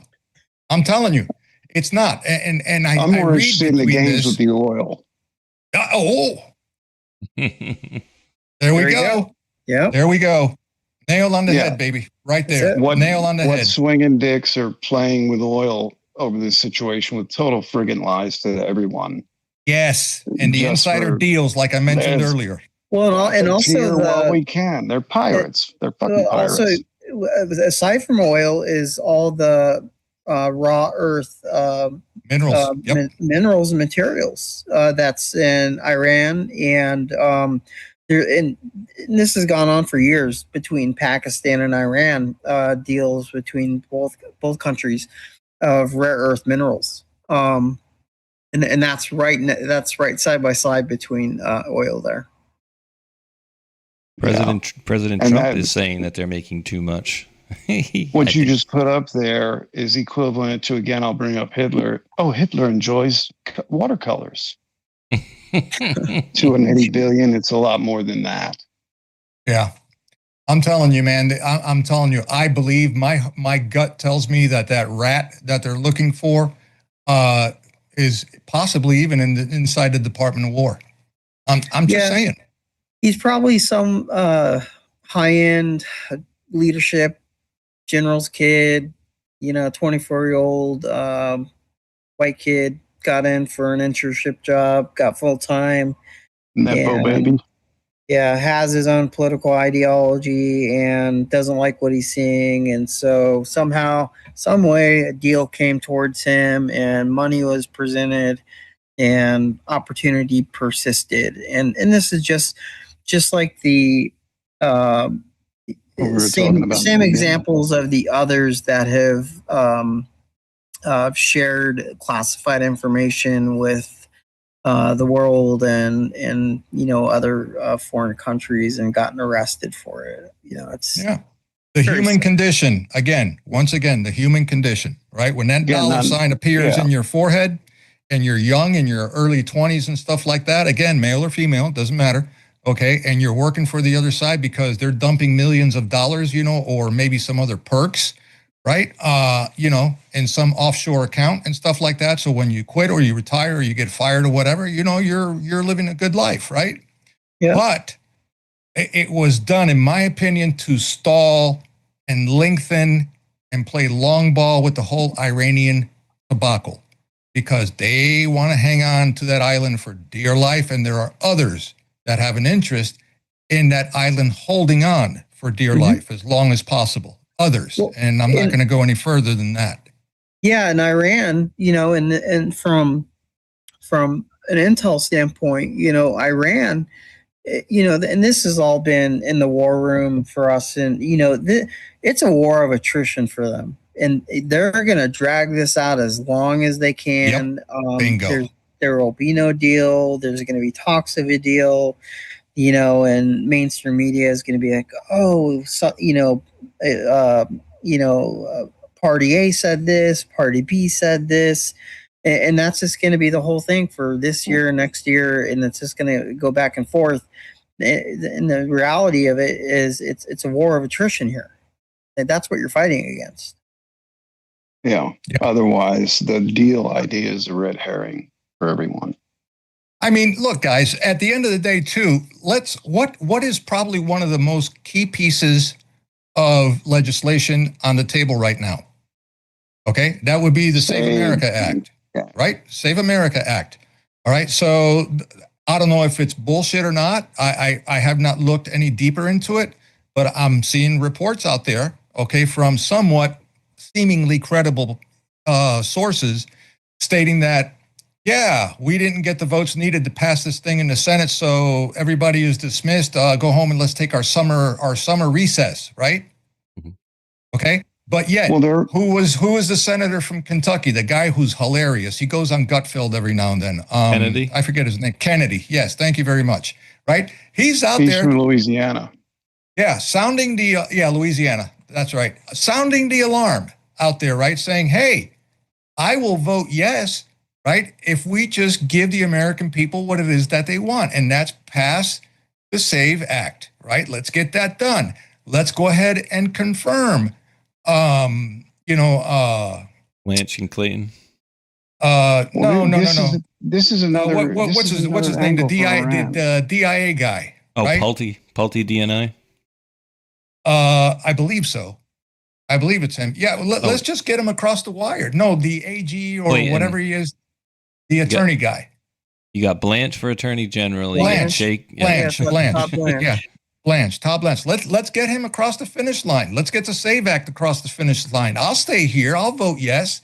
And we're going to work until the job gets done. You know why? Well, the American people want it. That's who put us here. Let's get it done. Oh my God. The backlash that he freaking got out of that was like insane. So yeah, they're against it. The freaking rhinos. And take a look at the usual suspects that voted against it. The same freaking rhino pukes. Same ones. Yeah. And as far as Iran, they're being coached, I would venture to guess, by certain interests in Europe quietly as well, especially China, Russia, on how to make things difficult domestically here.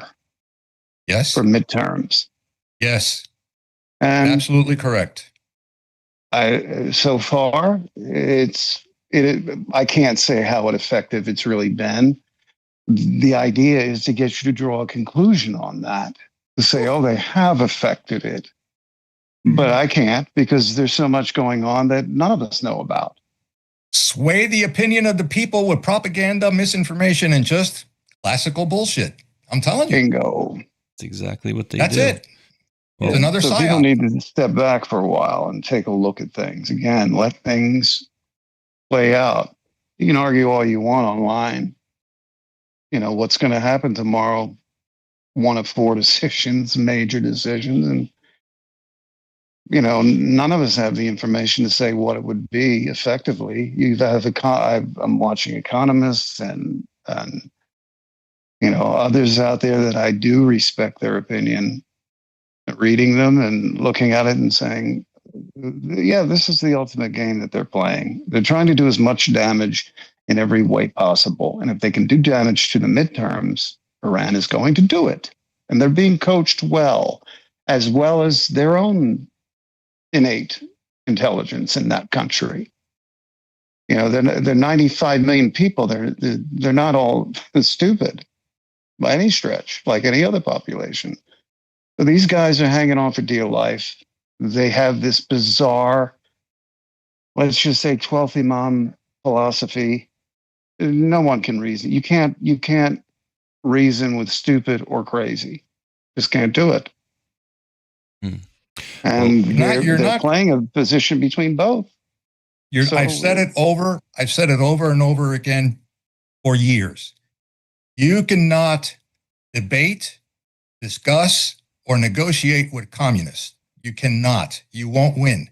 There's only one way to win against communism, and that is to kill them. Cut the head off the snake. That's how you win. That's how you beat them. You kill them.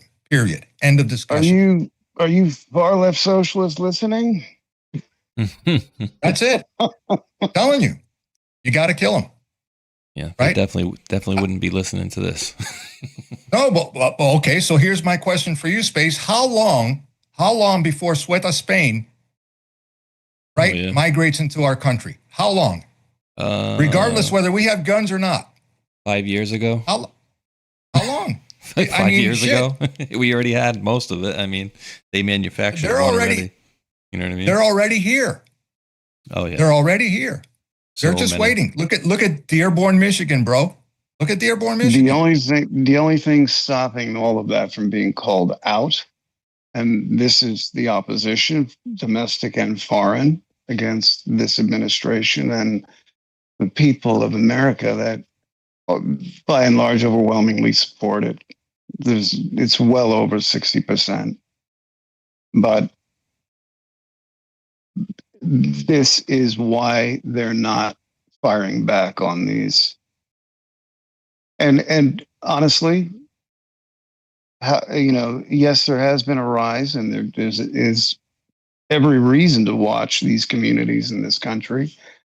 But how much of that is being stoked additionally by MSM, who is not your friend, never was, never will be? No, they're the biggest part of the problem. And then your NGOs, and then I'm just going to call it, the Five Eyes, also with their tricks and their tactics. Now, don't get me wrong. I strongly believe that our agency, our intel folks, CIA, NSA, whatever it is, okay, we have good people. We really do. I believe that wholeheartedly. Okay, that we have good people, especially the ones that are boots and those the ones that are boots on the ground, especially your field agents, your operators, right? Your analysts and stuff like that. Now, is there a bad apple in all of them? Sure, there are bad apples in my workplace, in my day job. No different than anywhere else. No different than anywhere else. Exactly. Out of right? Law enforcement, same thing. You have to support these people. We as Americans have to support our intel people. We have to support our law enforcement. They're not all bad. They're more good than there are bad.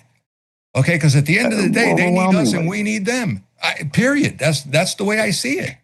But it's the freaking politicians. It's these rhinos that have ulterior motives.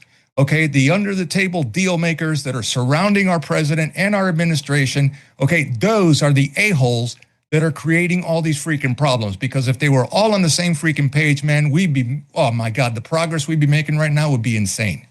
I'll leave it at that. That DSA chubby chick who's as pretty as a bouquet of grinning assholes that comes on, gets put on MSM. A toad like that would have never been put on MSM 20, 30 years ago. But I'm sorry, but populations have been, in the younger ages, have been so not dumbed down, but let's say de-enlightened, that they look at that and they go, well, yeah, let's defund the Pentagon. Let's defund the police. The fuck, are you batshit insane? What world do you live in? Well, I'll tell you. Of course, I'd love to live in a world where all of those things didn't need to be, and everyone treated others as they wanted to be treated themselves, etc. But we don't. Right, and you can thank our educational hell of human beings' own making. So the more enlightened, and I want to hear what you have to say, Armando. Among us have to say, everybody. No, I'm not. Don't worry about that. Put the brakes on with this nonsense. This is nothing more. And the hardest case to make, why MSN has been left standing, is because the hardest case to make will be against editorial decisions of these networks. And I mean networks in the other sense of the word, of these editorial networks. Because you've got to overcome, freedom of speech amendment. That's a difficult thing to bring them to task on. However, if you let's say, identify certain parties that are not now being identified as such, but as foreign interventionists and sedition, stoking sedition in this country, then you can make that case. And I honestly think that's why someone like Blanche is in that position, because these hard decisions are going to have to be made. And MSM is going to scream more so than the proportion of the public that pays attention to them will. Of course, these blue and green haired idiots will, face tattooed. And I'm just being stupid with my generalization of them. We all know who they are in our lives. If you're unfortunate enough to have one or two in your life that are just, they're at war with themselves. Yet they have to wreak that shit internally on society. And then you have all the way up the apparatus to mainstream media and above that is taking that, watching those irate, discordant, bent voices, and then magnifying them a billionfold. This is war. I see a comment here in the chat says, and again, it's just an opinion. It says, "Oh, got trust issues with CIA." Okay, yeah, I'm not going to counter that or argue with that, right? I've got trust issues with a lot. You can't argue with that at all, right? Because I'll tell you why, for two reasons. So on what Ghost was speaking on, who do you have to blame for the philosophy of the people that you just mentioned or characterized, right? Our institutional system are the ones that are pumping these types out, period. Ask me how I know. Who owns what and who controls what. We get to the reality of it. We need to bring Lord G on one of these and let him. The institution and the brainwashing apparatus, that's all it is, all right? That's what we're putting out there, is we're putting out exactly what we're getting, all right, period. When it comes to agencies and stuff like that, look, I agree with you, okay? You have trust issues with agencies. Okay, great. Who doesn't?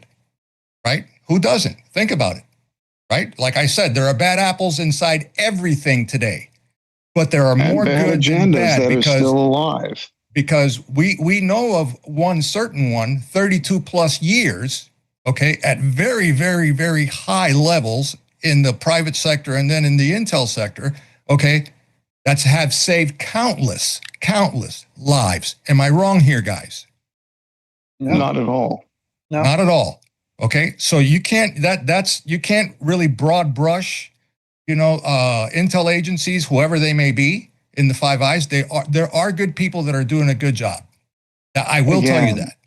Everything's a billion shades of gray, and I agree with that. By the way, everything's a billion shades of gray, except if you don't understand fundamentals about that world, those shades of gray become light and dark very quickly.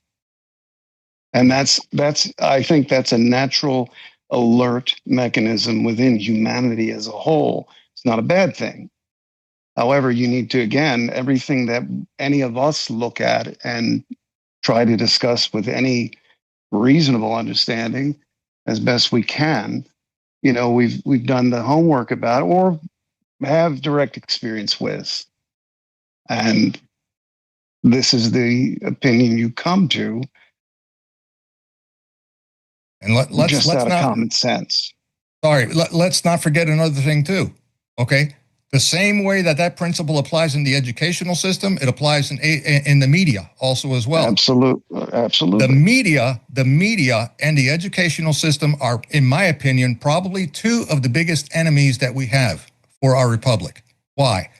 Have you ever heard any positive news come out of the mainstream media about CIA, NSA, or anything like that? No. Remember when Edward Snowden was evil, he was a demon, right? And all of a sudden now, he's a hero because of WikiLeaks, right? He's a hero. Oh my God, he's just shed all this light on real truth that is just coming out of the woodwork, right? Oh, but wait, he was the evil guy, wasn't he?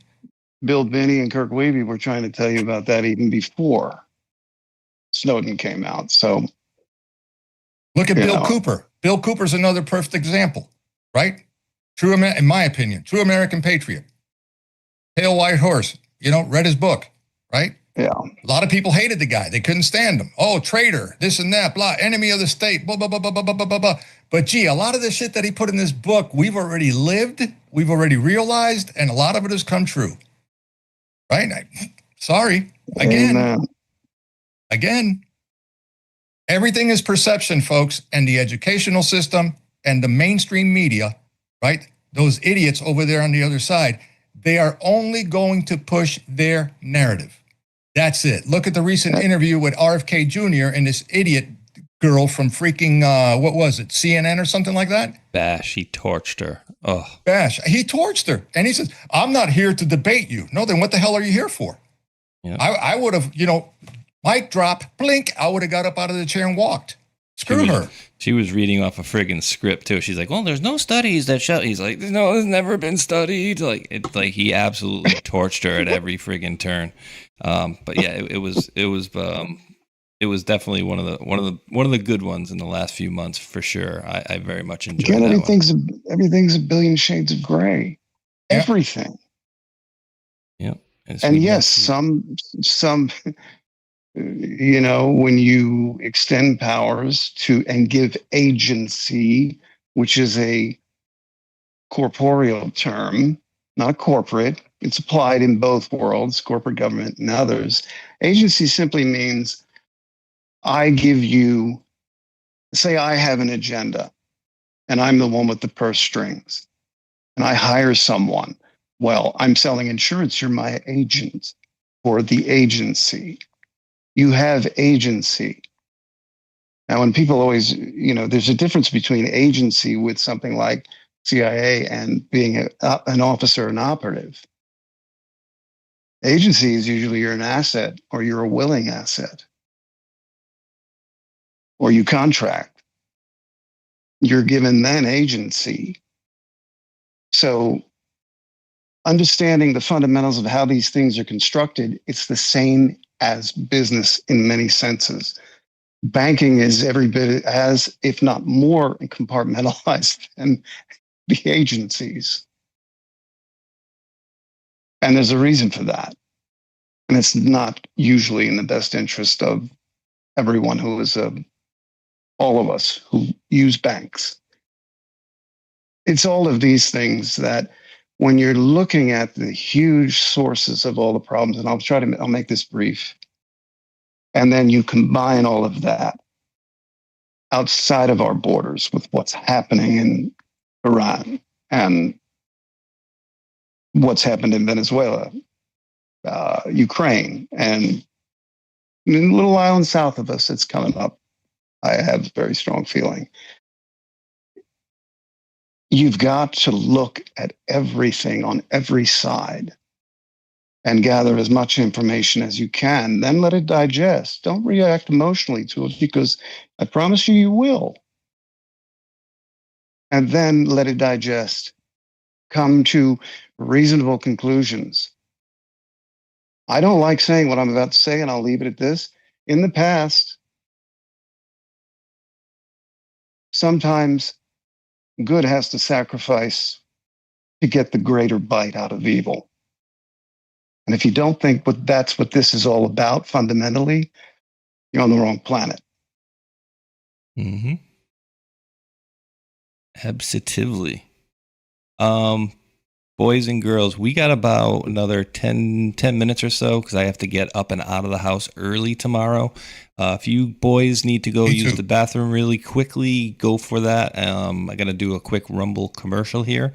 And then I wanted to talk about, who was that sent that one a little while ago about the AI thing, about that AI lawsuit in a second. And, it's very interesting how recently we have what looks like a differing of opinions about the direction in which AI is going from even Sam Altman. So Ghost, Mike, Armando, I think Armando's already went, but give me like a minute, guys, and then I'll be right back in here. Bing. All right. Just in case they talk, and then I will mute so they won't hear anything, and we'll be right back with you boys and girls out there. This is allowing Space Shot to keep the old lights on at the facilities here. So, All right, guys and girls, we hear a lot about crypto, but here's the part most people miss. Crypto was created so you could actually own and control your own money. And after the 2008 financial crisis, Bitcoin was designed as an alternative to banks. So instead of a bank holding your money, delaying transfers, or limiting access, you're the one in control. And if you ever had to wait for a transfer to clear, you felt that problem too. Now fast forward to today. Everybody's heard of crypto, but getting started still feels complicated. And that's exactly why I use Rumble Wallet. It takes all that complexity and makes it simple. Choose what you want: Bitcoin, dollar-backed stablecoins, or even digital gold backed by real gold. There's no complicated setup. It connects with MoonPay, so you can use your bank, credit card, or debit card and be up and running in minutes. And once you're set up, you can even support your favorite Rumble creators like me directly. So do this now. Scan the QR code or click the link in the description and download Rumble Wallet. From there, you can set up your wallet, tap buy, and you are in the game. And in just a few minutes, you can go from hearing about crypto to actually owning some. Boom. All right, so that part is there done. Let me unmute the boys. And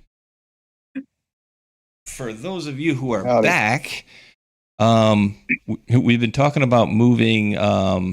AI has been moving in a very fast direction. And then what I had pulled a story out where it looks like Sam Altman is wanting to slow down AI all of a sudden, it seems. So I thought that was a little bit weird here. Let me see, where was the other one here? And we had this behind the curtain, maybe.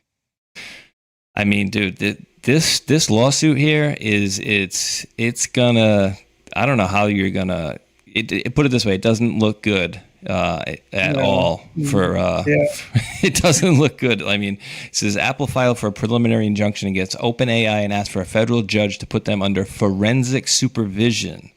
Apple respectfully moves the court for a preliminary injunction to stop the theft of its trade secrets. Apple filed 9 sworn declarations, a 28-page memo, and a concurrent motion for expedited discovery. What Apple now says under oath. Chang Liu, 8 years at Apple, now OpenAI member of technical staff, exploited an authentication bug to steal Apple trade secrets, quote, on at least 5 separate occasions from February to April of 26 while working for OpenAI. So we've talked about this before a few different times about the lawsuit, and what they were doing was OpenAI was saying, oh, hey, former Apple employee, come on over and bring something for show and tell. It's like, wait, you mean? Which contractually they're usually barred from doing. I'll just say this, in 2031, we'll reconvene and talk about the movie. We'll talk about the movie. I mean, dude, the amount of money that's going into all this stuff too, right? And it's just absolutely wild to me that these people are like, it's like the place has gone, it's gone wild with AI fever. It's like reefer madness. It's AI madness. You got all the you got all these facilities out there going crazy, making, having to make all these electricians and getting poached left and right. You got all these technical staff people getting poached left and right, and it's like people are out of their minds just to like, oh, we need to get these data centers going. We need to get this AI stuff going. It's like, I don't know. I'll say this very quickly. Ray Dalio is out there talking about his theories with AI. I would tune into that. But I would also, the one thing, when the last interview I saw him in, I was thinking, yeah, but you know what? AI may very well fix that bursting bubble. So he's predicting like the housing bubble in 2008 and the internet bubble in 2000. We've just built another bubble. Yeah. And to a great degree, I would agree with that economically. But again, with AGI and ASI on the horizon, is there another solution to it this time as opposed to the last? Ray Dalio says AI bubble nearing 1929 and 2000 levels, and the lesson people always forget: wealth is not the same as money. He's written a lot of great books. Wealth is not the same as money. You can have stock and property. Well, property is a real asset. More so, stock and bonds. Anything like gold, silver, no, that's a hard asset. Land. But many people like Elon Musk became a trillionaire. Well, he's a trillionaire in stock only. On He paper, doesn't have yeah. $1 trillion in the bank that he can go to the ATM and take $1 million out to party today. It's not like that. And wealth has to be kept like hard assets you keep close. Wealth, you have to. The aspect of the system, the way it exists now economically, is you have to reinvest to keep up the value of your own money. Again, the illusion of fiat currency and the mass delusion that generations have been under with the idea of inflation. Inflation actually should be limited to regional, let's say, crises where price gouging takes effect. But most people aren't thinking in those terms when it comes to the economy. They're only thinking of what they need to know to get by instead of knowing more and saying there's something fundamentally fucked with this system. Why don't we do a 10% commerce tax, corporate and private? And nobody has to worry about income tax, and you got all the money you need. Oh, no.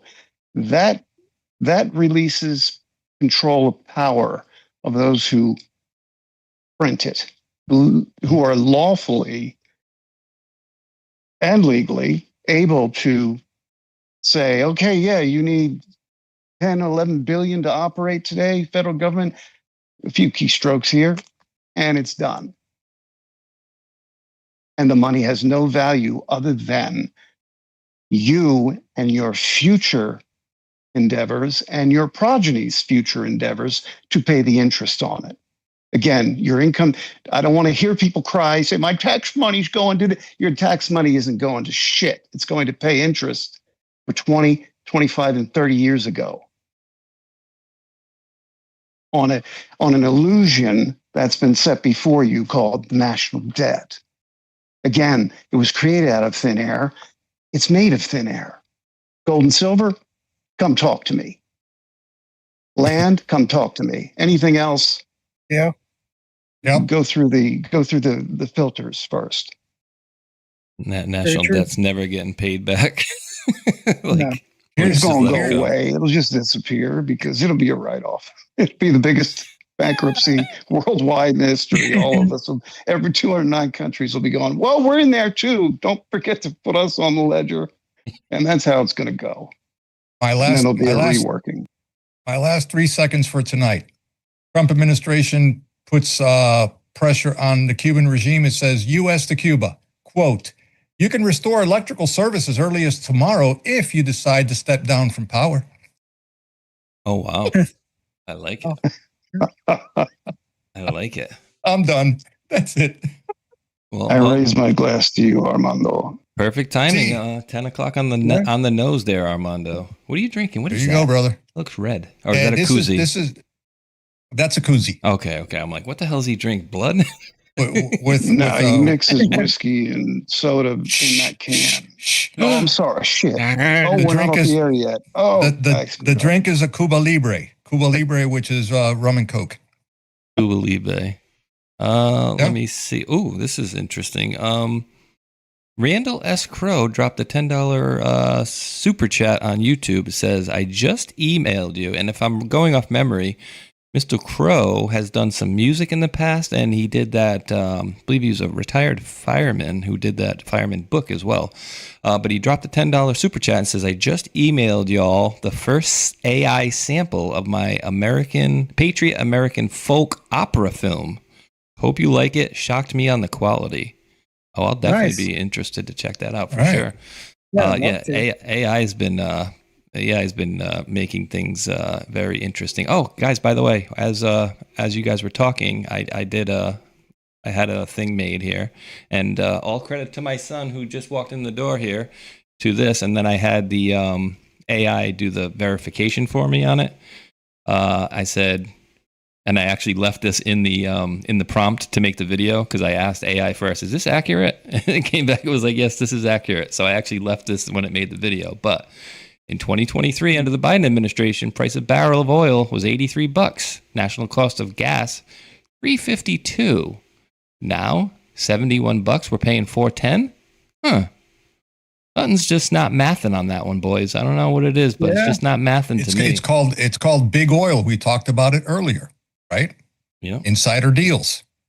Yeah. Big insider deals. Big insider deals, all right? And then the retailers, at the state level, imposing or raising the freaking gasoline tax, right? More profits to be made. Yeah, look at what Newsom's doing with the refineries in California. I mean, just look into that. You'll see what. There you go. We don't have a refinery. I'll say this very quickly. We haven't had a new refinery in how many decades? Because of all the CPA crap. And our refineries were built to process light sweet crude, which is low sulfur content. It's a whole different, let's say, mechanical construct even than what you have in the Middle East. And I've known about this stuff for years, but Glenn Beck was even talking about it the other day. And the only refinery we're shipping our crude to be refined in foreign countries, and we're buying gas. We're exchanging that for gas and kerosene and JP 3, 4, 5, 6, and 7. Hey, Ghost, and the only refinery that we had in Texas, the only one that could process Venezuelan crude, which is the dirty stuff.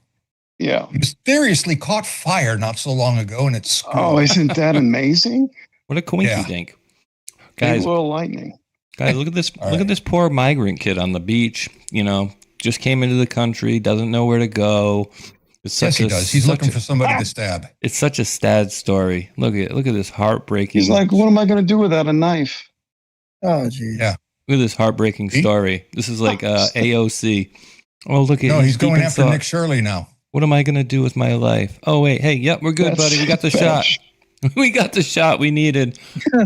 Pieces there of he goes. crap. He's reaching in his pocket for the knife, and Nick Shirley's right there. He's going to chase him down. Yeah, he's lucky to get out of there alive, apparently, huh? Yeah, absolutely. All right. Well, I'm not laughing about the situation. It's just that it's so bizarre. And that kid's got cojones of steel. He's got tungsten nuts. Nick Shirley rocks, man. Yeah, I'm wondering if he's connected somehow.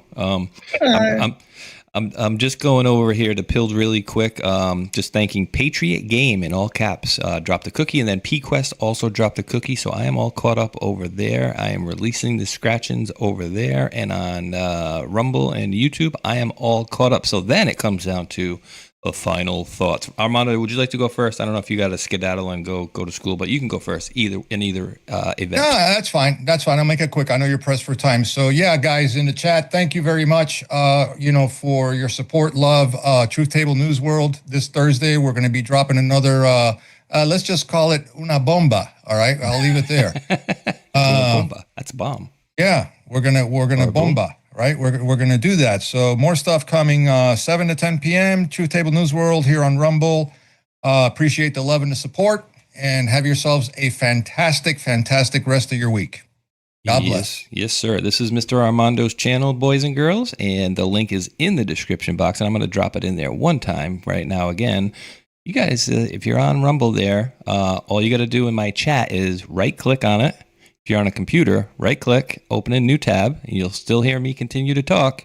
Then you can go over to his channel, give him a follow, and then come back over. Very easy. So there you go. Follow Armando right there, boys and girls. We'll do Mr. Doc Mike, sir. Any final thoughts for the wonderful world patriots out there? Yeah, thank you to the wonderful world patriots out here and community, the audience, and I appreciate you guys very, very, very much. And with everything up and coming, I look forward to sharing a lot more information, a lot more stuff that I've done and seen around the world that has a lot of bearing and merit that's going on today. And I'm making the next transition in life, looking into retiring. And I thought you were going to say you're. I knew it. Woman. Damn. I knew it. I knew it. As soon as you said that, I'm like, Ghost. Yeah. I'll stop. Thank you. So yeah, looking into retiring and transition into a new occupation job, so I can take care of my beautiful wife while she fights through her heart transplant. And so I got a lot of thinking, some side quests going on, maybe going into podcasts, something of the sort, just ideas, floating it out there. And still, I am been talking to the guys here and really putting it out there, running for Congress within the next election cycle. And that's something I'm putting my foot hard down on. Things need to be changed, and they need to be done the proper way. And just like we all talk on here, we're not just talk. We have the hammer and the tools, and we nail away. And so, thank you. And I want to say thank you for donations towards my wife's fundraiser page on her GoFundMe. We definitely need the help with her heart transplant, and it means the world to us if you can help us with donations, even just sharing the page, and we definitely need all the prayers in the world as my wife fights her heart condition or heart failure every day. And it's really a blessing to have you guys out here, especially being able to talk to you guys about it. It's a big blessing because, it does share that, what does happen and what is happening. It gets out to the world and to the community, and it's a big positive, very large positive effect. I want to say thank you from the bottom of my heart and my wife's heart, and thank you all, and God bless. Amen, brother. And dude, yes, absolutely. And I just put it in the chat, guys. We'll have 30 something thousand folks will watch this at the end of the week. So even if you only have $1, don't think $1 wouldn't help, because it definitely all does add up. So big time prayers going out to Mike's wife, Renee. And I did drop the link in the box there. And dude, 100%. You run, I will do my best and get, I know at least a few folks in California, one of them's a podcaster that will definitely do what we can to get you nominated. So I know I'm only in Little Rhode Island, but we will do what we can to get good people in a state that needs good people for sure. 100%. Mr. Ghost, sir. Thank you. Oh, no, absolutely, bro. Thank you for coming on, and you as well, Armando. And Mr. Ghost, thank you as well for coming on. But your final thoughts for the crew. Well, again, it always goes to Renee first in these days. And back up everything Mike says, and just thank you to just the humanitarian aspect of it all. It's just amazing and a beautiful thing to see. And, there's a lot of bad things happening to a lot of good people these days everywhere. And just be mindful of that. And yeah, again, do whatever you can do with her fund. And everybody who is a positive and supportive member in this audience, this family, this group, and others, yeah, you saved a life. You helped. So just backing Mike up and Renee and saying thank you for that. As far as everything else, the world is a fucked oyster, and enjoy it while you can. I'm just kidding. But Shuck 'em. Yeah. I'll say this very quick. Someone said goes there, AFRL. Yeah, I'm very familiar with Air Force Research Labs, Constellation. I'll let Mike say what can be said on that next time. So leave it at that. AFRL does a lot of great work, and a lot of interesting programs and projects go through there. Projects being the key word, not programs, but very cool ones. Yeah, very cool. And it's an amazing thing.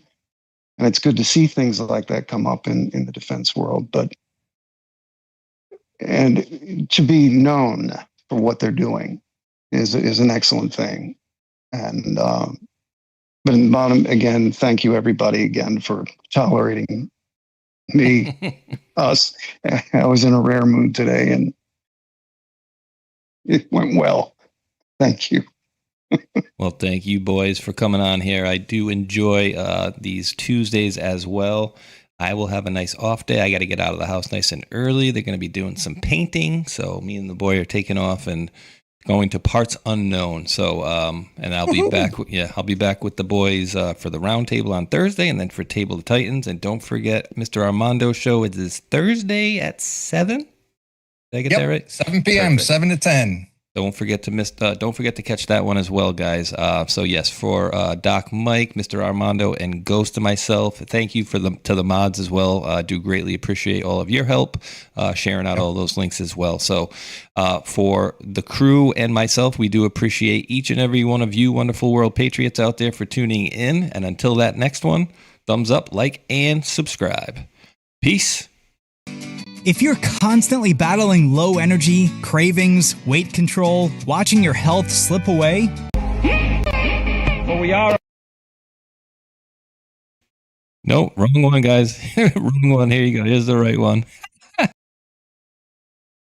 For we are opposed around the world by a monolithic and ruthless conspiracy that relies primarily on covert means, on infiltration instead of invasion. You have all the money in the world. You have all the power you need. What's the point?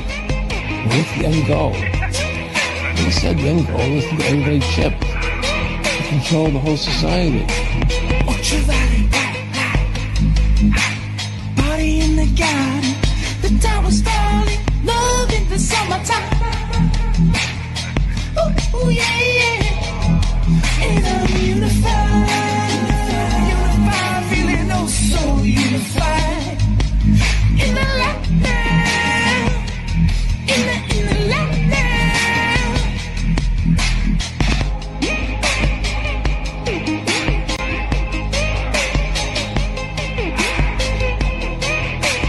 I know he's your friend, but I don't care. Every day, it's a gift. That's why we call it the best.